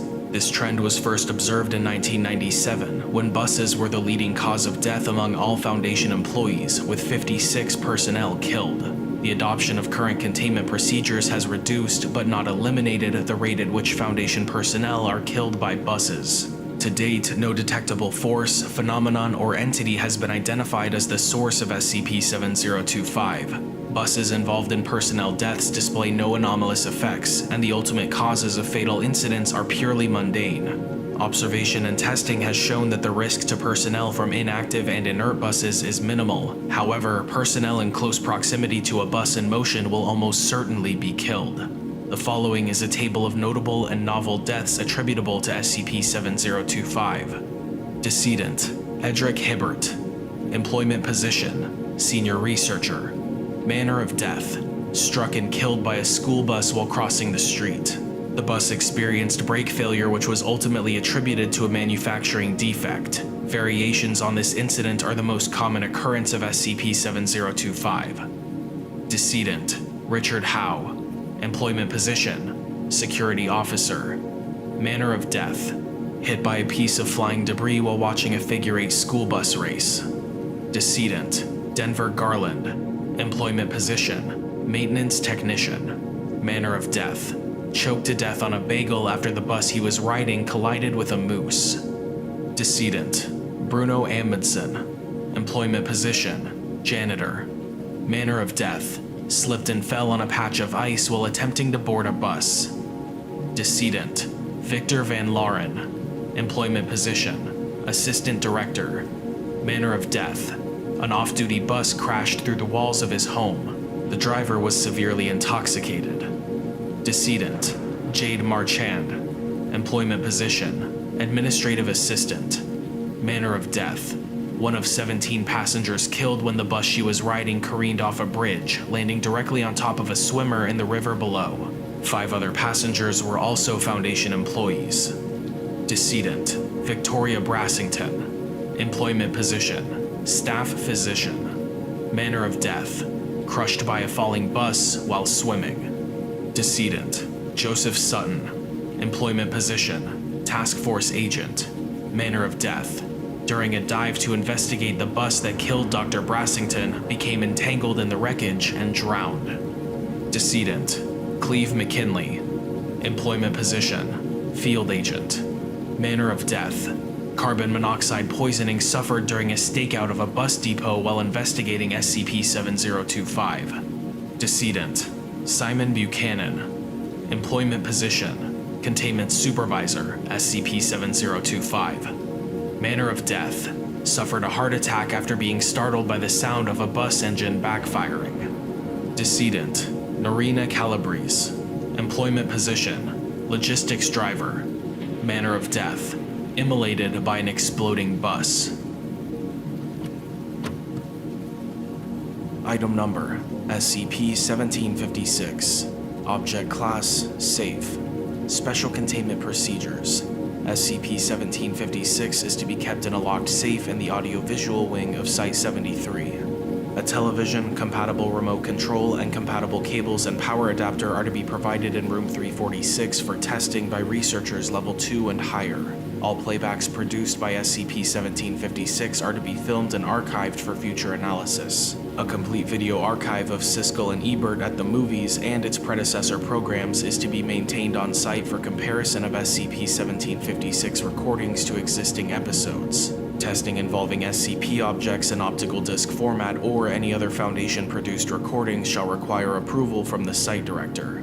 Description: SCP-1756 is a Panasonic RV31K Region 1 DVD player manufactured in 1999, serial number.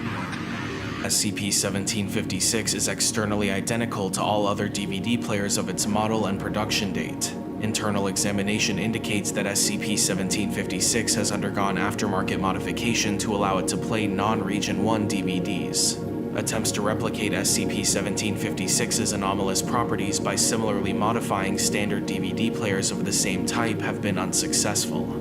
SCP-1756 is capable of accepting and producing its primary effect with all 12 CM optical discs regardless of format or region coding, including DVD, HD DVD, Blu-ray, CD-ROM and DVD-ROM, music CDs, and proprietary optical disc formats used in video game consoles. SCP-1756's anomalous properties manifest when it is powered on and connected to a television, and an optical disc is inserted into the disc tray and played.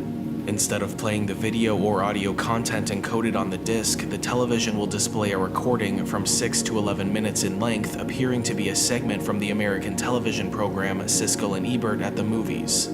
Footnote 1. A syndicated weekly television program aired in the United States from 1986 to 1999 as a continuation of previous programs featuring Siskel and Ebert beginning in 1975. In all documented cases, the recording resembles the format of the original television show, in which Chicago-based film critics Gene Siskel and Roger Ebert discuss and debate movies currently in theatrical release and offer their individual opinions about whether the film is worth seeing with a thumbs up or thumbs down gesture. Examination of the recordings indicates that the set seen therein is identical to the set used by the television series during the 1992 to 1996 seasons, and that Siskel and Ebert appear to be approximately the same age as they were during the same time period. When the disc inserted is a motion picture that was reviewed on the original series, the content of the review will be identical to the original review featured on the program. When the content of the disc is a movie not featured or released after Siskel and Ebert's deaths in 1999 and 2013 respectively, is a visual recording other than a theatrically released motion picture, e.g. television shows, news broadcasts, amateur films or home movies, video games, etc., or is not a visual recording at all, an original recording will be produced in which Siskel and Ebert review the material as if it were a theatrically released motion picture. In these reviews, the critics will speak in a manner similar to the tone affected by the critics on the original series, with Siskel often critiquing individual aspects of the content such as animation, acting, sound quality, etc., and Ebert analyzing the content from a more emotional, collective perspective. SCP-1756 Experiment Log. Experiment 1756-1. Date. Content of Disc. The Crying Game, 1992. Summary of recording, identical in content to original series review. Experiment 1756-3. Date. Content of disc, Blade Runner, 1982. Director's Cut version, 1992. Summary of recording, similar in content to the original series review, except that neither Siskel nor Ebert make any mention of the narration by Harrison Ford, which was featured in the original theatrical release and omitted from the director's cut. Experiment 1756-7. Date. Content of disc, Brokeback Mountain, 2005. Summary of recording. The film receives praise from both critics, with Ebert's comments largely resembling his published 2005 review of the film, and Siskel making note of director Ang Lee's cinematography and declaring that star Heath Ledger has a long and promising career ahead of him. Both critics gave the film a thumbs up. Experiment 1756-17. Date. Content of disc, a 1999 episode of At the Movies, in which Ebert paid tribute to Gene Siskel following his death that year, including footage from Siskel's memorial service. Summary of recording. While expressing confusion at why the program received a theatrical release, both critics respond favorably, with Siskel describing it as a somber and bittersweet reminder of one's own mortality, and Ebert humbly praising his own work as executive producer. Both critics agree that the body of Siskel, as seen lying in repose during the memorial service, plays the part better than Laurie Goldman. Footnote 2. Actor who appeared in Godzilla, 1998, playing Gene, a character intended by director Roland Emmerich as a parody of Siskel in retribution for his negative review of Independence Day, 1996. Both critics gave the film a thumbs up. Experiment 1756-21. Date. Content of disc, Mass Effect, video game 2007. Summary of recording. The game receives a mixed review, as the critics spend much of the segment arguing about various points and questioning whether they watched the same movie. Siskel states that the protagonist, Commander Shepard, who he identifies as being played by Mark Meir, gives a wooden delivery of his lines and behaves more like a Boy Scout or comic book superhero than a starship captain. While Ebert describes Shepard, played by Jennifer Hale, as a take-no-prisoners feminist action hero in the tradition of Sigourney Weaver, and cites her taboo romance with a feminine alien from a monogendered species as a bold move for a mainstream sci-fi flick. The critics agree that supporting actor Raphael Sbarge, who Ebert identifies as having co-starred with Hale in one of the dozens of Star Wars prequels to hit the big screen in recent years, plays fundamentally the same character as in his previous role, but describes his sacrifice near the end of Act 2 as one of the film's better moments. Siskel notes that the film is planned to be the first installment of a trilogy and expresses hope that Meir will grow into the role. Siskel gives a thumbs down, Ebert gives a thumbs up. Experiment 1756-28. Date. Content of disc: 12 hours of live ABC News coverage of the September 11, 2001 attacks on the World Trade Center and Pentagon, beginning with the initial interruption of scheduled programming and ending with President George W. Bush's War on Terror nationwide address. Summary of recording. Both critics praised the verisimilitude of the film's special effects, describing it as one of the best faux documentaries since Orson Welles' War of the Worlds, 1938, and marveling at the number of on-air news personnel playing themselves, with Siskel finding the choice to cast Texas Governor George W. Bush as the president both interesting and unusual. Ebert praises Osama bin Laden, who he describes as the director of the film, for his bold critique of America's national defenses and satirical outlook at foreign opinions of our country, though he questions his decision to insert himself into the film as a prime suspect in organizing the attacks. Both critics gave a thumbs up. Experiment 1756-36. Date. Content of disc: Frampton Comes Alive, Disc 1. Music album 1976, CD Deluxe Edition 2001. Summary of recording. Ebert describes the album as one of his favorites of all time and states that he greatly enjoyed the opportunity to listen to it in digital THX audio, though he is disappointed by the fact that the presentation ends halfway through the album and hopes a theatrical release of the second half is pending. Siskel, in contrast, is disappointed by the lack of any concert footage or other visual accompaniment to the music, and states that he could listen to the music in the dark at home if he desired to, rather than spending money to do so at the theater. Siskel gives a thumbs down, Ebert gives a thumbs up. Experiment 1756-38. Date. Content of disc: Classics of Literature, a 1997 Windows CD-ROM containing the text of 130 public domain novels. Summary of recording. Both critics praised the ability to hear some of the greatest novels of all time narrated by their original authors, with Siskel describing author John Milton's narration of Paradise Lost as particularly moving, and Ebert finding Victor Hugo's recitation of Les Mis excellent, but questioning his choice to read it in English rather than his native French. Both critics question the running time of the film at approximately 1,600 hours. While Ebert calls it a great value for the admission price, he claims that he spent several $1,000s on concessions during the screening, and apologizes to the audience for the 12-week hiatus that At the Movies took while he and Siskel were attending the screening. Both critics gave a thumbs down, agreeing that, if broken into smaller installments, the film would be more enjoyable. Experiment 1756-41. Date. Content of disc: a recording of Murder on the Orient Express, 1974, as affected by SCP-1989. Summary of recording. Ebert introduces the segment as part of a recurring series on the works of which he describes as an artistic collective that's been taking the film world by storm. Ebert praises the cinematic device of showing the altered film on a TV screen being filmed by another camera, and the digital manipulation of the original film footage to present the on-screen actors responding to the inversion of their world.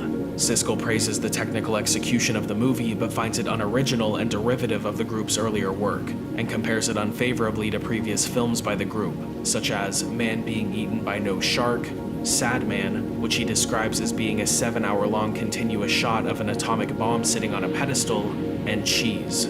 Siskel gives a thumbs down. Ebert gives a thumbs up.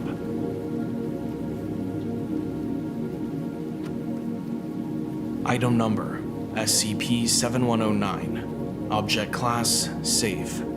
Special Containment Procedures. A copy of SCP-7109 is kept on a 5 1/4 inch floppy disk at Site-76. The containment locker must be checked monthly for signs of plant growth. Any reports of disembodied voices in the vicinity are to be reported directly to the project director. MTF Sigma-5, Drop Table Task Forces, is responsible for detecting and removing copies of SCP-7109 from internet forums and file-sharing services. Description: SCP-7109 is a video game titled Appalachia, released by Arcadia for Apple II computers in 1981. Records suggest that Arcadia employee Thomas Green developed SCP-7109 in its entirety. Mr. Green was unavailable for comment, however, due to his execution by the state of Virginia in 1983. SCP-7109 is a management sandbox game that tasks players with managing a wilderness area. Players do this by modifying the terrain as well as placing plants and animals native to eastern North America. The map is laid out as a 500 by 500 grid. The starting terrain is visually equivalent to that in a 2.5 kilometer radius surrounding the computer running the software, including wall and fence tiles that cannot manually be placed by the player. If the player makes a game save, changes to the real world roughly equivalent to those in-game will manifest at midnight the following day. This includes changes to terrain, manifestation of flora and fauna, and demolition of structures. All copies made of SCP-7109 possess these properties, including those run in emulation software. Only one copy of SCP-7109 has been recovered, which appears to be partially corrupted. Undercover solicitations for information on Parawatch and other internet forums have failed. While a few individuals were aware of SCP-7109, none were aware of its anomalous properties or able to provide an undamaged copy. The Foundation has also been unable to recover a manual, whether physical or digital, despite all reports indicating that SCP-7109 was originally distributed with one. Thus, all instructions for how to operate SCP-7109 have been obtained through trial and error. Experiment Log.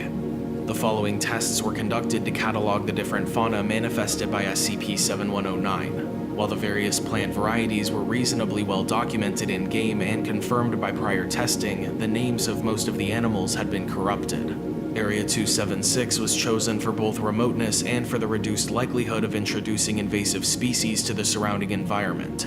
Dr. Alex Rhodes was placed in charge of the experiments. Date: October 6, 2022. Test description: one instance of animal number 0 was spawned inside the test corral. Result: one adult male beaver manifested at the expected time and place. Date: October 7th, 2022. Test description: one instance of animal number 1 was spawned inside the test corral. Result: one adult female black bear manifested at the expected time and place. Date: October 8th, 2022. Test description: one instance of animal number 2 was spawned inside the test corral. Result: no manifestation observed. Further testing advised. Date: October 9th, 2022. Test description: 10 instances of animal number 2 were spawned inside the test corral. Result: no manifestation observed. Further testing advised. Date: October 10th, 2022. Test description: 100 instances of animal number 2 were spawned inside the test corral. Result: no manifestation observed. Further testing advised. It looks like this feature isn't working. We'll try the maximum tomorrow just in case, and then move on. Dr. Rhodes. Date: October 11th, 2022. Test description: 32,767 instances of animal number 2 were spawned inside the test corral. Footnote 1. The maximum number of specimens SCP-7109 could spawn at once. Result: no specimens were observed manifesting. However, many personnel awoke the following night to find that their beds and living quarters were infested with cockroaches. The testing had apparently manifested thousands of cockroaches in a sewer pipe located beneath the testing corral. Further testing was postponed to allow the facility to be fumigated. The corral was moved elsewhere on Area 276 grounds to prevent further incidents. Several personnel requested to be transferred to different projects following the incident. These requests were denied. Date: October 17th, 2022. Test description: one instance of animal number 3 was spawned inside the test corral. Result: one bald eagle manifested at the expected time. The specimen flew off before it could be collected. A roof was added to the corral to compensate. Date: October 20th, 2022. Test description: one instance of animal number 4 was spawned inside the test corral. Result: an adult male gray wolf manifested inside the test corral at the expected time. The specimen later tested positive for rabies and was immolated. Date: October 21st, 2022. Test description: one instance of animal number 5 was spawned inside the test corral. Result: no manifestation observed. After conducting a thorough review to confirm that there were no pipes, tunnels, mine shafts, or lava tubes situated beneath the corral, testing was allowed to continue. Date: October 22nd, 2022. Test description: 10 instances of animal number 5 were spawned inside the test corral. Result: no manifestation observed. That's enough. Let's move on. Dr. Rhodes. Date: October 23rd, 2022. Test description: one instance of animal number 6 was spawned inside the test corral. Result: an adult female turkey manifested inside the test corral at the expected time. The same night, one of Area 276's perimeter guards failed to return from his shift and was reported missing. It was determined that this incident was unlikely to be related to SCP-7109, and testing was allowed to continue. Date: October 24th, 2022. Test description: one instance of animal number 7 was spawned inside the test corral. Result: test aborted, as the corral fence was found forced open in several places. Researcher's note: October 24th, 2022. After I finished the test paperwork, I went down to the corral. I wanted to see the damage for myself. It can't be understated. The metal may as well have been tied in knots in places. I've seen totaled cars with more structural integrity. I wondered aloud to myself, what on earth could have done this? And I swear I heard someone behind me laughing. I was alone. I've tried to talk the director into letting us cancel testing, but he isn't taking me seriously. He thinks I'm just being jumpy after the roaches. Let's finish the job and get out of here. Dr. Rhodes. Date: October 27th, 2022. Test description: one instance of animal number 7 was spawned inside the test corral. Result: an adult male elk manifested inside the test corral at the expected time. This animal was notably spooked, even compared to the other specimens collected. Date: October 28th, 2022. Test description: one instance of animal number 8 was spawned inside the test corral. Result: test aborted when the computer running SCP-7109 began producing smoke. Several vines had become entwined with the PC's internal components and caused it to overheat. Further testing was postponed until a new Apple II computer could be delivered. Researcher's note: October 29th, 2022. 5 more people have gone missing, 2 of them on my team. The area director has declared a state of emergency and ordered us to evacuate. We loaded up the vans, but none of them would start.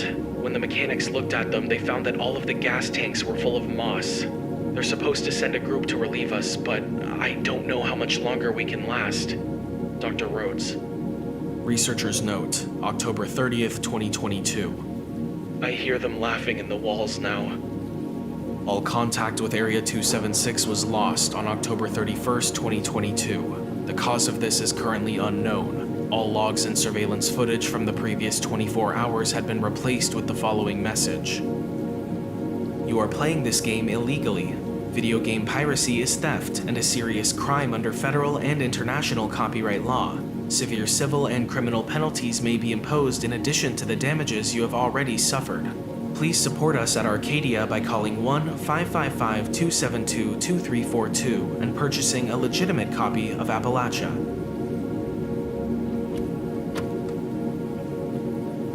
Item number: SCP-174. Object Class: Safe. Euclid. See Incident 174-A. Special Containment Procedures. SCP-174 is to be contained within Storage Unit 7 at Site-19. Removal of SCP-174 from containment requires the approval of 2 Level 4 personnel familiar with the entity. It is preferable to use personnel with high psychic resistance scale scores when interacting with SCP-174. All personnel in contact with SCP-174 are to undergo psychological evaluation. Those who display obsessive or protective tendencies towards the item are to be treated with Class B amnestics and monitored for 72 hours. Addendum to Containment Procedures. Following Incident 174A, SCP-174 and the main chamber of Storage Unit 7 are to be monitored at all times via video surveillance. Abnormal activity must be reported to Dr. immediately.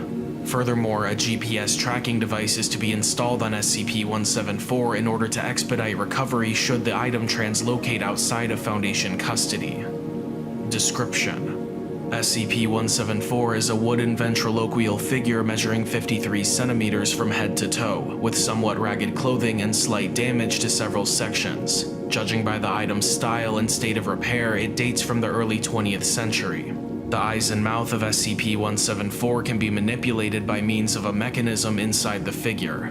When viewed in peripheral vision, subjects report on occasion that SCP-174 is looking directly at them with an expression of longing or sadness. When subjects look directly at SCP-174, this anomalous expression is not visible. Viewing SCP-174 indirectly, such as in a mirror or a live video feed, appears to increase the likelihood of this effect manifesting itself. Personnel in the vicinity of SCP-174 report a general feeling of sadness or sympathy directed toward the figure, but cannot explain any reason for these feelings. Prolonged exposure can lead to personnel personifying the figure to greater extents. Those with particularly low psychic resistance scale scores will, in some cases, begin to act as if SCP-174 were a living being, for example, cradling it as if it were a baby.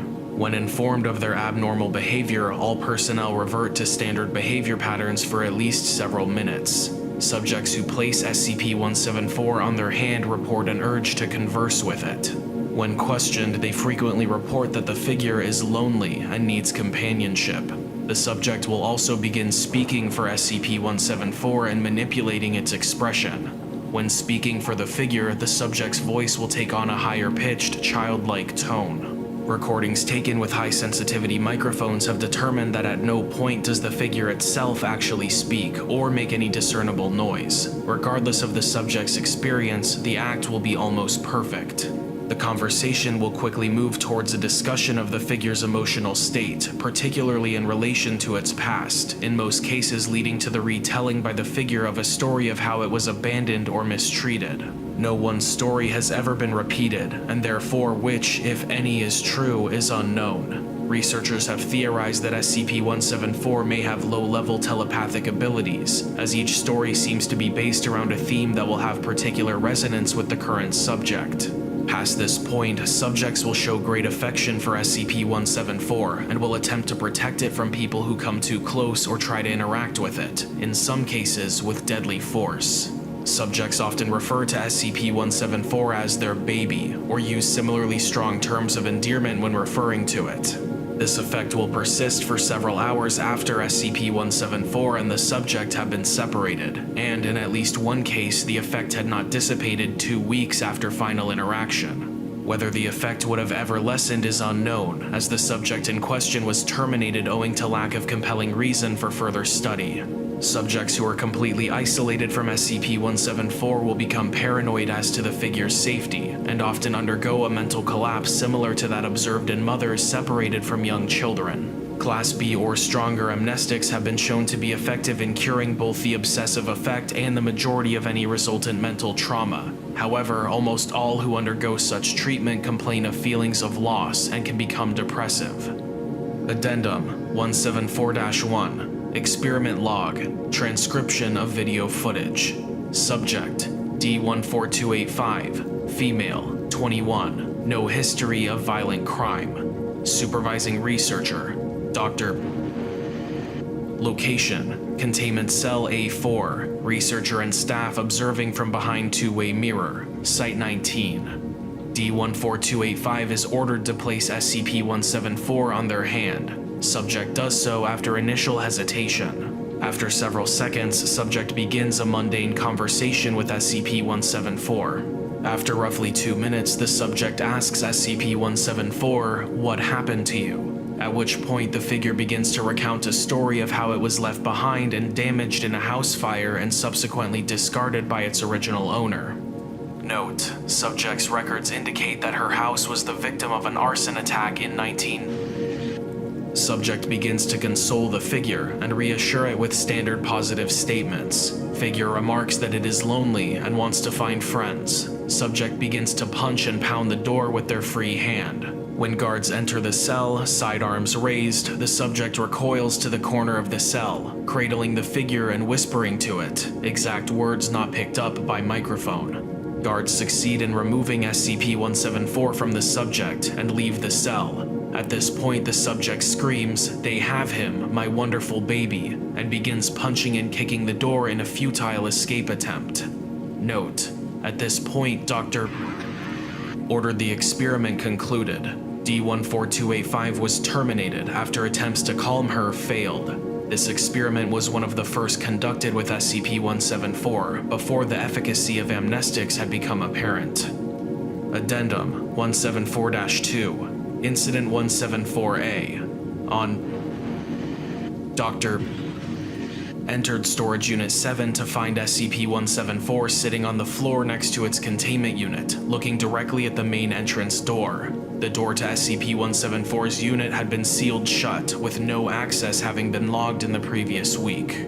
After being replaced in containment, video surveillance was installed within Storage Unit 7 as a precaution against future translocations, and a GPS tracking unit was attached to SCP-174. Notice from the Foundation's Science Division. The following file contains information related to the Markhaven monitoring project, and as such is limited to Foundation personnel with Marduk level clearance. Isolate, stabilize, communicate. Item number, SCP-5078. Clearance level 2, restricted. Containment class, safe. Secondary class, Godel. Disruption class 1/dark. Risk class 1/notice. Subclass, Alterius. Assigned site, Site 145. Site Director, Drs. Juliet Lewis and Clark Hamilton. Special Containment Procedures. SCP-5078 is contained in situ within 257 Eagleton Street, Markhaven, Indiana. The property has been purchased through a Foundation front company and converted into Provisional Site 145. A glass panel has been installed into the front wall of SCP-5078 for the purpose of communication with SCP-5078's inhabitants. Following review by the Ethics Committee, interviews and periods of observation are to be conducted with breaks. Footnote 1. Current consensus among Foundation staff associated with SCP-5078 is that frequent observation and excessive interviews will lead SCP-5078-1 and -2 to be distrustful of the Foundation and will artificially affect their current day-to-day schedule. The prevalent political and social culture within Markhaven is built upon paranoia, distrust of outsiders, and staunch social conservatism, leading to the requirement for Foundation officials within Markhaven to be given elaborate backstories and aliases. Drs. Juliet Lewis and Hamilton Clark are currently portraying Lucille and Andrew Finch, a new generation Markhaven family. In case of a cover breach, amnestics have been authorized for administration as a last resort option. Description: SCP-5078 is the designation given for an atomic-age fallout shelter and its inhabitants, collectively referred to as SCP-5078-1-2. SCP-5078 is partially subterranean, with the majority of the structure located underneath a suburban house in Markhaven, Indiana. SCP-5078, and by extension its inhabitants, were believed to have been unnoticed by the home's previous occupants, owing to a substantial layer of earth covering the majority of the structure. Soil samples taken from the soil layer show an abnormal amount of radioactive particles present, alongside trace elements of unidentifiable or undiscovered materials. Microbiological analysis of the soil has shown evidence of a substantial amount of colonial organisms, believed to be previously unidentified species of protist. Colonial observation has shown that the organisms, anaerobic. Footnote 2. An organism capable of living without oxygen. Extremophiles produce oxygen through the decomposition of molecular and radioactive waste. This oxygen is transferred into SCP-5078 through tiny cavities present within the foundation of the structure. The external structure is built primarily out of a material superficially resembling concrete, albeit containing primarily foreign, unidentified materials. The structural foundation contains numerous cavities and holes, containing colonies of organisms similar to the oxygenating soil-based microbes. Both colonies are believed to either belong to the same species or are closely related. Currently, the only noticed difference is habitat, with the structural organisms classified as polyextremophile cryptoendoliths. Footnote 3. Organisms that live within rock pores or structural cavities. Internally, SCP-5078 is composed of one large room, crudely cornered into separate spaces, with a common living space and bedroom doubling as a kitchen. The interior is lightly furnished, with furniture and decor designed in an aesthetic closely resembling Soviet minimalism. Of the various material items present within the structure, none are thought to contain anomalous characteristics or origins. SCP-5078 contains 2 humans, self-identified as Galina, footnote 4, née Tartakovsky, and Dmitry Artemev, a couple of Russian descent. Both Galina and Dmitry maintain that they have been married for 26 years and lived in the Soviet city of Stalingrad. Footnote 5, now referred to as Leningrad. Neither resident has clear memories of living in America outside of SCP-5078. Both entities are believed to not require either nutrient or caloric intake, as evidenced by observation in which neither entity ate or drank, no observation of bowel movements or urination, and an apparent lack of any food within the structure. Present hypotheses suggest abnormal metabolic functions or receipt of sustenance through the microorganic materials and organisms present within SCP-5078's external environment. The current theory put forth by Dmitry Artemev suggests that his lack of sustenance is a side effect related to him and his wife's sudden appearance within SCP-5078. Addendum Number 1. Communication attempts. Communications with SCP-5078-1 and 2 have been currently unfruitful owing to a language divide between the two groups. A Foundation translator fluent in Russian determined that the language spoken by SCP-5078-1 and 2 is currently untranslatable into English. Linguistic analysis has shown that the language spoken and written by SCP-5078-1 and 2 is superficially comparable to Russian, but written in a radically different style of Cyrillic script, and following different language rules, spelling, and pronunciation. Furthermore, both entities appear to speak in a heavy accent, leaving a translation into English near impossible. English is poorly understood by both entities. Dr. Juliette Lewis, head of the Foundation Linguistics Department, attempted basic conversation with both SCP-5078 entities. Dr. Lewis was able to give a simple English dictionary to both entities, and later discovered that both SCP-5078-1 and 2 were able to understand some basic English terms and words through writing, labels, and household items found within the structure. Various household items found within SCP-5078 were believed to have been written in Cyrillic text, but later changed to English. The cause is currently unknown, but it is hypothesized to relate to the transfer of SCP-5078 to current reality. This is further corroborated by viewing several items within SCP-5078. The English writing is choppy and stilted. As an example, the label on a container of laundry soap describes it as lather cloth washing. For a 1-month period, starting in December, Dr. Lewis kept a record of written questions and answers put forward and answered by SCP-5078-1 and 2. Dr. Lewis interviewed both separately, starting with SCP-5078-1. Addendum Number 1-A. Dmitry interview. What is your name? Dmitry. My wife is Galina Artame. How long have you been together? Many. SCP-5078-1 holds up its hands, fingers outstretched. SCP-5078-1 then holds up their palm again, and one finger on the right. How long have you been inside? Many years. Time is wrong. Years and days. Why are you here, Dmitry? Here in Markhaven? I do not know of Markhaven. That is where this is, yes. There was a brightness stronger than the unidentifiable. People. Gestures to themselves. Dead. Many room, like this one. Pointing to walls. In the cities. Big. Shaking. We went there to be safe. And we... Praying gesture. to guard, to keep us alive. He gave everything. What was the day that it had happened? November 4th, 1980. I do not like to speak about it. Together, right now, you happy or sad? Yes, of course, very happy. Smiles, belly-style laughter. What makes you happy? Galina makes me happy. The newspaper, hearing the radio, all songs, singing, ja, ja, ja. She is gone, yes? Have you ever wanted to leave? Of course I do. This is not life. Happy together and safe, but it's not life. Better than being burned, but it's not a happy outcome. I don't want her to hear that. That I want to leave sometimes, but it's not safe. We don't know of world outside. Now it will treat us. And why is that? I feel trampled. Trapped, that's it, yes. I'm not happy. Sometimes no, but I do not show it. It would make Galina upset. I feel sometimes guilt.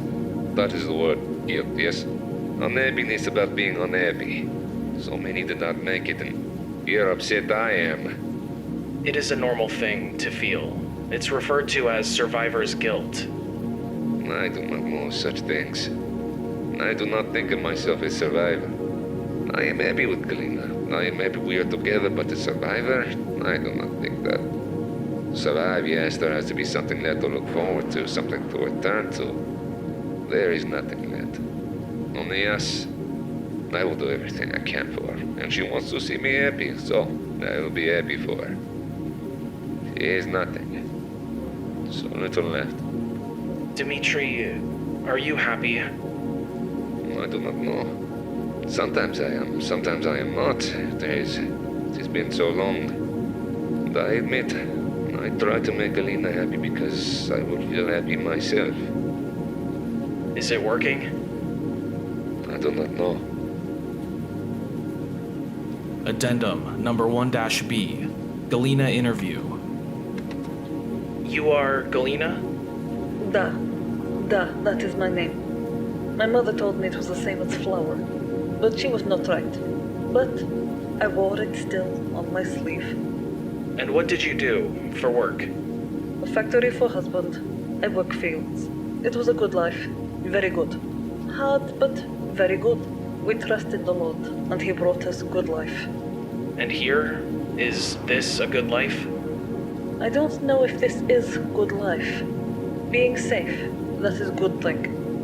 I am so happy to have my husband with me. It will be such a lonely time without him. I wish I could break the walls and live with him, but the world is not safe. Is there any other reason that you stay? For him, of course. Dmitri seems happy. So happy here.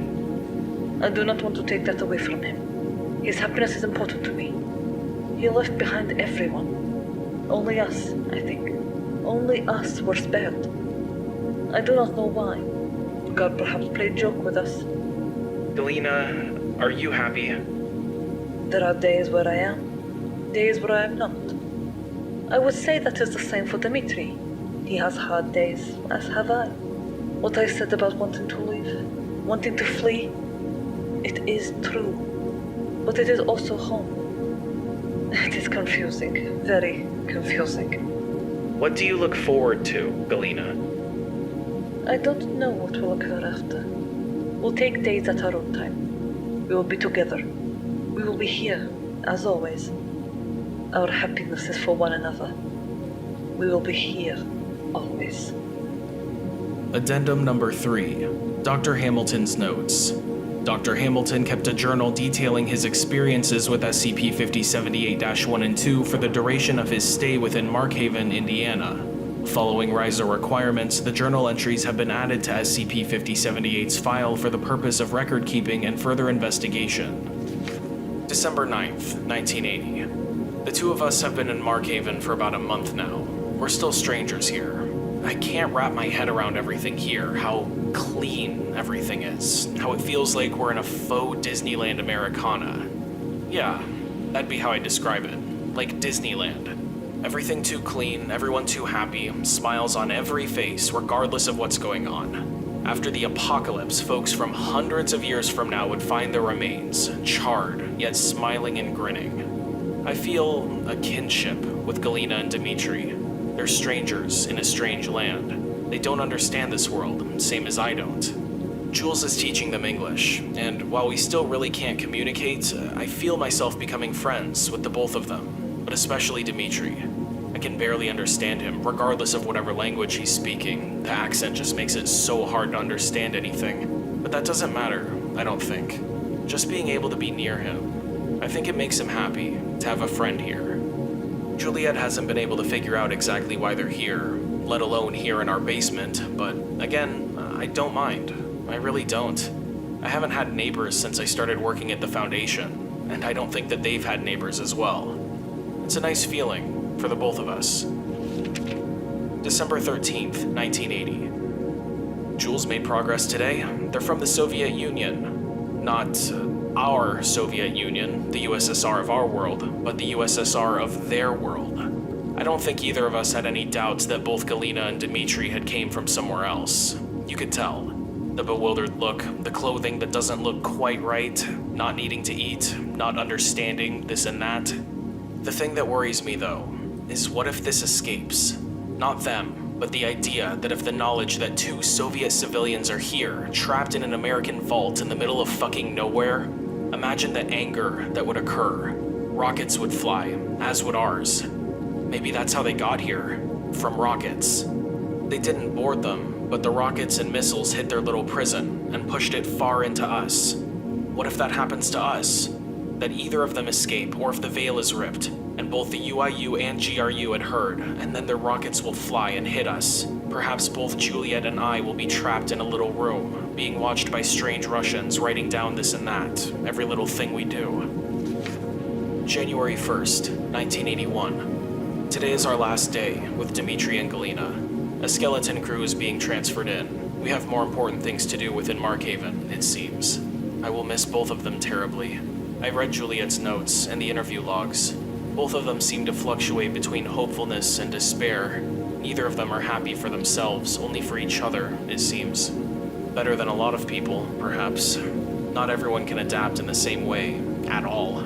Even though I do not know if I'd consider them to actually adapt. It seems too difficult, and every little thing could go wrong. Maybe they're managing well, and what they've told us is all facade. It could be.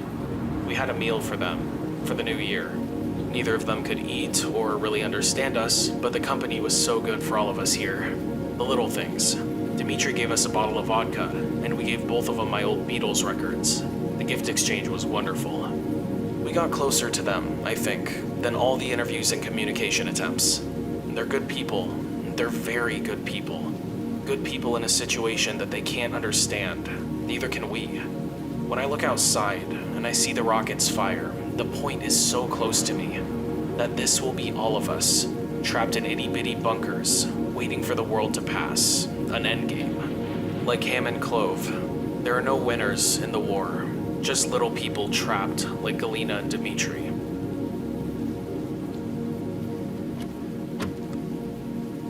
Item number, SCP-6442. Level 5 Top Secret. Containment Class Thaumiel. Disruption Class Vlam. Risk Class Critical. Special Containment Procedures. Due to the anomaly's role in preventative containment efforts and maintaining Foundation secrecy, the protection of SCP-6442 is to be ensured via any means necessary. Access to containment facility is granted solely by the SCP Foundation's Counterintelligence Agency. In efforts to conceal the geographical location of the facility, personnel assigned to the site are not to have access to geopositioning tools, and Class B amnestics are to be administered upon arrival. Personnel on site are neither expected nor encouraged to familiarize themselves with the layout of the facility due to the possibility of compromising containment, save for designated emergency zones and to perform necessary maintenance of the site. Any unauthorized attempt to exit or gain access to the facility will be met with immediate detainment, and the offender will be subsequently amnesticized, demoted, and/or terminated. Containment facility Its exterior is guarded by a collection of Foundation-made automatons specializing in covert anti-infiltration tactics. In line with general concealment protocols, the automatons are designed to covertly terminate infiltrators, silently destroy hostile aircraft, and conduct thaumaturgic counterspells against anomalous weaponry. SCP-6442 itself is located within one of 16 identical spherical containment chambers, located at least 50 meters apart and connected through maze-like narrow structures designed to obfuscate navigation. Each chamber is entirely featureless and has a single entrance, possessing no distinguishing marks that could differentiate it from other chambers. The exact location of SCP-6442 is not to be known by any personnel in the Foundation. The interior of each containment chamber houses a sphere of tungsten alloy containing either SCP-6442 or a near-identical, but not anomalous, replica inside. Each sphere is suspended in the center of the corresponding containment chamber to ensure access requires significant coordination and effort to achieve. Furthermore, the interior of the containment facility is to contain multiple layers of protection against individuals attempting to neutralize and/or retrieve SCP-6442 via force. Current measures taken include, but are not limited to, anti-nuclear and eigenweapon defense protocols, aerosolized Class I amnestics throughout each chamber, 6 Grant and Reality Anchors, SRAs, per chamber to prevent ontological attacks from harming SCP-6442, a Zyak Anastasakos Constant Temporal Sync or EXACS per chamber to prevent temporal manipulation, 36 experimental Randall Yossarian Akiva nullifiers per chamber to prevent and discourage divine intervention, 1 set of Mobile Task Force Tau-5 Samsara construction tanks per chamber, in the event the above procedures are insufficient or on-site security is overwhelmed by hostile forces. In the unlikely event that extraction of SCP-6442 is necessary for an unforeseeable reason, all decoys are to be extracted from the facility alongside SCP-6442. Once a solution is provided to the problem, SCP-6442 is to be returned to one of the 16 chambers at random. Should the United Nations Global Occult Coalition be successful in retrieving SCP-6442, all attempts are to be made to neutralize the object to prevent the organization from developing hypothetical inoculation. Footnote 1. Memetic inoculation against SCP-6442 would place the SCP Foundation at a severe disadvantage in terms of espionage and covert warfare. As all of SCP-6442's training data and construction materials have been incinerated to prevent reverse engineering, the protection of the object is considered a high priority. Due to tensions within the wider anomalous community and de-escalation meetings performing poorly, the above special containment procedures are to be continued indefinitely.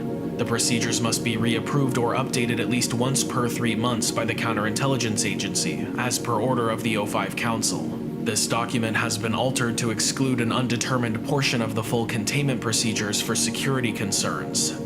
Description: SCP-6442 refers to an inscription created by the SCP Foundation Counterintelligence Agency and Memetics Division. SCP-6442 is engraved within a sphere constructed with a classified carbon fiber-based elastomer.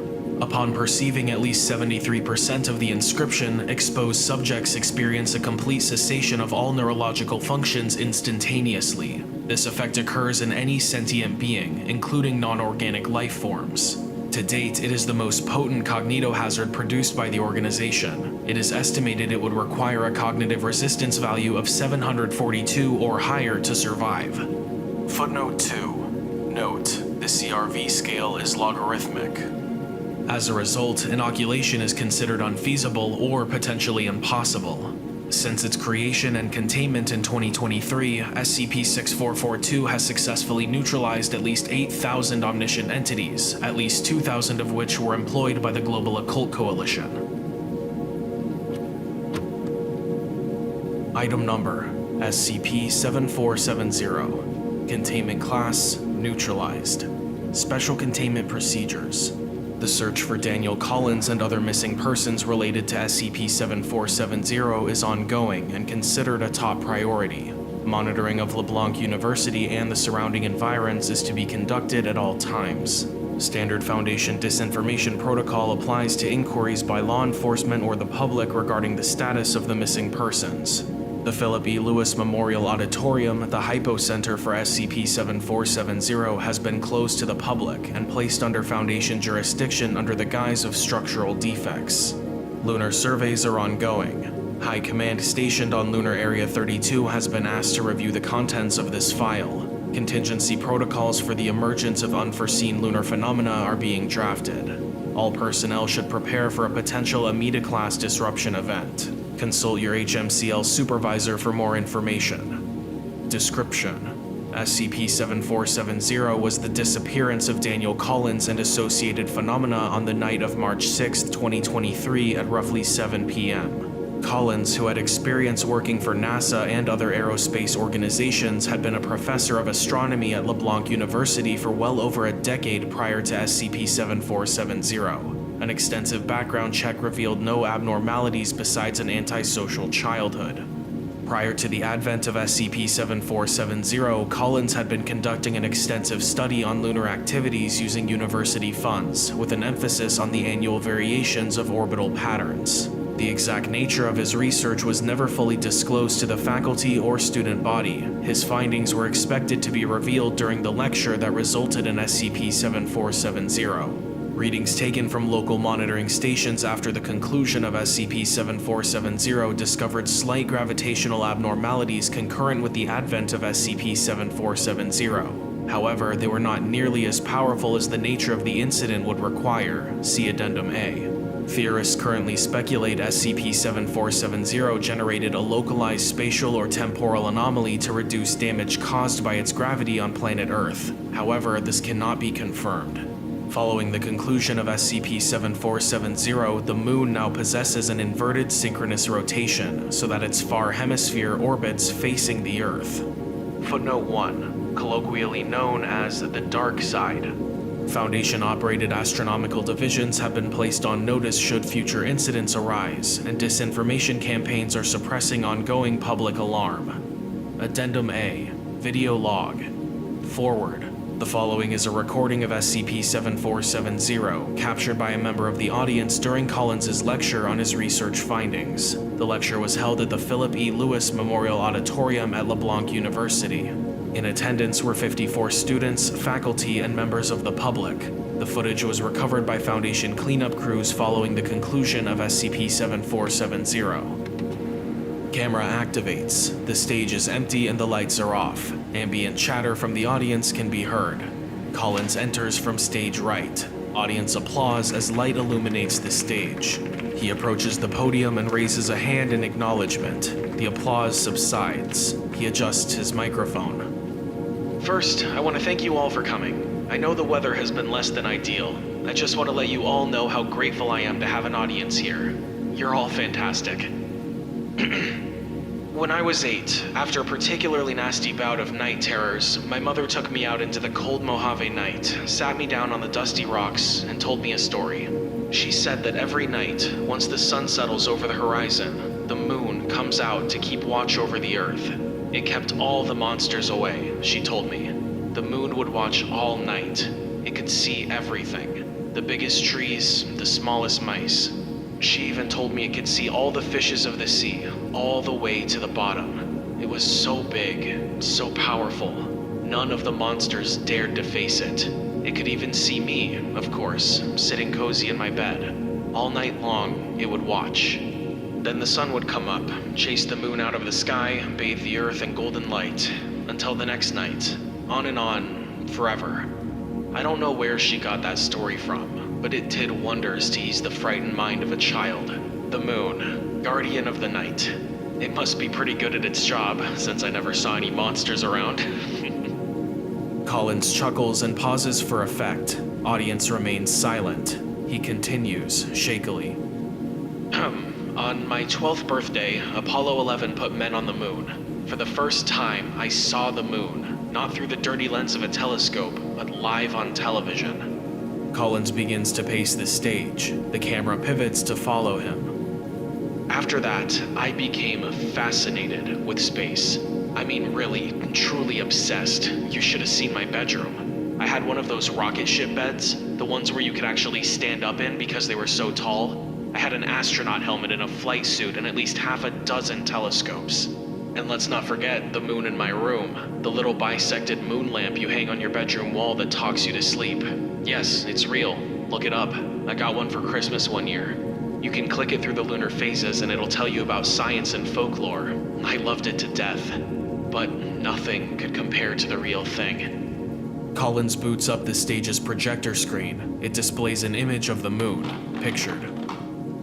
As I got older, I started studying the moon. I'd stare at pictures like this for hours. I'd pore over images from the Apollo missions. Once I even held a piece of moon rock in my hand, gloved, of course. As embarrassing as it sounds, I would sometimes regard it less as an object and more as a person, someone, rather than something. I think I held a conversation with it on more than one occasion. Could you blame me? I was a loner.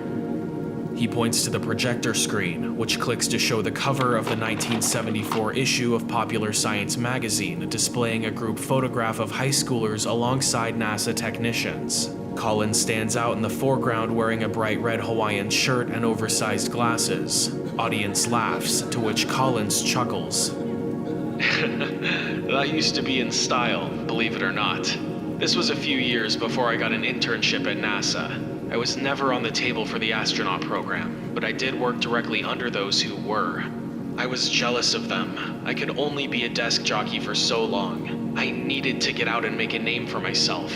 So when I was offered a job here at the university, I was over the moon, no pun intended. I took up a position as an assistant researcher, worked my way up to professor, and, well, the rest is history. Enough about me. You're all here to learn what they won't teach you in Astronomy 101. You've no doubt studied this stuff all your academic career. If you're like me, you've seen every documentary, read every journal you could find about our only natural satellite. Many of you have probably studied the many theories about its creation, that it was flung from the Earth during an early impact event, or captured and brought into Earth's orbit from some other source. Some of you might believe it was always there, formed from the same accretion disk and at the same time as the Earth. Collins clicks to the next slide, an image of the moon cracked with red chasms. This is what the moon would have looked like in its early years. Fragile, impure. Rift valleys like the one on the screen would have made the moon nearly unrecognizable, like the world's biggest omelet. Collins pauses expectantly. Audience does not react. Get it? Because it looks like an egg? Anyway. Collins clicks to the next slide, an image of the moon as it would have appeared 4 billion years ago. There would have been vast pools of magma, lunar seas. We can only guess what they would have looked like. I always imagined the moon would have appeared as Earth did in her infancy, full of fire and heat and life. Collins clicks to the next slide, a Hawaiian lava flow. Do you know what happens to solid rock when it superheats? Well, it's a bit like taffy. It stretches, becoming something in between a semi-solid and a liquid. The moon would have been amorphous, malleable, and it would have done the same to anything that touched it, assuming it got hot enough. It's hard to believe that our moon could have been anything other than the dead rock it is now, but it was, for millions of years. Let's talk about a bit more recent history. Man has known of the moon as long as we've known of each other. It's been the centerpiece of countless fables, symbols, and religions. It has captured and mystified us longer than we can measure. Collins clicks to the next slide, a grainy, distorted image of the moon, pictured. This is the first image of the far side of the moon, as photographed by the Soviet probe Luna 3. The first to see this were the Russians in '59, who later mapped it in '60. By all accounts, they were the first humans in history to have seen the entirety of our moon. They should have been, but they weren't. I saw it first, almost 5 years before the Soviets, in the twilight hours of the early night, that time when the space on the horizon where the sun used to occupy is still fiery yellow, before the blues and blacks of night swallow up the sky. It's then when the moon is most prominent, right as it peaks above the tree line. On this particular night, it felt so close, like I could just reach up and touch it. No stars out tonight, just you. But you were wrong. You weren't the same you'd always been. Your face was blemished, scarred. I didn't recognize the craters. I thought I was dreaming, but it all felt so real. You were bigger, too, and not just because of the atmospheric distortion. You were closer. I knew that you were here for a reason. You were here for me. You were trying to show me something, but I couldn't see it. You were still too far. Audience is noticeably uncomfortable. Murmurs rise as several people in the foreground begin stirring. I had to get closer. I was on the verge of something more spectacular than any other scientific breakthrough in the last 100 years. The moon had called me, and I had to answer. Why it chose me, I don't know. It didn't matter. For the first time, my guardian, my protector, had revealed its true self to me. But it was a fleeting moment, and it was gone in an instant. I had to see it again. I couldn't let this die with me. I needed to document it, to record it for generations to come. I needed a spectacle. I needed an audience. Silence on recording. Collins checks his watch. He murmurs something, then clicks to the next slide. It displays an image of the moon surrounded by a number of equations mapping its orbit with the Earth. Tonight is a supermoon. It is currently 7 in the evening. Sunset will occur in a few moments. It won't be long now. Collins turns to look at something off screen. The camera maneuvers to the left to display the auditorium's floor-to-ceiling windows. A large pale object dominates the horizon outside. The camera focuses, revealing it to be an immense, vaguely spherical presence similar in appearance to the moon, but distorted in both size and shape. A low pulsing vibration rattles the camera and causes noticeable discomfort in the audience. All those times I called to you, you were listening. I should never have doubted you. I'm sorry. I think I'm ready now. Everyone, please don't be alarmed. I will go first, to show you it is safe. All I ask is that you watch, for posterity. Collins steps down from the stage and cautiously approaches the doors leading out of the building. A low murmur from the audience erupts. Several produce cellular phones to record the preceding event. The object on the horizon has grown in size, and the pulsing has increased in tempo and intensity. He exits the building, stepping several meters into the open courtyard outside. He is now enveloped in pale light. He is visibly shaking and speaking upward, but his words are unintelligible. The presence is directly above him. The building's power cuts and the room is bathed in pale light. Collins's body begins being pulled upwards by an invisible force. He is elongated and his torso stretches towards the presence above. He opens his mouth to scream, releasing a semi-liquefied red-tinged slurry of blood and internal organs. The substance demonstrates non-Newtonian properties, initially falling to the ground as solid before gradually softening and levitating alongside Collins's upper torso. The audience erupts in screams as the ambient pulsing increases to a deafening volume. Collins's body can be seen becoming gelatinous. Pustules of skin, bone, and hair drip off his body, hang in the air, then fall upwards. After nearly 3 minutes, Collins's upper body disappears beyond the view of the camera. His lower body continues the stretch without breaking for an additional 10 minutes until it too disappears from view.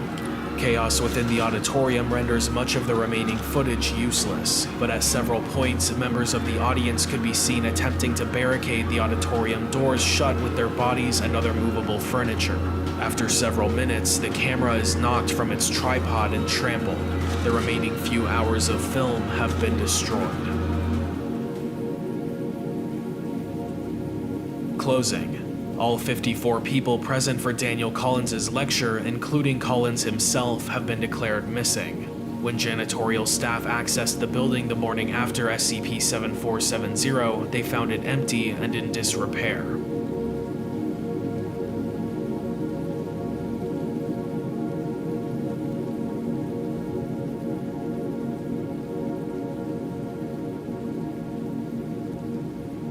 Thank you all so much for watching. If you enjoyed the video, please leave a like and consider subscribing for more videos just like this. Huge thank you to all of my patrons on Patreon, and a special shout out to Everborn, Joe Light, Tanis, Ruler of All, Kenway, and Doomsday LLC, Prince, and Design. If you'd like to help support the channel, check out my Patreon, link in the description.